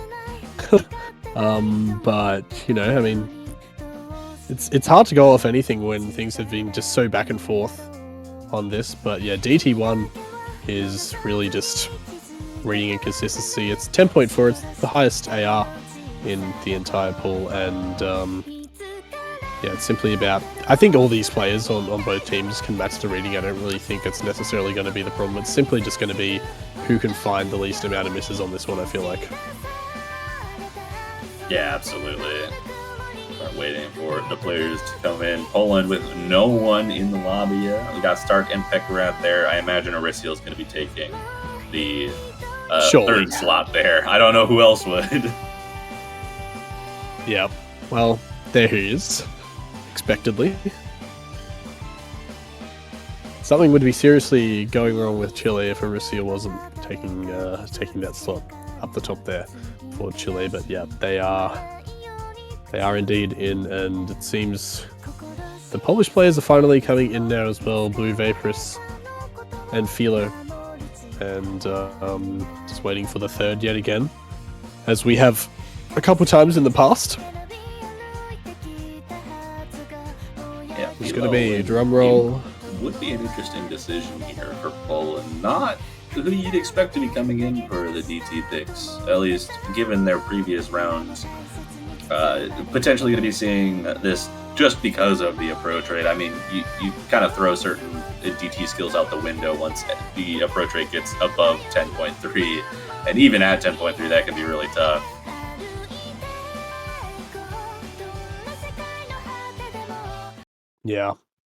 Yeah, I guess so. And we'll finally be jumping into this one now. Another crucial point. Chile, if they get this, move up to that match point, and they're only one single win away from moving in to the second leg of this losers bracket. But Poland aren't going to make that easy for them. If they take this break, they'll be up 5-5. So let's see who can win this consistency battle. It's Philo, especially with the hidden DT. Yeah, out of the gate, we see no misses up to 200 combo. Philo going to be the first one to break right after. Did see a couple of accuracy drops on Poland as well. So Chile with a small lead now. All three players holding on to the double S before the Koras, but this is not the shortest map.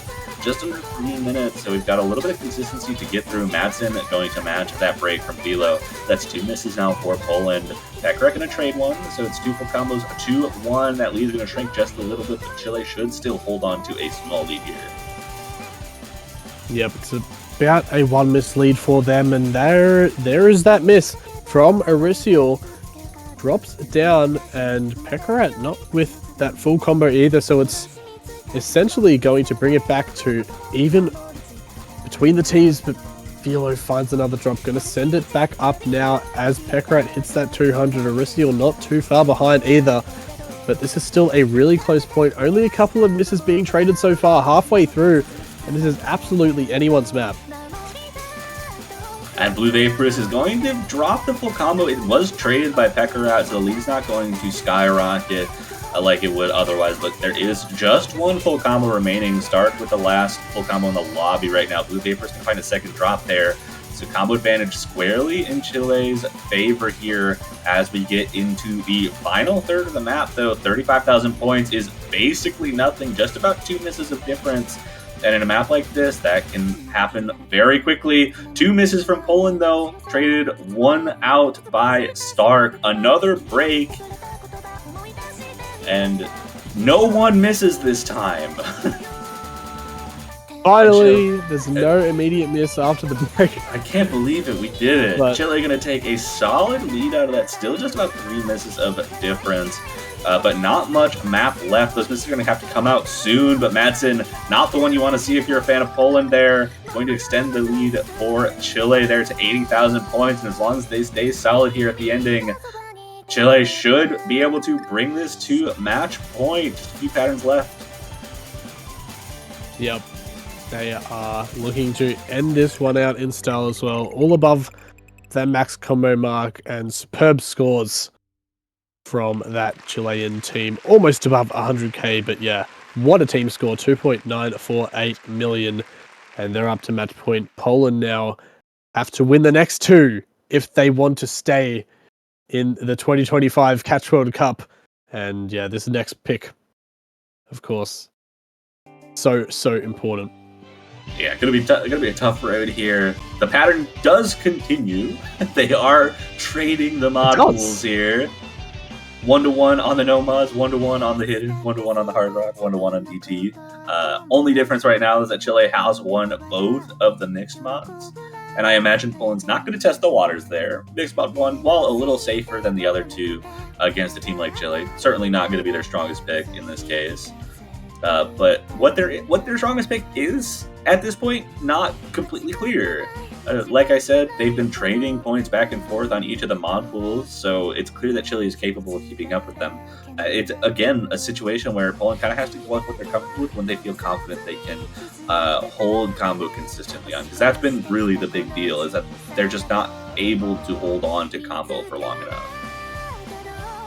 Yep, and it's actually this time Boba asking for a timeout, so Chile asking for one for just to really nail down exactly what they wanted, and of course it worked out well for them. They're now up to match point, so Poland gonna do the exact same thing, and completely understandable here, and well, we'll have to wait a little longer to see what they're actually going to go for in the end. Of course, going off the trend that we were talking about before, we've had traded maps all the way through. I believe that Poland won that last Hard Rock, so you know, if we're being a little more superstitious here, Chile did just win that DT, so any of the DTs theoretically would be a confirmed win for Poland, but obviously that's not actually true. And yeah, really just has to be what they're feeling in the moment. what their team wants to go for, and clearly nothing is jumping out at them right away. Yeah, I mean, it's just a tough situation to be in. The pick's got to be good, and even after this, Chile's going to get a pick of their own no matter what, if Poland's able to stay alive here. So they've got to pick good here, make sure they get some momentum going into whatever Chile's pick is going to be for just the chance to go to tiebreaker in this case. Yep. Well, that's what, of course, the viewers all want to see. We all want to see a tiebreaker be played, that fantastic map by Spectator and XCon, two of the OG players and mappers in Catch coming together. But yeah, still two maps away from that, and like you said, for it's not an easy road for Poland to do whatsoever, but it's not impossible at all. I mean, this match has really been back and forth, lots of breaks, and Chile have only really just been ahead by that single break, so it's 100% possible for Poland to come back for that, but let's see what they go for in the end here. Ultimately, it's been a pretty interesting path to get here. Started with 2 own points, 3 break points in a row, and since then we have not seen even 1 break point. So both teams having picked well since those early break points, and Poland looking to continue the pattern there. Yeah. And Mixed Mod 1 actually going to be like a pick. Oh my. The trend is going to be bucked. Or, well, I guess it's not, since Chile have been the winners on Mixed Mod.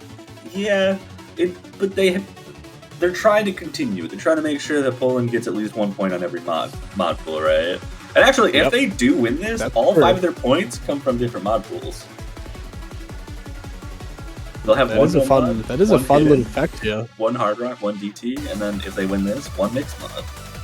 That said, they're against a Chilean team who has destroyed the other 2 Mixed Mods. This one's certainly more approachable, I think, on the mod side, but Chile have been very, very strong so far on these. A risky pick, but I think that's true of every pick that's available right now, so might as well go with what's comfortable, right? Yeah, definitely. I mean, we saw kind of, maybe this is a bit of a stretch, but we saw Chile come out really strong with that hidden 1. They seemed like a great hidden team, and it kind of seemed like that was a real strong suit for them, but then went for hidden 3 and didn't go so well. And so, you know, could see kind of a similar thing where it seems like a team is really confident on a certain mod, but just a particular map doesn't quite work out the way that you might expect it to do. So Poland, who knows what their thought process went into for this. It's probably just feeling their most confident, not necessarily thinking too much about what Chile will necessarily be good at or what they won't be. And well, here we go. Chile with a chance on this map to end Poland's hopes and dreams. Certainly is. Waiting for players to get into the lobby. Aricio moonlighting as a Polish player, trying to hide. Philo doing the same thing, but for Chile. Everyone's moving around. Can't tell what's going on. Stark and Aricio there for Chile. Philo moving back to Poland. Mars and Blue Vaporous being the 2nd and 3rd players there, waiting for just 1 more player on the side of Chile. Not sure who I'd expect necessarily. Could see someone like Lechi coming out, but Don't Play CTB I think was more likely just because of the physical requirement of this. And I would imagine Don't Play CTB going to be taking that hidden, Stark on Nomad, Aricio taking Hard Rock, and it looks like they're getting in the order. So if I'm right, that would mean Mars on Hard Rock, Philo on hidden, Blue Vaporous on Nomad, which is in line with what we've seen so far. Yeah, it is. Seems like Bubba is making sure that we knew he is not the hidden player for this one. Is not playing hidden anymore for the mixed mods. So yeah, it is going to be Philo coming in for this one, and yeah. Apart from that, relatively expected. Although we do actually see, well, yeah, we see Blue Vaporous continuing that no mod. Although it's actually going to be a little interesting to see Moors on that Hard Rock. rather than Madsen, who I believe was their hard rock player for the other two, but different maps, different positions to be played, but definitely expected lineup here for Chile as we deliberate a little. So here we go into Mixed Mod 1, final chance. Well, not final chance, but a really, really good opportunity that is for Chile to take this one home. And early breaks from Don't Play CTB and Stark. A little bit rough right out of the gate. They give a small lead to Poland there. Wiggles not catching anyone off guard, but looks like those are real misses. Don't Play CTB going to find yet another miss, and Poland out of the intro going to start taking a little bit bigger of a lead, but one of those was traded there by Philo on the hit end. So about 14,000 points out of the intro, but Don't Play CTB going to find yet another break and give Poland a slightly bigger advantage there. Yep, they're ahead for now, but only slightly. It's around a 1 miss advantage for them. Arisial and Stark holding on well. Don't Play CDB having a little bit of a rough start to this map, but building up pretty nicely now as we get into this here now, and no misses coming down for quite a while. Simply just waiting to see, playing the waiting game of who will be the next to drop. Will it be a Polish player or will it be a Chilean? That is the question. Just no one finding any drops at all. Lots of consistency finally coming out kind of expectedly on this Mixed Mod 1, but it will be Blue Vaporous finally dropping down, and that is big. Sending the lead right back to Chile almost. Yeah, that lead shrinking really quickly.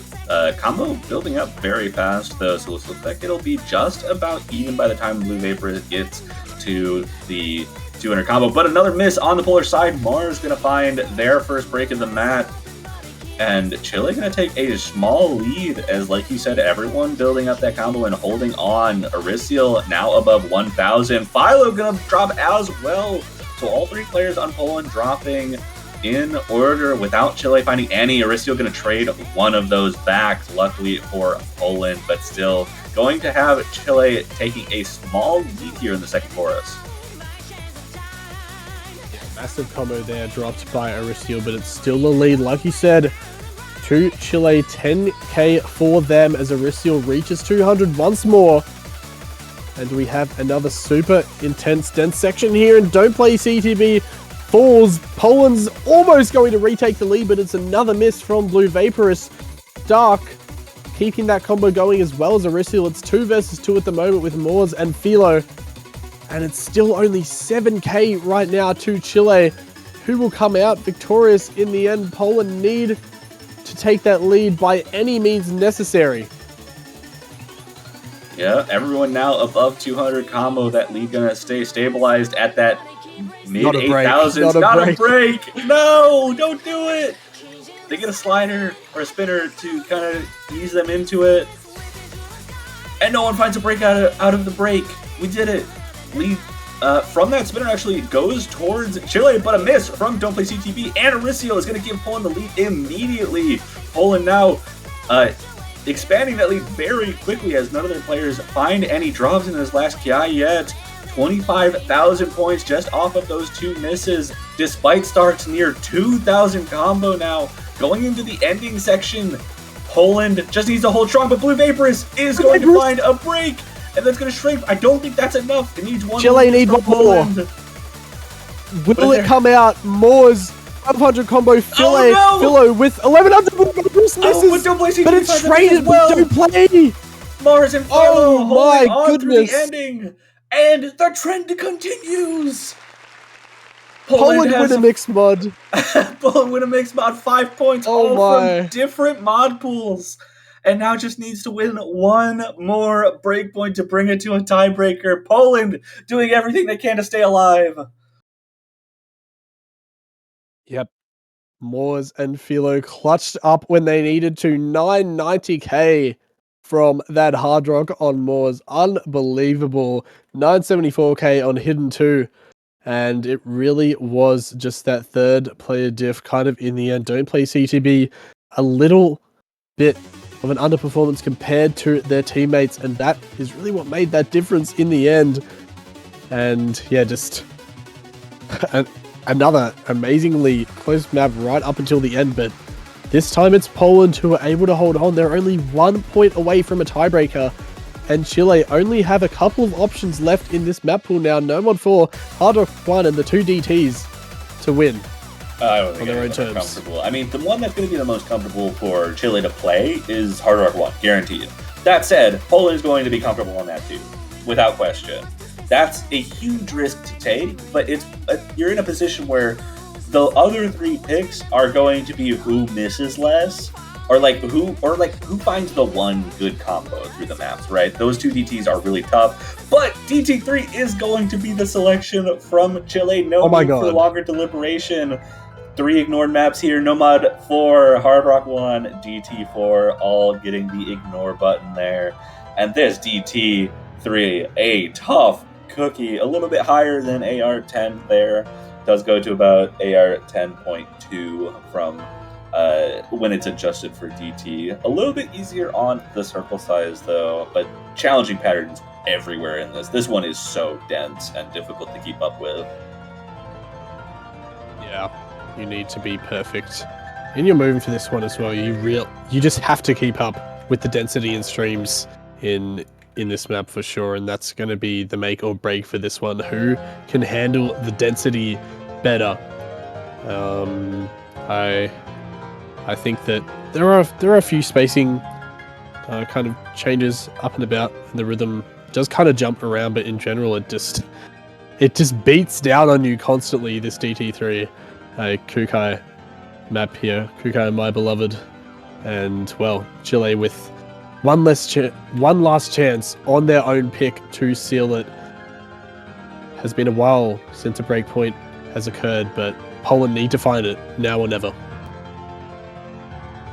Absolutely, we're seeing players start to file in. Pekarat and Arisiel in for Chile, waiting for the third. Stark going to be the third there for Chile, so they got their 3. Mars in at the moment. I imagine Madsen will be one of the last 2, and Blue Vapor is coming in as well, so that's likely the squad. Poland need to win this to stay alive in the tournament. Chile want to win this to avoid tiebreaker and move on into the top 8 matchup. Both of these teams have put on some crazy performances, but it all comes down to this and potentially one more after this if Poland is able to get themselves, put themselves together and keep themselves strong on this DT3 pick. Get that break point at the last possible moment. And here we go. All 6 players in the lobby. Last regular pick of the pool. Potentially the last pick of the match if Chile takes it. Everything on the line. I'm so nervous. Yeah, and I'm sure they are as well as we finally head into DT3. Will it be Chile triumphing, or will Poland be able to break back just when they need to send it to a tiebreaker? It's all to play for here, and it's Moors who finds an early break, so an early lead, of course, going to be given to Chile, but in such a short map, those early misses might really hurt. Mars gonna find another break. Madsen also finding a break to match, but all 3 players on Chile through that intro holding the double F. Blue Vaporous also holding on to it for Poland, but a few misses behind already, and that lead does skyrocket quite a bit. But that's a much smaller lead than it looks. Just about 3 misses. Pekarat going to give one of those back, but traded by Madsen is going to keep Chile with a pretty sizable lead. Blue Vaporous now dropping the last full combo for Poland, and this is already looking very tough to come back for Poland. Yeah, it's halfway through, and Moors finds yet another drop. That DT combo in Arisiel and Stark, they've been in this positions like these so many times before, and they have come up clutch when they need to, both now eclipsing almost that 1,000 combo, and there it is, a 100k lead now to Chile, a more chill section here as well, just for them to continue building up. And oh my god, a massive ending section. It is Arisiel missing, but it's traded by Blue Vaporous. There's a quarter left to go. Will there be anything left here for Poland? I'm not sure. Oh, a miss from Pekarat does open the door a little bit, shrinks the lead below 100,000. All 3 players on Poland now above 200. Pekarat finding misses. Stark also finding a break. One traded by Mars, again traded by Mars. 2 big combos to just one. And a collapse from Chile a little bit, but a collapse from Poland as well. And not enough combo. Poland, unfortunately, does not do enough, and Chile takes their 7th point and avoids a tiebreaker to move on in the losers bracket to the top 8 matchup. They've finally done it. It was not an easy path to victory here against a really resilient Polish team who fought all the way up until the end, but it was, in the end, that combo of Stark and Aristiel pulling through for the Chileans. And yeah, just an incredible match here between both teams. So many fantastic performances and so many iconic moments that I'm sure will be shared down the line for many years to come. But here are your winners, ladies and gentlemen. Everyone else in between, it will be Chile going through into the top 8 to face off against Canada. Yeah, that's going to be a really exciting match. One of those two teams going to make it into the top 6. One of them, of course, going to be eliminated in the top 8 position, but I'm really excited to see that. And that actually, it would be our last losers bracket match of the round. So we've got one losers bracket match, and then both of our winners bracket matches, it looks like, remaining for this weekend. But that's going to be doing it for this short block of matches. Like I said, we've got 3 more matches left for the weekend. We've got Argentina versus Finland, a winners bracket match at 17 UTC being our next one. That'll be in about an hour and a half. And then followed by United States versus Italy, our other winners bracket match. And then, like you said, Canada versus Chile to determine the final member of the top 6 for this year's Catch World Cup. Still a lot of good matches to come in that winners bracket, especially Argentina against Finland and the USA against Italy. 2 matches that you really do not want to miss whatsoever, but don't sleep on Canada versus Chile either. Lots of blockbuster matches to come, 3 remaining, and well, so excited to get into those, so don't turn your screens off for too long. I have been Maito, joined by Toph, and we will see you all soon.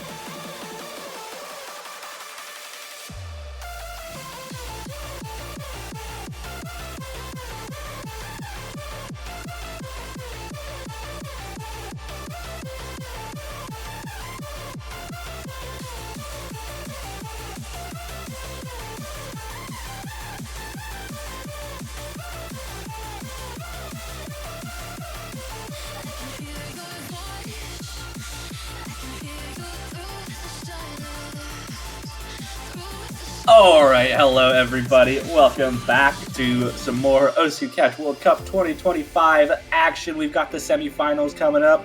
One of our winners bracket matches. The other one, of course, going on in our mainstream right now. But this one, we've got the United States, our number 1 seed versus Italy, our number 4 seed. Winner guaranteeing themselves a top 3 spot in the tournament. Loser guaranteeing at least top 6, but has a little bit more work to do to get back to top 3. I am Toph Daddy, one of your commentators, joined here by Snow Leopard. How's it going? I am doing pretty well. This is going to be a banger of a match, like you said. Seed number 1 versus seed number 4, and these two teams are like longtime rivals, I would say. Also good friends, but it always comes down to US versus Italy at some point in CWC. We're going to see it in the semifinals now. Yeah, and rolls coming by pretty quickly already. Italy and the United States both already getting their bans out of the way. And I mean, DT4 makes sense from the United States. Italy, very, very good at DT. Pretty much anything speed related will always be kind of up Italy's alley. And then Italy banning out Hidden 2, which also makes sense. United States, a very strong Hidden team this year and have been for a while. Absolutely, yeah. These are the two types of teams that... it doesn't really matter what they're playing. They're going to be strong in all the mods, but Double Time definitely a Italy special and hidden for the United States. So no surprises on these bans. Also, not a huge surprise. Yeah, okay, Italy pick. Not a huge surprise. We're going to be hopping into Double Time 2. Yeah, this one a little bit almost unassuming is how I would kind of look at this. The patterns themselves don't look terribly difficult when you're just watching them on a screen, right? But the spacing changes and the precision required on this, despite not having it as tough of a reading challenge, doesn't hit that AR10 when adjusted, but the spacing and precision required are super difficult to get a handle on. We've seen so many players just have a really rough time on this map, even though, like I said, it doesn't look super difficult just from the eye test. Yeah, it does have that slightly lower speed, though, it's still pretty fast. But yeah, like you said, to compensate for that, it is a lot more mechanical. It's got some difficult patterning. So I definitely think this is going to be one where we're going to see some drops. There's not going to be a ton of FCs.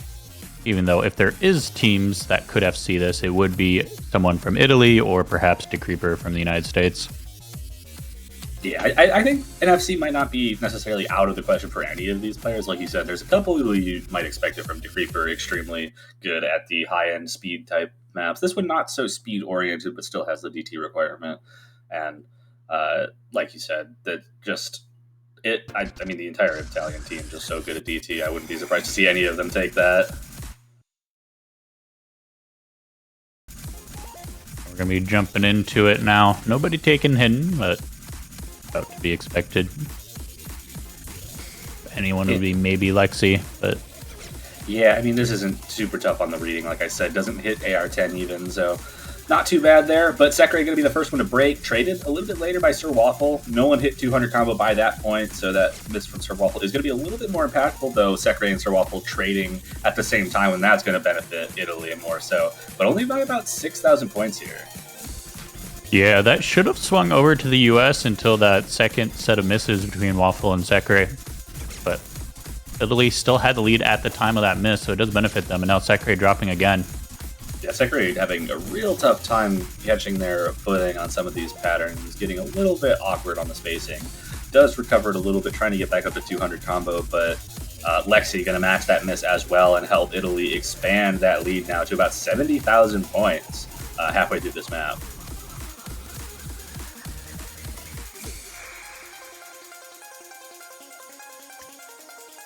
Things coming down a little bit. Yeah, armor did break earlier. Yeah, so that's going to help get the United States back in a position. Still within striking distance, Sir Waffle going to find a break as well, as all three of the US players hold on to their max combo. Cam and Decreeper both holding on to that FC. Sekre going to trade that miss back, though. Help Italy keep the lead for the time being. Still just the 1FC to 1FC. Sir Waffle right before the spinner is going to find a break as well. Going to start shrinking the lead just a little bit. Only a quarter of the map left, but patterns do get a little bit harder here in this ending as Sir Waffle tries to build up alongside Sekre. Sekre now at 200. Sir Waffle right behind them.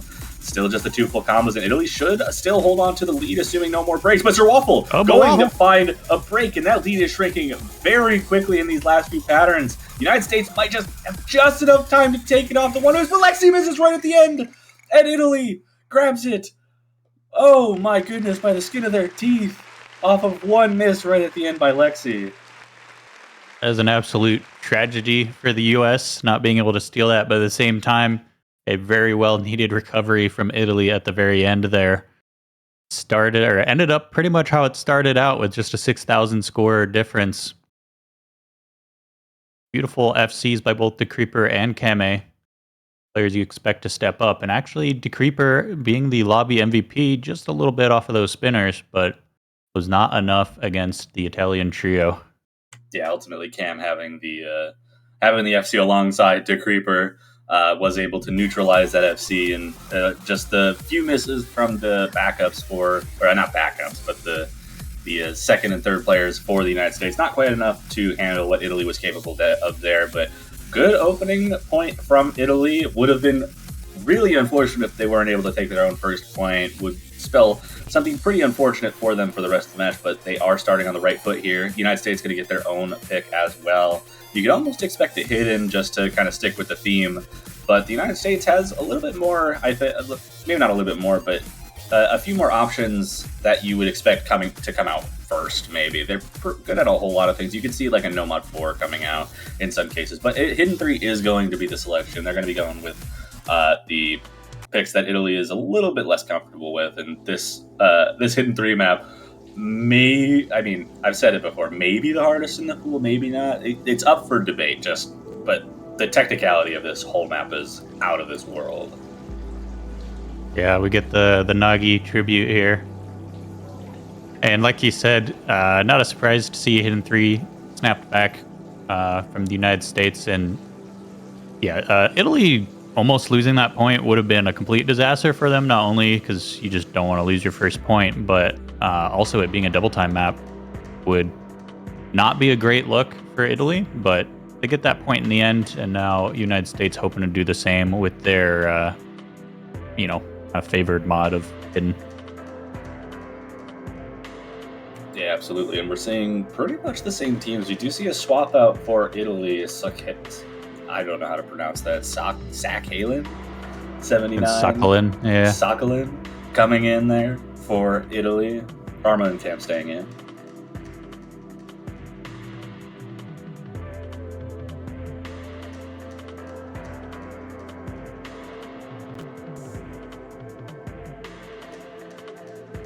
Yeah, Italy's squad, they've changed it. I don't even know what flag that would be. I love green screen. I don't know if that's a flag that exists. Like, my very first thought is like Belgium-ish, kind of. yellow in the middle.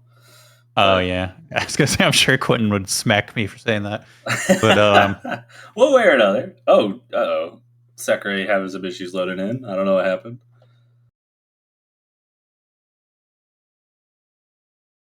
try to see if he's still in it. You see him? Sakurai said that they pressed a Okay. mouse button, kicked them out of the lobby. Oops. Don't want to do that. Let's make sure that doesn't happen the second time.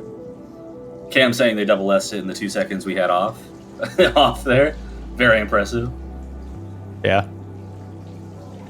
I mean, they were probably at an SS status when the map got aborted, so. That is true, and now they're going to have an SS again for now. Yeah. It was 6-way SS. Really impressive stuff out of these teams.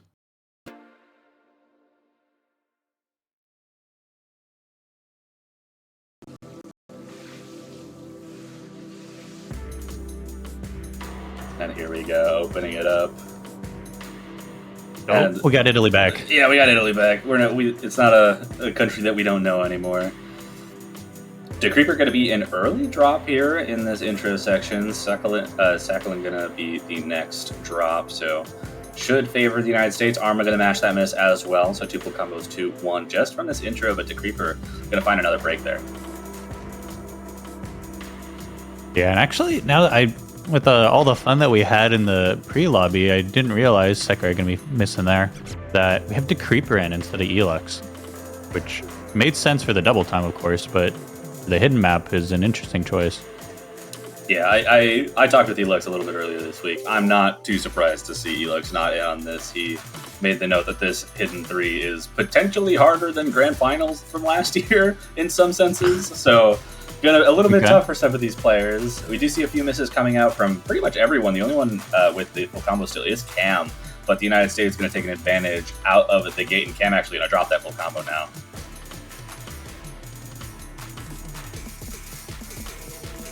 And the density starts to pick up here. We got this really tactical section. We see 2 misses from the United States, 2-1 on Italy, but that isn't quite enough to swap the leads.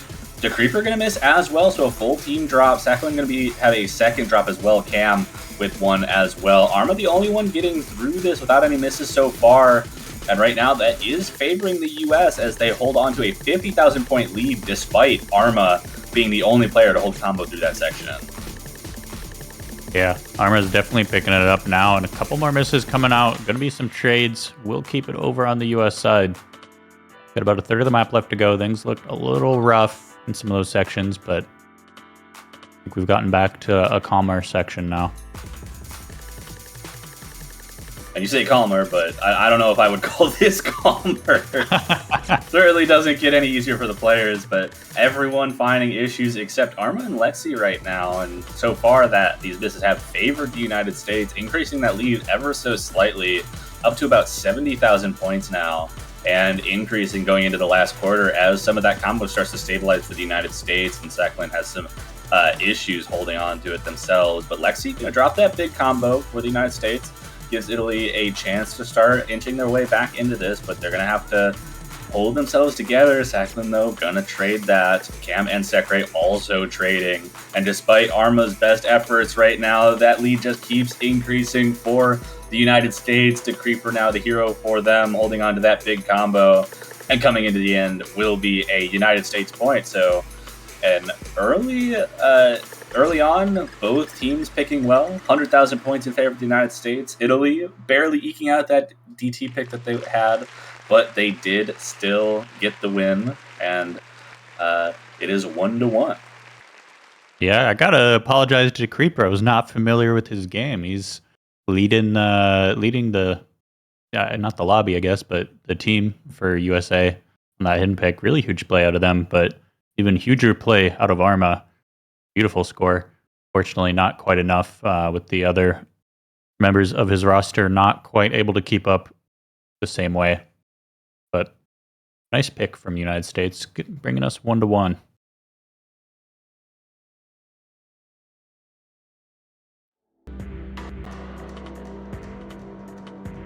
Yeah, and we'll be going back to Italy's pick, and they go with the Nomad 3. I'm a little bit surprised to see them not go for DT3 here. I mentioned that I mean, we've both mentioned that they're very good at that DT, and DT3 kind of exemplifies the speed requirement, so I would have almost expected them to go with that, but going for the gimmick pick, the low AR, high precision, really awkward pick in this pool with some really difficult stacks and double patterns throughout the whole map. Yeah, they might be saving some of those double time picks for a little later on. If things start to get a bit dicey. Starting to explore the waters a little bit with some of the rest of the pool where it's a lot more of a toss-up because, like we've been saying, I think double time and hidden are fairly, I don't want to say one-sided, but they have clear favorites. But the rest of the pool, it's a bit of a toss-up. So I do like the exploration we're seeing here.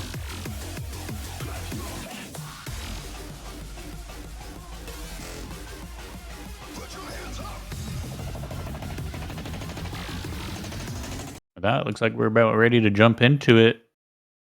Gonna see Sir Waffle coming back in, but other than that, no roster changes.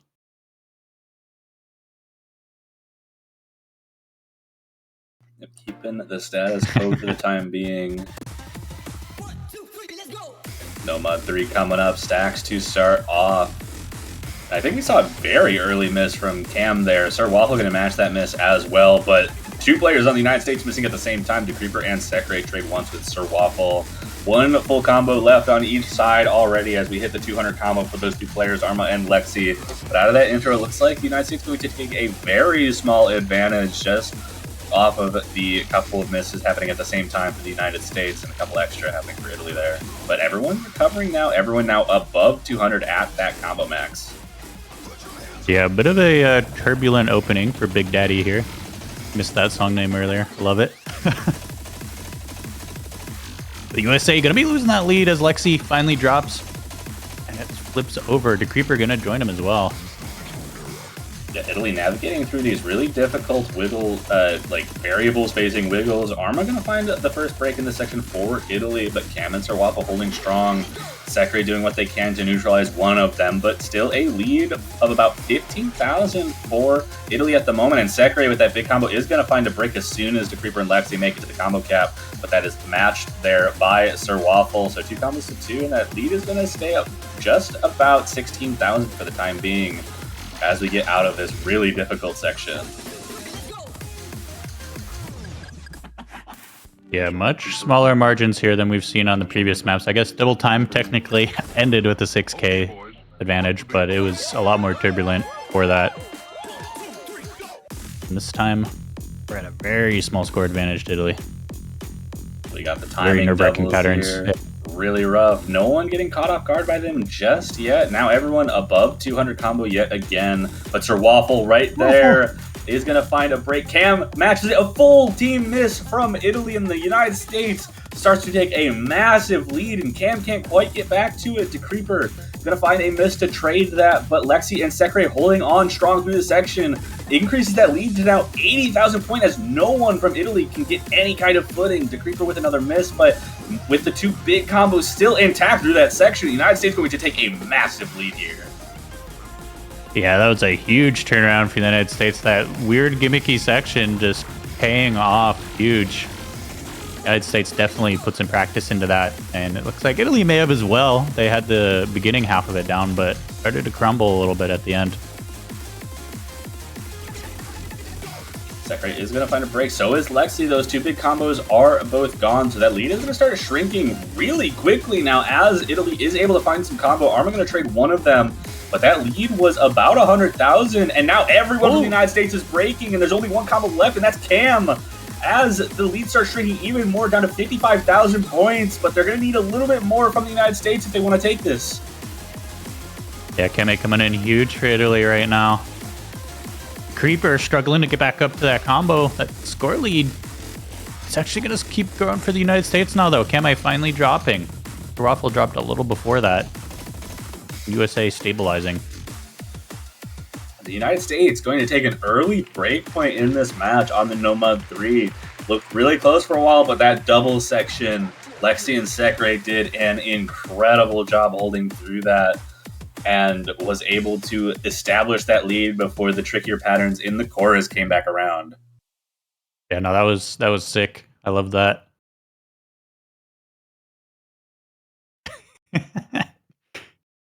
I don't know who cursed you, Sekre, but I'll take the blame on it. Probably me. Who It was knows? probably well deserved. I cast a curse every time I say someone's name, so it's all right. Is it really a cast a curse on this map? I don't Yeah, know. I feel like on this map, that's not on us anymore. It's like I think the map is a little too hard for us to be cursing it. Yeah. Comes a point where you can only blame us so much.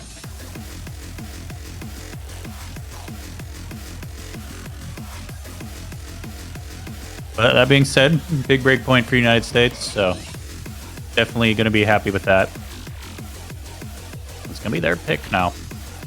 They do have that hidden 1 available. Hidden 3 went pretty well for them.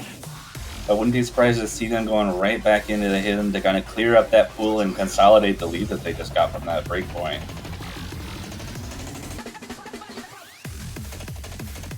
And they do. They stick with the hidden pool, exhaust the remaining hidden pick, go with our Osu original from Marmalade Butcher, and hope to consolidate the lead, bring it to a 3-1. But Italy wasn't too far off on the previous hidden pick. Even having the MVP of the lobby on that hidden 1 pick, with Arma just doing an incredible job. So it was definitely not going to be a free point or anything. The United States still are going to have to perform if they want to expand this lead that they just got from the break point.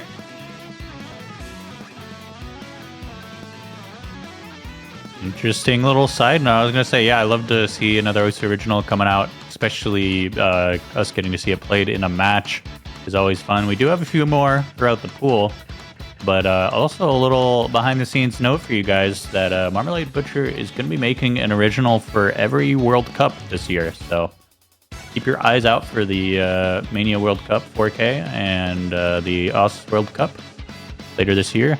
We'll catch some additional originals from Marmalade Butcher. It'll be exciting. But we do see Cyclone swapping back in for Italy in the meantime. The big 3 on the United States staying in for this. I mean, I kind of expect them to stand for pretty much everything going forward.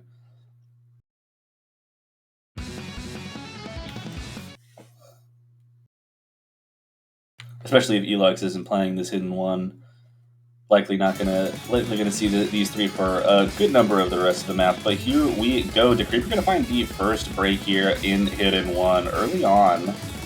And Italy gonna take a tiny lead out of the intro, and those difficult patterns come to an end. A little bit of a I guess break time. Still has some tough spacing, but should be a way for everyone to get up for the 200 combo.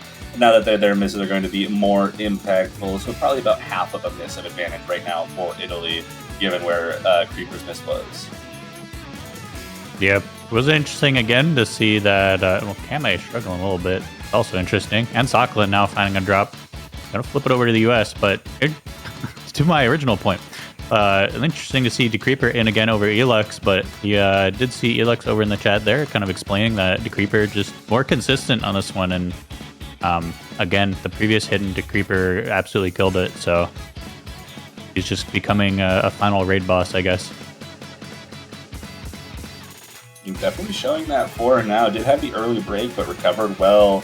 His 2 teammates, Sekre and Lexi, both holding onto the combo as Cam does find a few more drops, and that lead starts to really extend to the United States.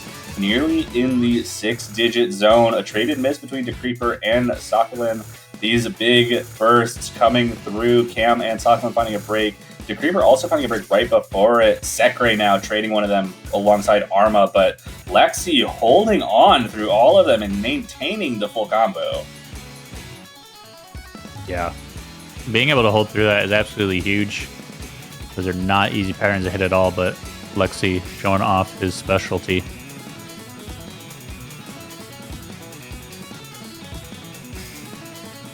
I see a couple more misses from the Italian side, but at this point, it's not gonna matter too much.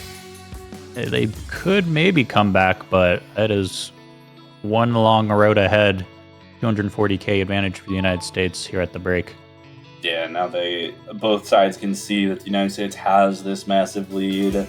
Needs kind of a meltdown and not the way to start it. Out of the break, Arma is going to find a miss and continue to extend the lead for the United States. Cam going to match that. Lexi finally going to drop the full combo in a slower section there. Second going to match the miss as well, but the full Italy team not having a great time. All three missing. De Creeper, the only one holding onto the combo, and now lead above 300k. Yeah. Some more difficult sections still left in this map, and we can see it as Kame Sakhalin struggling a little bit. Just going to extend that US lead, which at this point, it's pretty much a done deal. Yeah, just got this ending section. A little bit of a spike. The Creeper does find a miss there. Sakhalin also found a miss. Lexi and Cam trading, but not really going to mean anything with how big the lead is right now. And the United States going to take a very convincing third point in the match and consolidate their lead. Yeah, very well played by the US on that one. Going to bring it up to 3-1, which, again, despite that looking like quite a gap, it's just a single break point. So Italy still has plenty of time to bring that back, but they do need to secure all of their own picks going forward. Otherwise, they'll be in quite a rough situation. And that's going to start right now with Italy's next pick. Yeah, on the bright side of things, no more hidden picks. So at the very least, the United States can't bully them with hidden anymore. That is true, yeah. Italy does still have some double time left. Can hide up the sleeve or maybe pull it out if they feel they need to turn things around.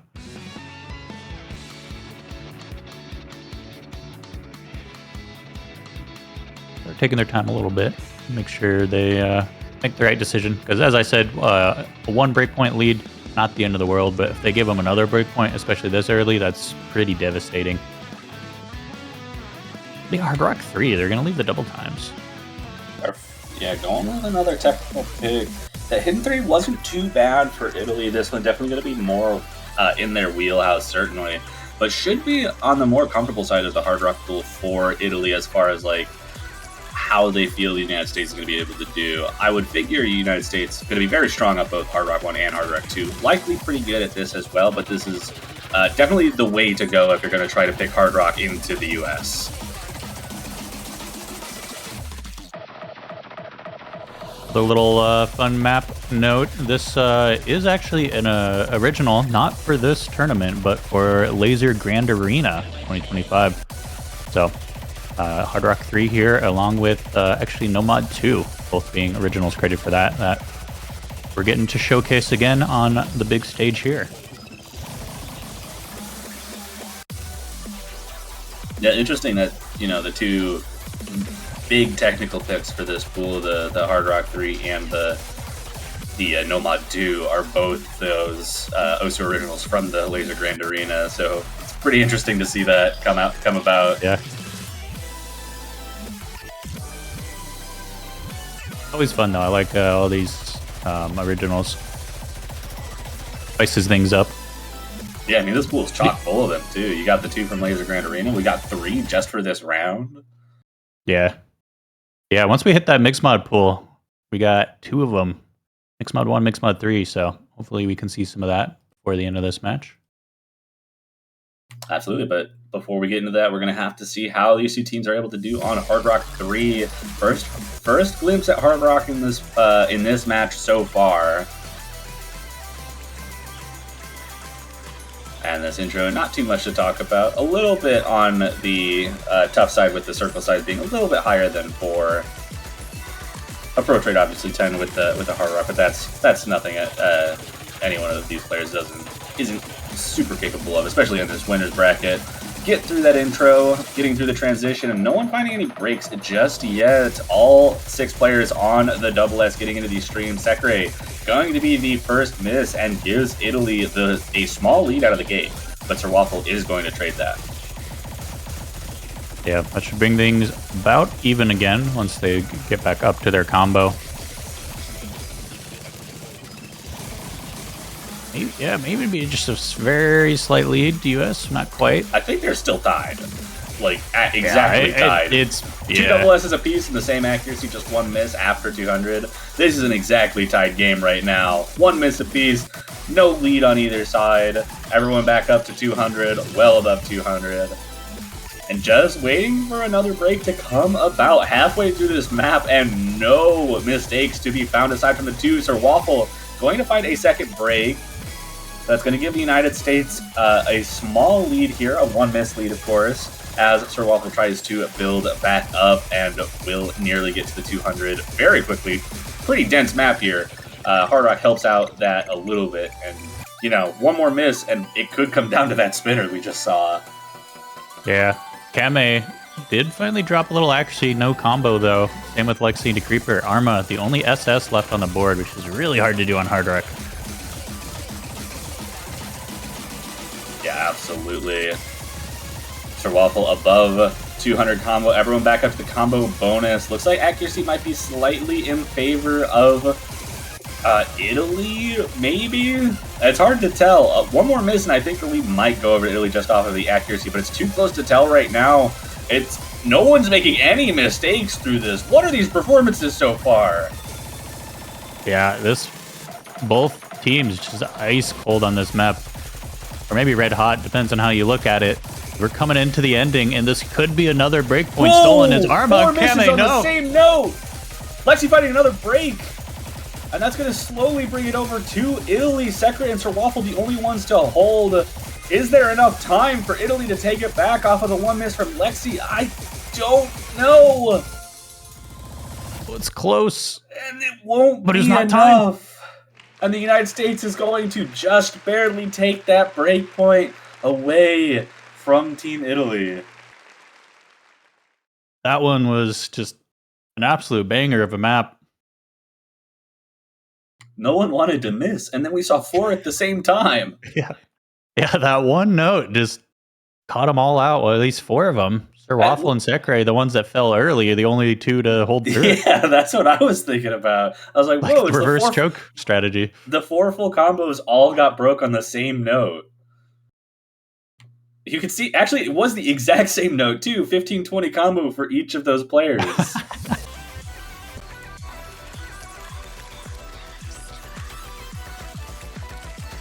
Terrible note. I have to agree. That one note. Every other note in that map, true banger, but that one note was the stumble. It was the note too far, especially for Italy, as, like I said, absolutely heartbreaking. That is now a second breakpoint. So it's the United States pick, and they have a chance to bring it 5-1, which is quite a hard thing to come back from. Italy's going to have to start just winning breakpoints back to back.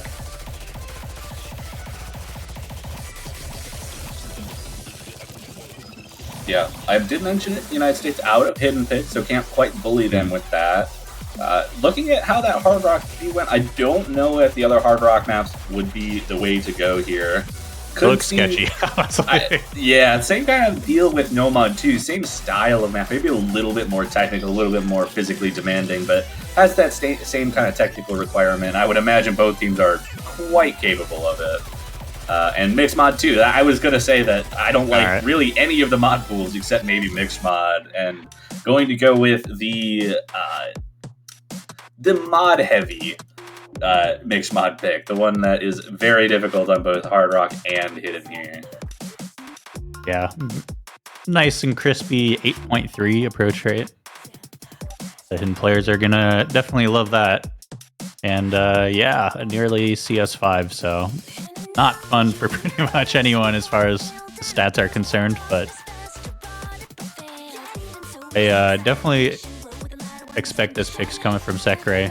Got the Demon Dice feature. Sekre is the resident VTuber fan. Of course, it gets the VTuber buff.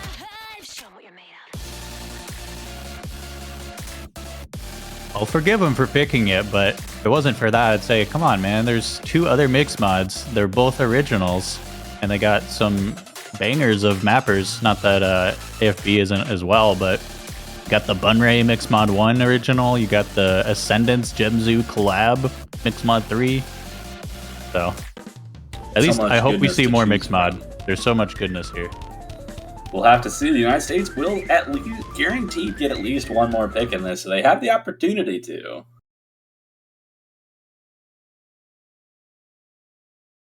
But here we go into Mixed Mod 2, the expected mods coming out for the United States, of course. The classic Sekre Hard Rock, Lexi Hidden, Decreeper no mod. Matched on the other side, Cam with the Hard Rock, Arma on the Hidden, of course, and Sir Waffle taking no mod for Italy. Yeah, we've seen Arma do really good on Hidden before, but we haven't seen the low approach rate, and it looks like getting caught out early. Yeah, only missed so far and was before a 200 combo. Is going to find a second miss as well. So the United States going to take a sizable lead there. So Waffle actually dropping right as they get to 200 combo as well. So that's going to be a big lead now for the United States, where with only one full combo left in the United States, all three players on the United States still holding on to their double S's. Yeah, really nice opening from the US and looking a bit scary for Italy because I don't think this is necessarily a must-win, but getting the breakpoint back this early would be huge for them because Kame and Sekre are going to trade. Yeah, that was the last FC on the side of Italy as well, so just 2 FCs to none now. Lexi is going to break that FC on their side, so that's going to help Italy get back into this. Arma and Sir Waffle both recovering their combo very well. Above 400 combo now as Cam and Sekre are both trying to get back up to 200. Only FC on the board is Decreeper, and Sekre going to find a break as well here, and that lead is shrinking extremely quickly. But Arma going to trade it right before it starts swapping over, and Sir Waffle also going to break that big combo, and the United States bailed out a little bit as that lead starts to go more in their favor. Just about 60,000 points already. Yeah, unfortunately for Italy, they stumbled a bit at the beginning and then finally got that opening from the US, but tripping up on those same sections a little bit will secure a bit of a lead for the US. That's not huge. Time to come back, but there's only a quarter of the map left to go, so they need to start holding on and hope that the US give them that opening once more. We got a little bit of a stream section here. Everyone at the combo bonus now, 67,000 points of lead here for the United States. Probably about 4 misses of difference here that Italy needs to make up, but they need to hope that the United States starts dropping. They are running out of time very quickly, and Sir Waffle instead is going to be the one to break. Sekre does drop, but it only ends up being a trade because of Sir Waffle's miss, and that lead going to stick around that 70,000.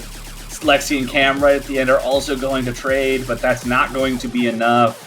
And the United States on these last few patterns will take another point and bring it to a 5-1 slate. Yeah, things starting to look a bit dire for Italy now. There was the United States pick, so normally not a big deal, but they're now just a single point away from match point. They're on like match point, however you want to say it. But Italy, they need to start winning back-to-back points here, getting some of those break points back. We do still have 2 double times open. I'm really expecting we're going to see them come out now. Yeah, and yeah, it will be the double time right 3. on cue.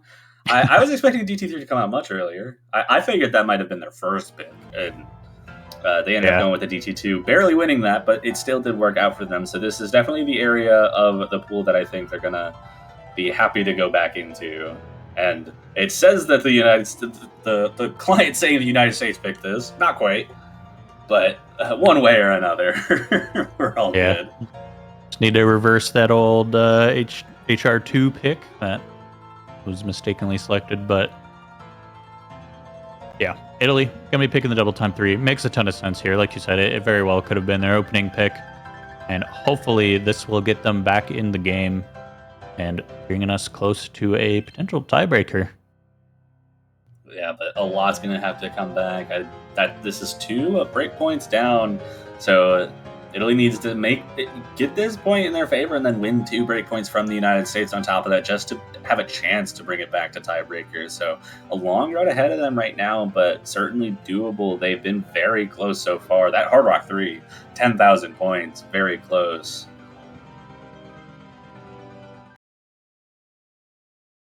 Yeah. And I say bring it to tiebreaker just because with the United States being 1 away from locking that in, you have to imagine they'll get at least 1 more point in this match, even if Italy starts bringing the comeback. You never know. These games have a certain way of surprising you with those kinds of things. But the intro comes through. Lexi does take the hit, and now the approach rate is above 10. Everyone gets up to 200 combo without any issues, though. So tie game so far. No lead for anyone as we have a 6-way double S. But Sir Waffle and Arma going to find the first 2 breaks of this map here, quarter of the way through. Very short break section before it jumps into another fast section. Not catching anyone off guard, though. Just those earlier misses from Waffle and Arma, but Waffle gonna drop again, traded by Lexi. Still 2 full combos on the side of the United States, 1 on the side of Italy from Cam.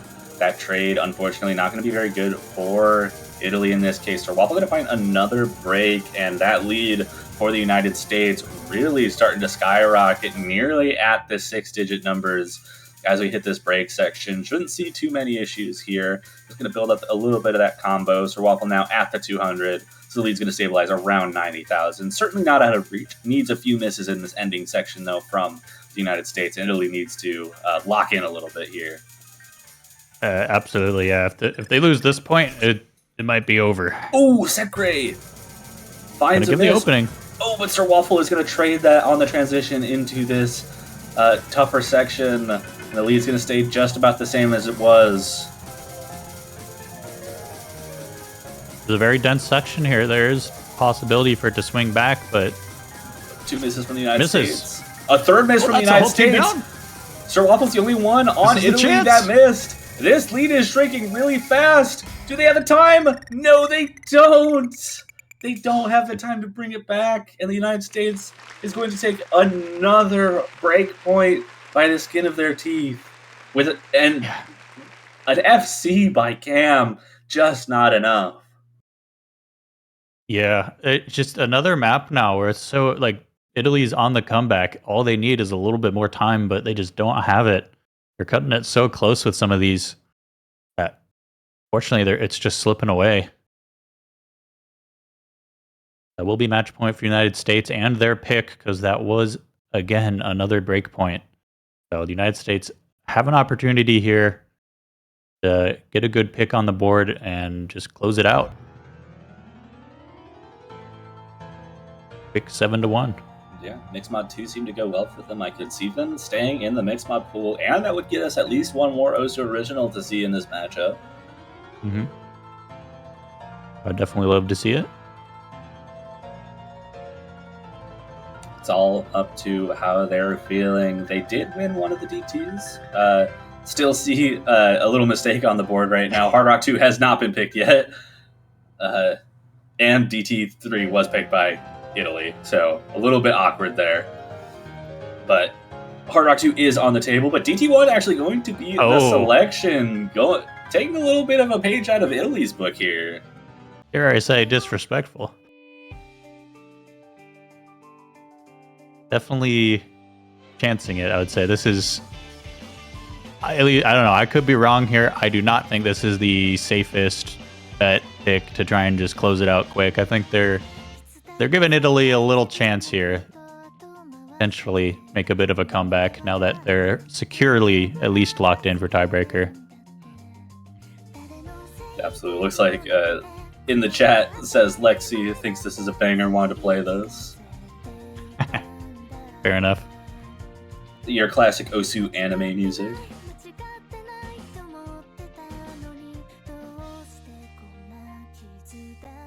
But teams stay exactly the same. The front three is staying in for pretty much everything here. Cam, Sir Waffle, Arma for Italy, Sekre, Creeper, Lexi for United States. Getting maybe in a little bit of an awkward spot here. This one definitely requires a little bit more reading capability. The AR 9.1 adjusts up to about 10.4 here. So pretty tough. Lexi, of course, going to be taking the hidden because of the high approach rate there. No one else opting in for it. Italy, a strong DT team in general, no doubt that they can read this, and the United States historically also very strong at it. So reading really shouldn't be the issue. It's just consistency at that point. Yeah, which, to be fair, Italy hasn't seemed super consistent this match so far. Normally they are, but we've seen it's mostly been like one person with the beautiful FC run and then the other two finding some misses. And Sir Waffle, and it's traded who it is.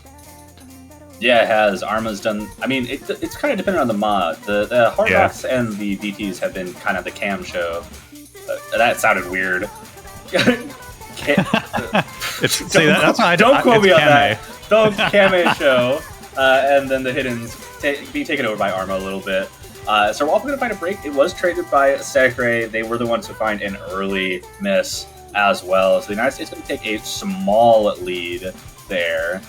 But Sir Waffle continuing to find breaks, and the United States is going to take a slightly bigger lead out of that.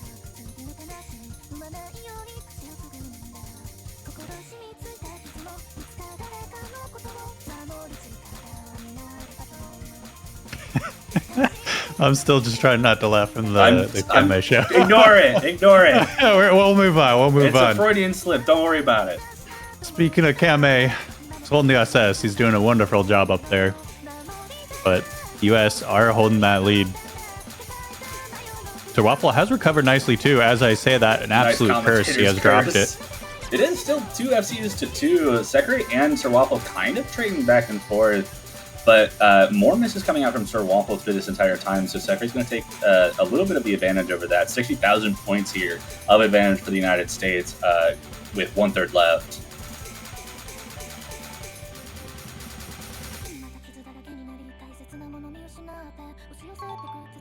Oh, did Sekre miss like 200 combo ago? Did I miss that? I did. Yes, he was around the same time as Sir Waffle. But just continuing to trade. I just completely flew past my radar. It's all right. I thought it was a 3-way FC. I'm like, man, the United States aren't even giving them a chance. Sekre's kind of been trading all map with Sir Waffle, but the Creeper is going to be the second miss on the side of the United States. Just 1 FC left, but there's not much time left. 40,000 points, certainly doable, but more mistakes have to come out here in this ending from pretty much anyone now that the combo's back up. Last few patterns of the map with a 40,000 point lead, and the United States not looking to give this up and are going to find the victory in the match with an FC from Lexi, staving off 2 FCs from Kame and Arma there on Italy, just not enough to take the point, and the United States will take the match. Yeah. It's unfortunate. I feel like that ending kind of describes it all. Italy, they're putting up a good performance. Kame, Arma, they got the FCs, but they just weren't quite there with consistency as a unit today. They let a couple maps slip that probably shouldn't have gone the USA's way, but in the end, that is how it goes sometimes. So will be that 7-1 victory for the United States as they continue on in the winner's bracket to go up against Argentina, our seed number 2, in the finals next week. Meanwhile, definitely not out of the race for Italy. They're just going down to the lower bracket where they will be playing, I think, undetermined yet. Be around there. Yes, I think that's right.